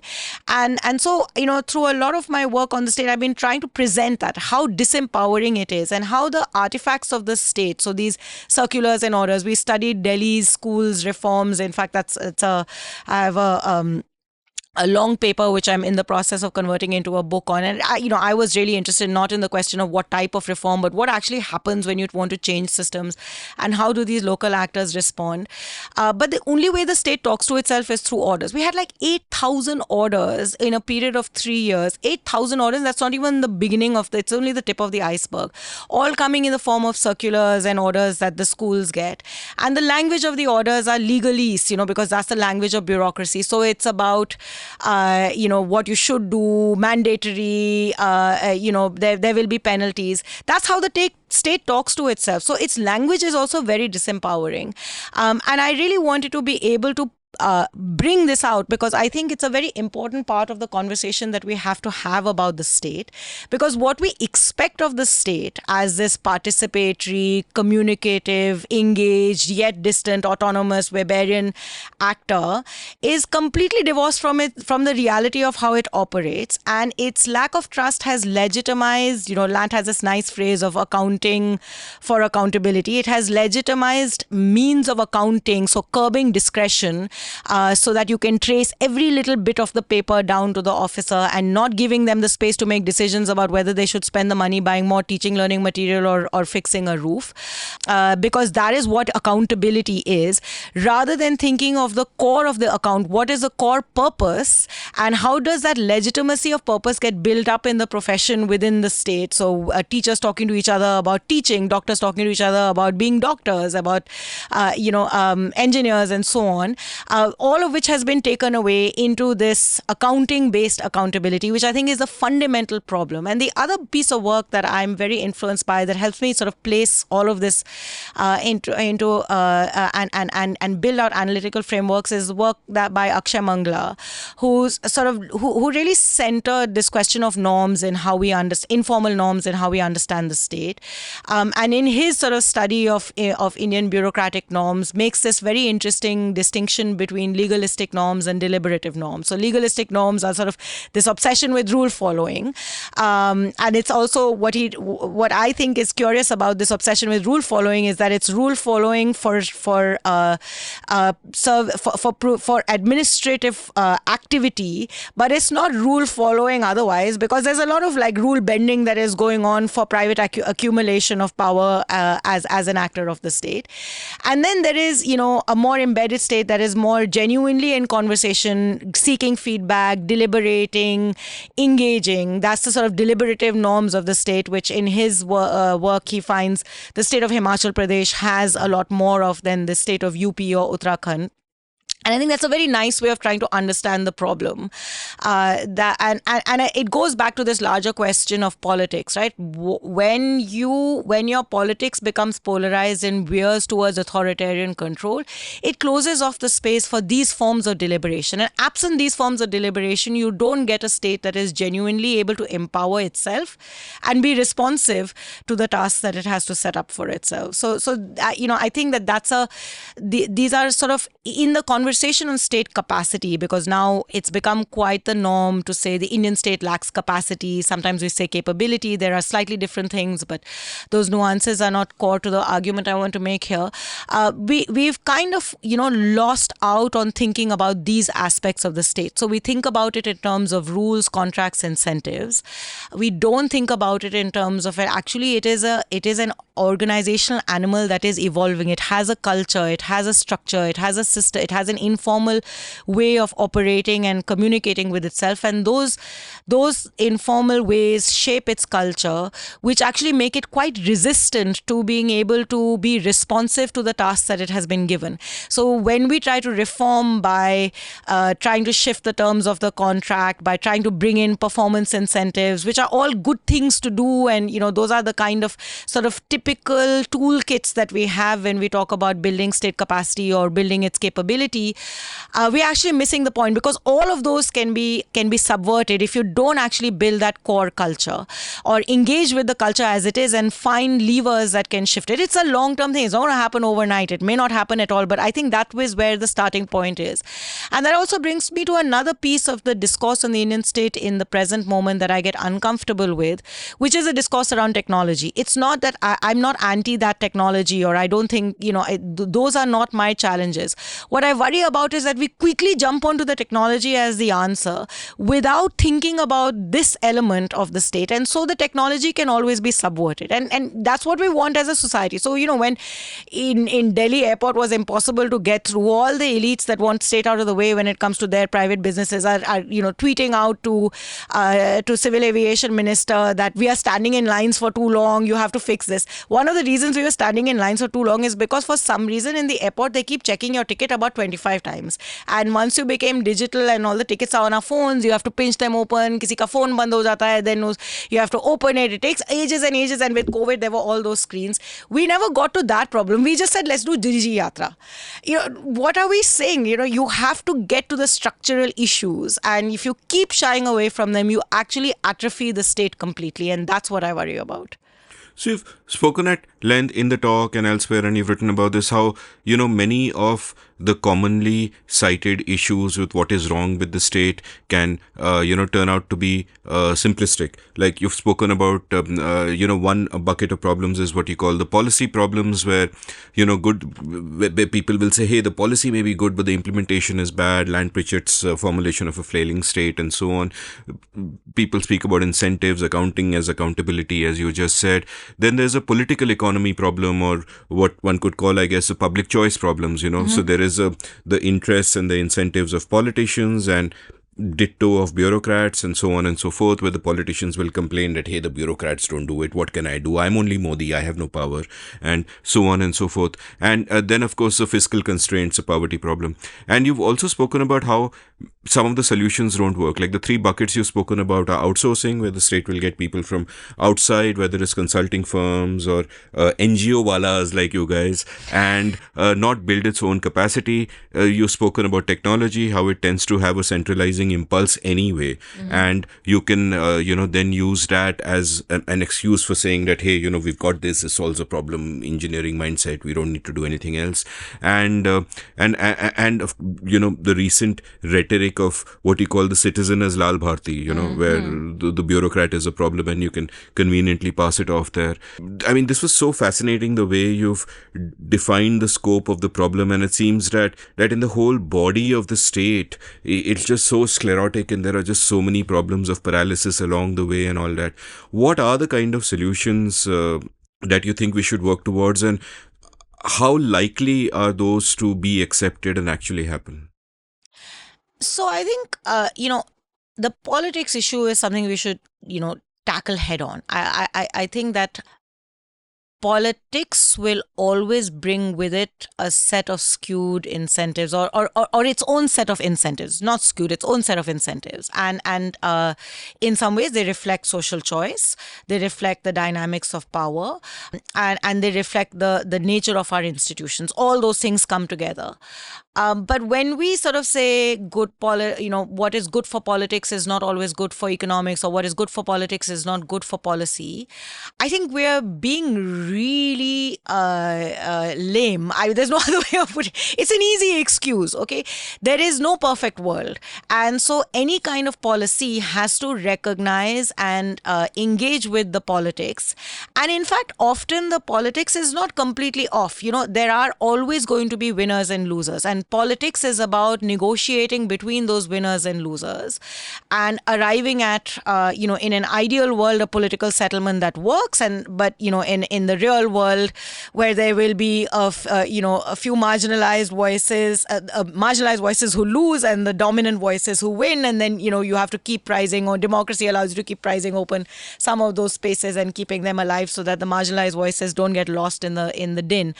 But, engaging with that politics and working with that politics is really important. The job of those of us who think about the state is not to have answers to politics, but it's certainly not to dismiss politics, but it's to say, how can the state be able to be agile, flexible, and responsive in ways that are able to absorb what the politics wants it to do, whilst also being able to hold on to its core purpose. There are no easy and good answers to any of these things, but I think there are some useful starting points. So because the Indian state is so deeply atrophied, perhaps the first starting point is just for the state to believe in itself. Like, that these things can, this sounds silly, but there are very good examples in India when state, market, elites, public come together to build a consensus. Lots of things can happen. One example of that, by the way, is this digital story. Like, India's digital story, whatever challenges it may have, if we just put those on the hold for a moment, but if you look at what it has in such a short period of time been able to do, it has done it on account of the fact that there was a broad consensus across all parts of the key stakeholders or parts of the social, the policy and political and corporate elite that came together to say, we can do this and we will find a way to do it. And there will be tensions, there will be negotiations, but the state will have to come and enable things, exit out, to let other things go. And it sort of created that. So to me, like, we should be looking at that and going, heck, if we can do that, we can do education. Sure, education is more complicated, but we can bloody do it. And it's the same thing of, the state, we were able to make some big headway in reimagining our economic pathways in the 1990s.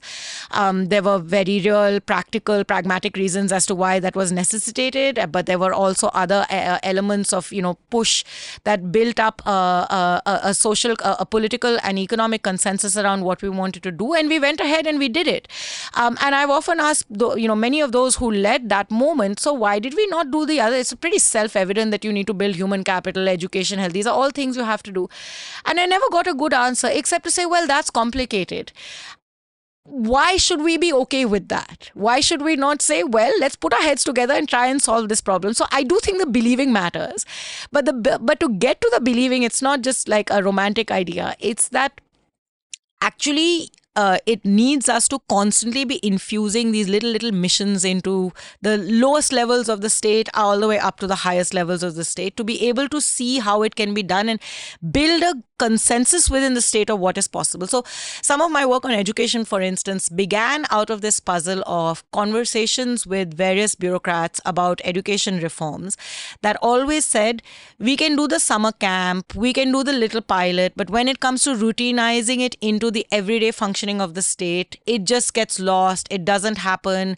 The Indian state can do missions. It's not able to do anything else.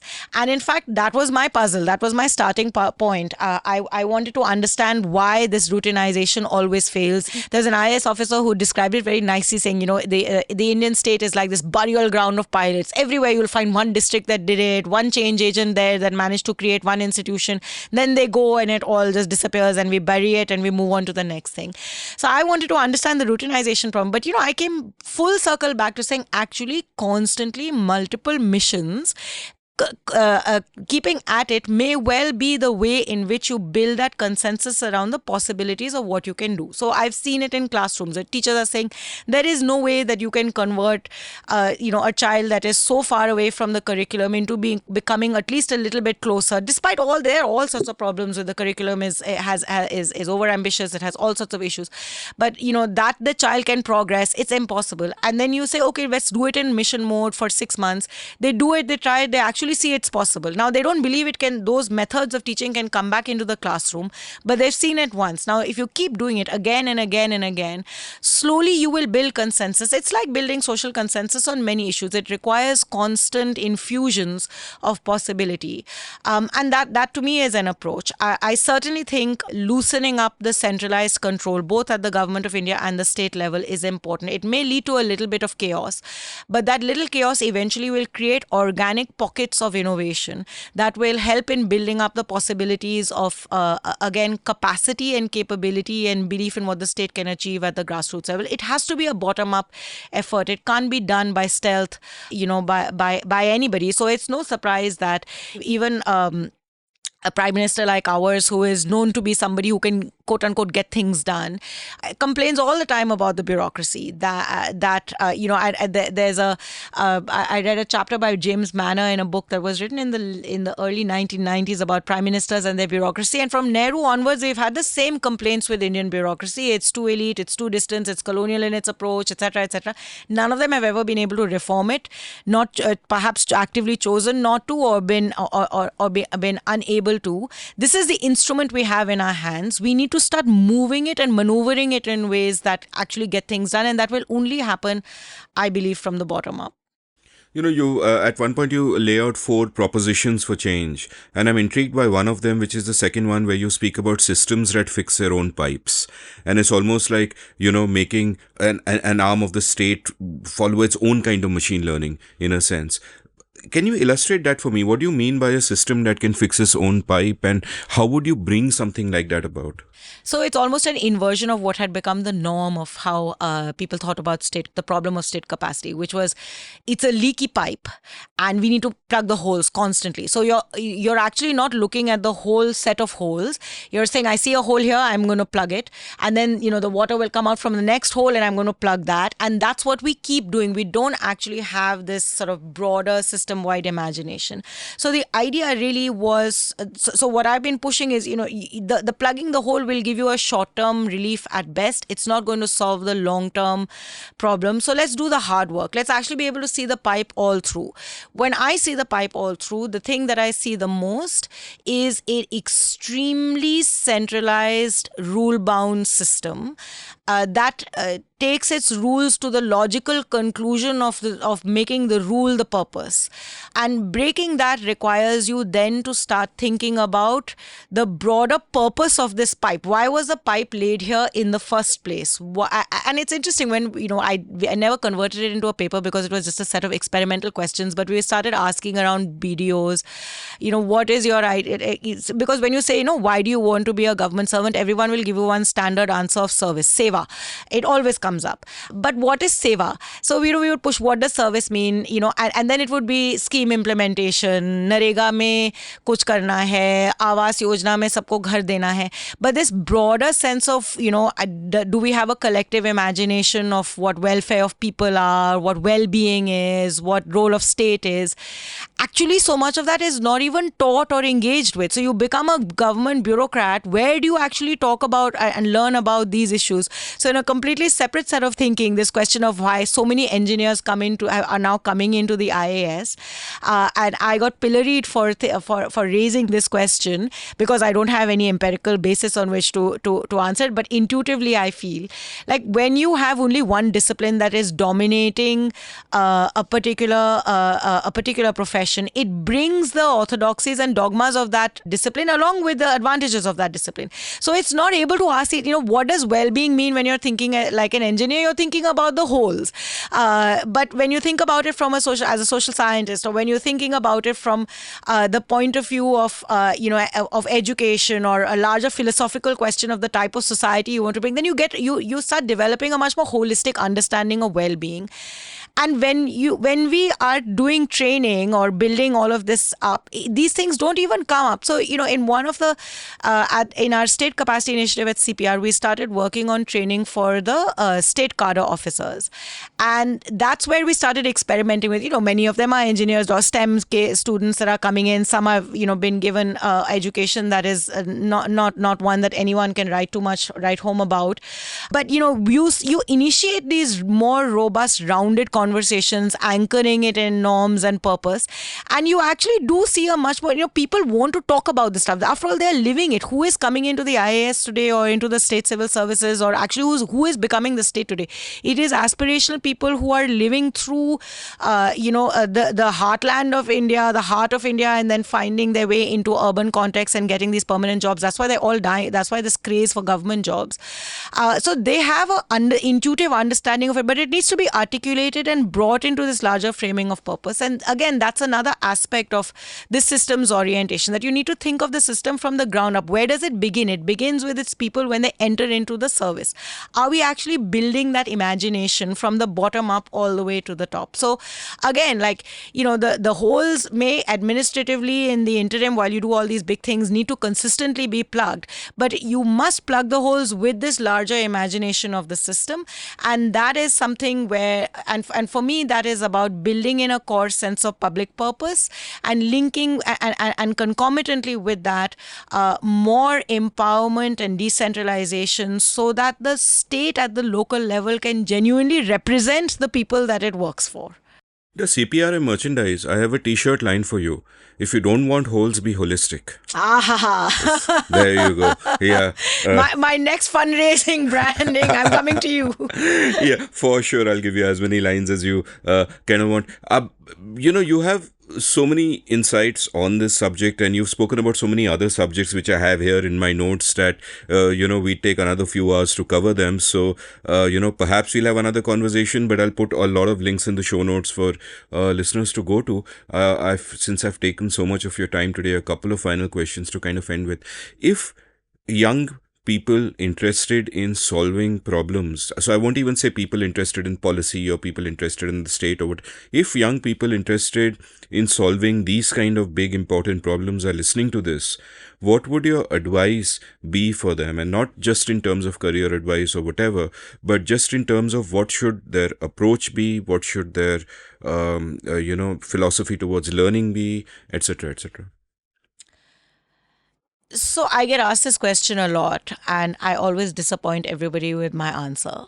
But that answer comes from my own experience. I think that anybody who wants to engage with questions of policy needs to just go down to where it's at, and it does. You might be interested in ultimately you may become a macroeconomist and you will be thinking about currency exchange and so on. But if you don't actually know what a market transaction looks like, not in the mall, but actually in the local heart, your perspective on it is always going to be different. And sometimes of course you imbibe it just as in your person. After all, we all have exposure in different ways to different things. But when you go at it from the point of view of knowledge building, then your observations are different. You're not actually there as the person that is making the transaction, or both as a buyer or a seller. You're there really to actually try and understand those dynamics. So I think spending a little bit of time in whatever way and form you choose,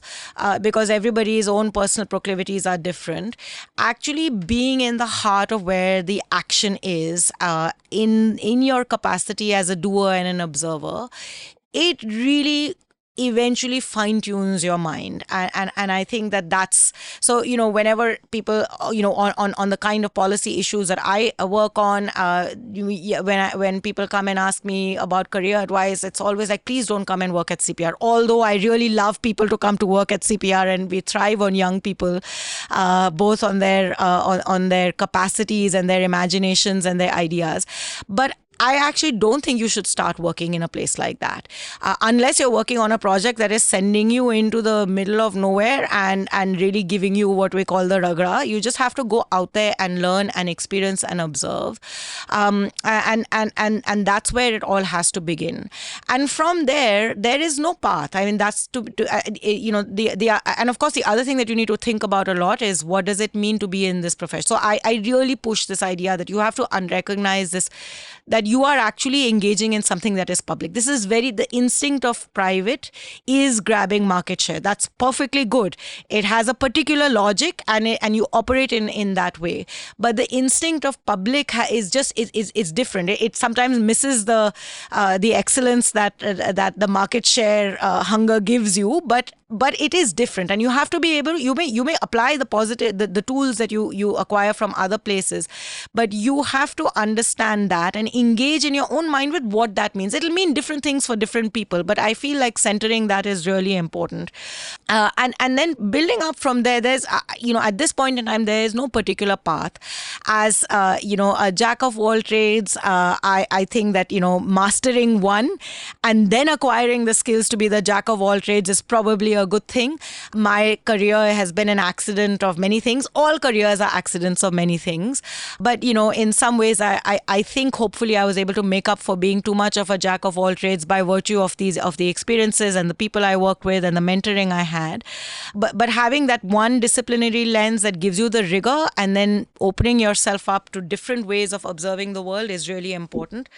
Being open to observation and not obsessed with dogmas is another really important sensitivity that I think students of public policy or practitioners of public policy must acquire. And just always being curious. So this constant search for knowledge and learning, which basically means you are like a journalist. They're always in conversation. You just always have to be in conversation. I think those are some of the important characteristics that you must apply to this world. It's hard work. It's actually deeply unglamorous. You are not going to get a quick win. In fact, the wins are going to be very, very few and far between, if at all. Actually, you shouldn't be hungry for a win. So this has been the impact kind of challenge, right? So is because after all, you're not in the system, and the way, you may be working with a particular government, a particular set of bureaucrats on a kind of project for long stretches of time, and suddenly they get posted out, or suddenly the incentives change, or something in the system stops that from really seeing the end. So if you think your goal was that you were going to be able to change the world, you're in for disappointment.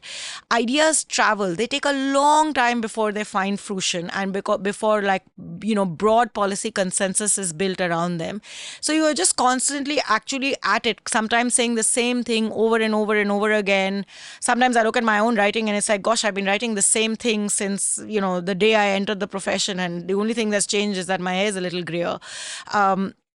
But that patience is really important and necessary, and in fact, to me, therefore, where you should seek satisfaction from is not specifically in the nuts and bolts of a particular impact, but is in being able to seed an idea and build legitimacy around that idea, in whichever way. You can do it through practice, you can do it through research and through writing, you can do it through writing that field defining book in your discipline, or you can do it through engaging in a public discourse on something that builds out 3 other institutions that begin to look at these questions, whatever mode that would be. But to me, that's really where the satisfaction comes from. And if you get lucky, some of those ideas will make their way into some document where you've made an impact when you're not cited.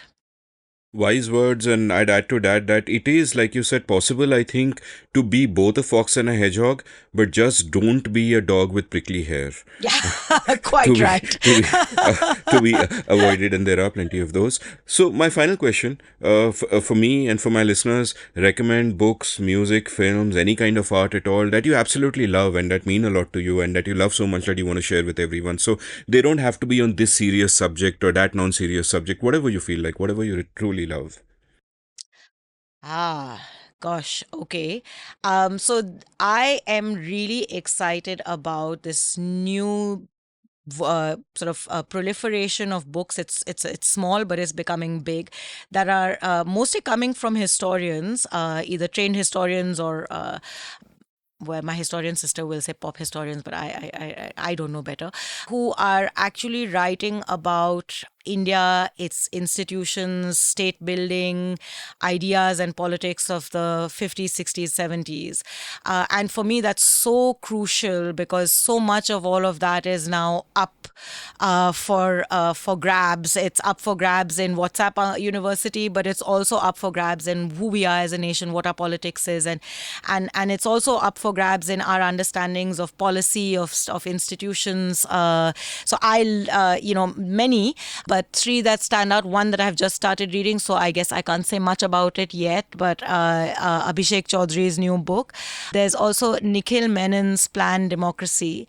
Tells the history of the Planning Commission, of our statistical system, with our great statistician Mahalobinus as the protagonist, but builds the story of state building around it. He's been on the show. It's a lovely book. Isn't we had a it? good conversation. Really, in fact, I had been. I must follow up with him, because we were going to do a podcast together, and then life became complicated, and it's been on my mind. But really, he has standards. He will only do podcasts with certain kinds the real of people. No, not the fake podcasters. Fair enough. Fair enough.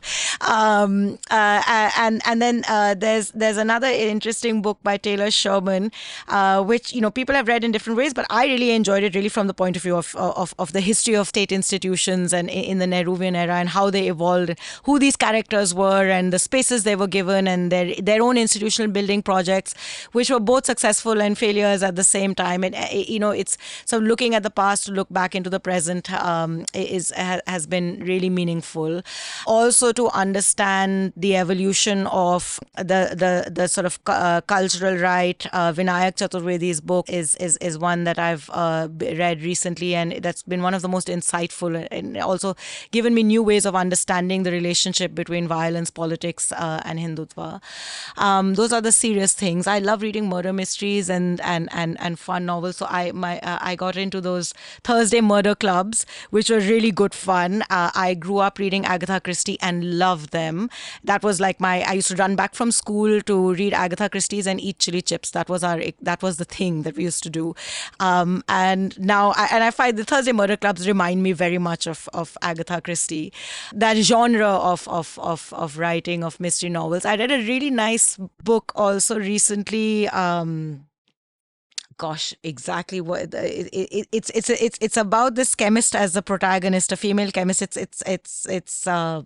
And I've forgotten the title, but it has the word chemistry in the title. I'll send you the link. But basically, it's this wonderful story of a chemist, a socially awkward, nerdy chemist in the 1960s in the United States, who's trying to make her mark in this very difficult world, and meets her soulmate in the world, who dies suddenly, and then she has a baby, and she has to make all these difficult choices. So it's about the difficulties of women in the world of science, women as mothers, as parents, the gendered nature of the professional world, and basically how they also own it. So she sort of becomes a TV star on a show about cooking. But the show about cooking is really a show about chemistry at its heart, but also about science, about life, about purpose, about what it means to be a woman in the kitchen with full control and power. It's beautifully done, really nice. So she's a Renaissance chemist. It's a really good book, and I cannot believe I can't remember the title of it, but it'll come back to me. You made me talk for so long that now my brain is shutting down. I find the title of that. So that's another one. And gosh, we can't stop without talking about all the binge watching that I've done. I love The Hard, and I recently watched Korra. I think these new, they really are capturing. For me, I find it really exciting, both from a professional point, from my intellectual life and my tendency to binge watch all nicely come together. But they're telling very important contemporary stories about India, and I have often wondered why we don't have enough of that. Like, where is the sociology? Where is the journalism? So much is changing. So much is happening. As social marketers tell me more about, have more insights about the transformations in India, because they do all these surveys to sell their products than any of our than our academy does, or even our journalism does, or the stories that we tell. So, I'm fine. This is a new and interesting space where all of this is coming. It's just that it's also very restricted and is not watched widely, which I think is important. But so The Hard and Korra are two favorites. I watched Scoop, which was also a favorite, and then Crash Course in Romance. You got to watch it. It's one of the cutest series. It's long, huh? Each episode is an hour and a half, and it's all subtitles, so you got to pay attention. You can't multitask while watching, but it's very cute. It's one of the cutest little romances I have watched in recent times. So much to watch, so little time. But thank you so much for your time today. It's been a long conversation, and I'm glad we could make it happen. Thank you, Amit. It's been really fun and really therapeutic, actually, to talk about work and institution building and life. And gosh, you put me on the couch and made me think back to my childhood. Mostly, I resist that. But how is it therapeutic to talk about work? It should be traumatic to talk about work, no? No, it is very nice to talk about it's traumatic to talk about the experiences that we are going through, but it's really nice to be reminded of what it is that one is actually passionate about and why we do what we do. Long arc, there will always be the passion. Indeed. Thank you. If you enjoyed listening to this episode, check out the show notes, enter rabbit holes at will. You can follow Yamini on Twitter at Aiyar Yamini. You can follow me on Twitter at Amit Varma, AMITVARMA. You can browse past episodes of The Seen and the Unseen at seenunseen.in. Thank you for listening. Did you enjoy this episode of The Seen and the Unseen? If so, would you like to support the production of the show? You can go over to seenunseen.in/support and contribute any amount you like to keep this podcast alive and kicking. Thank you.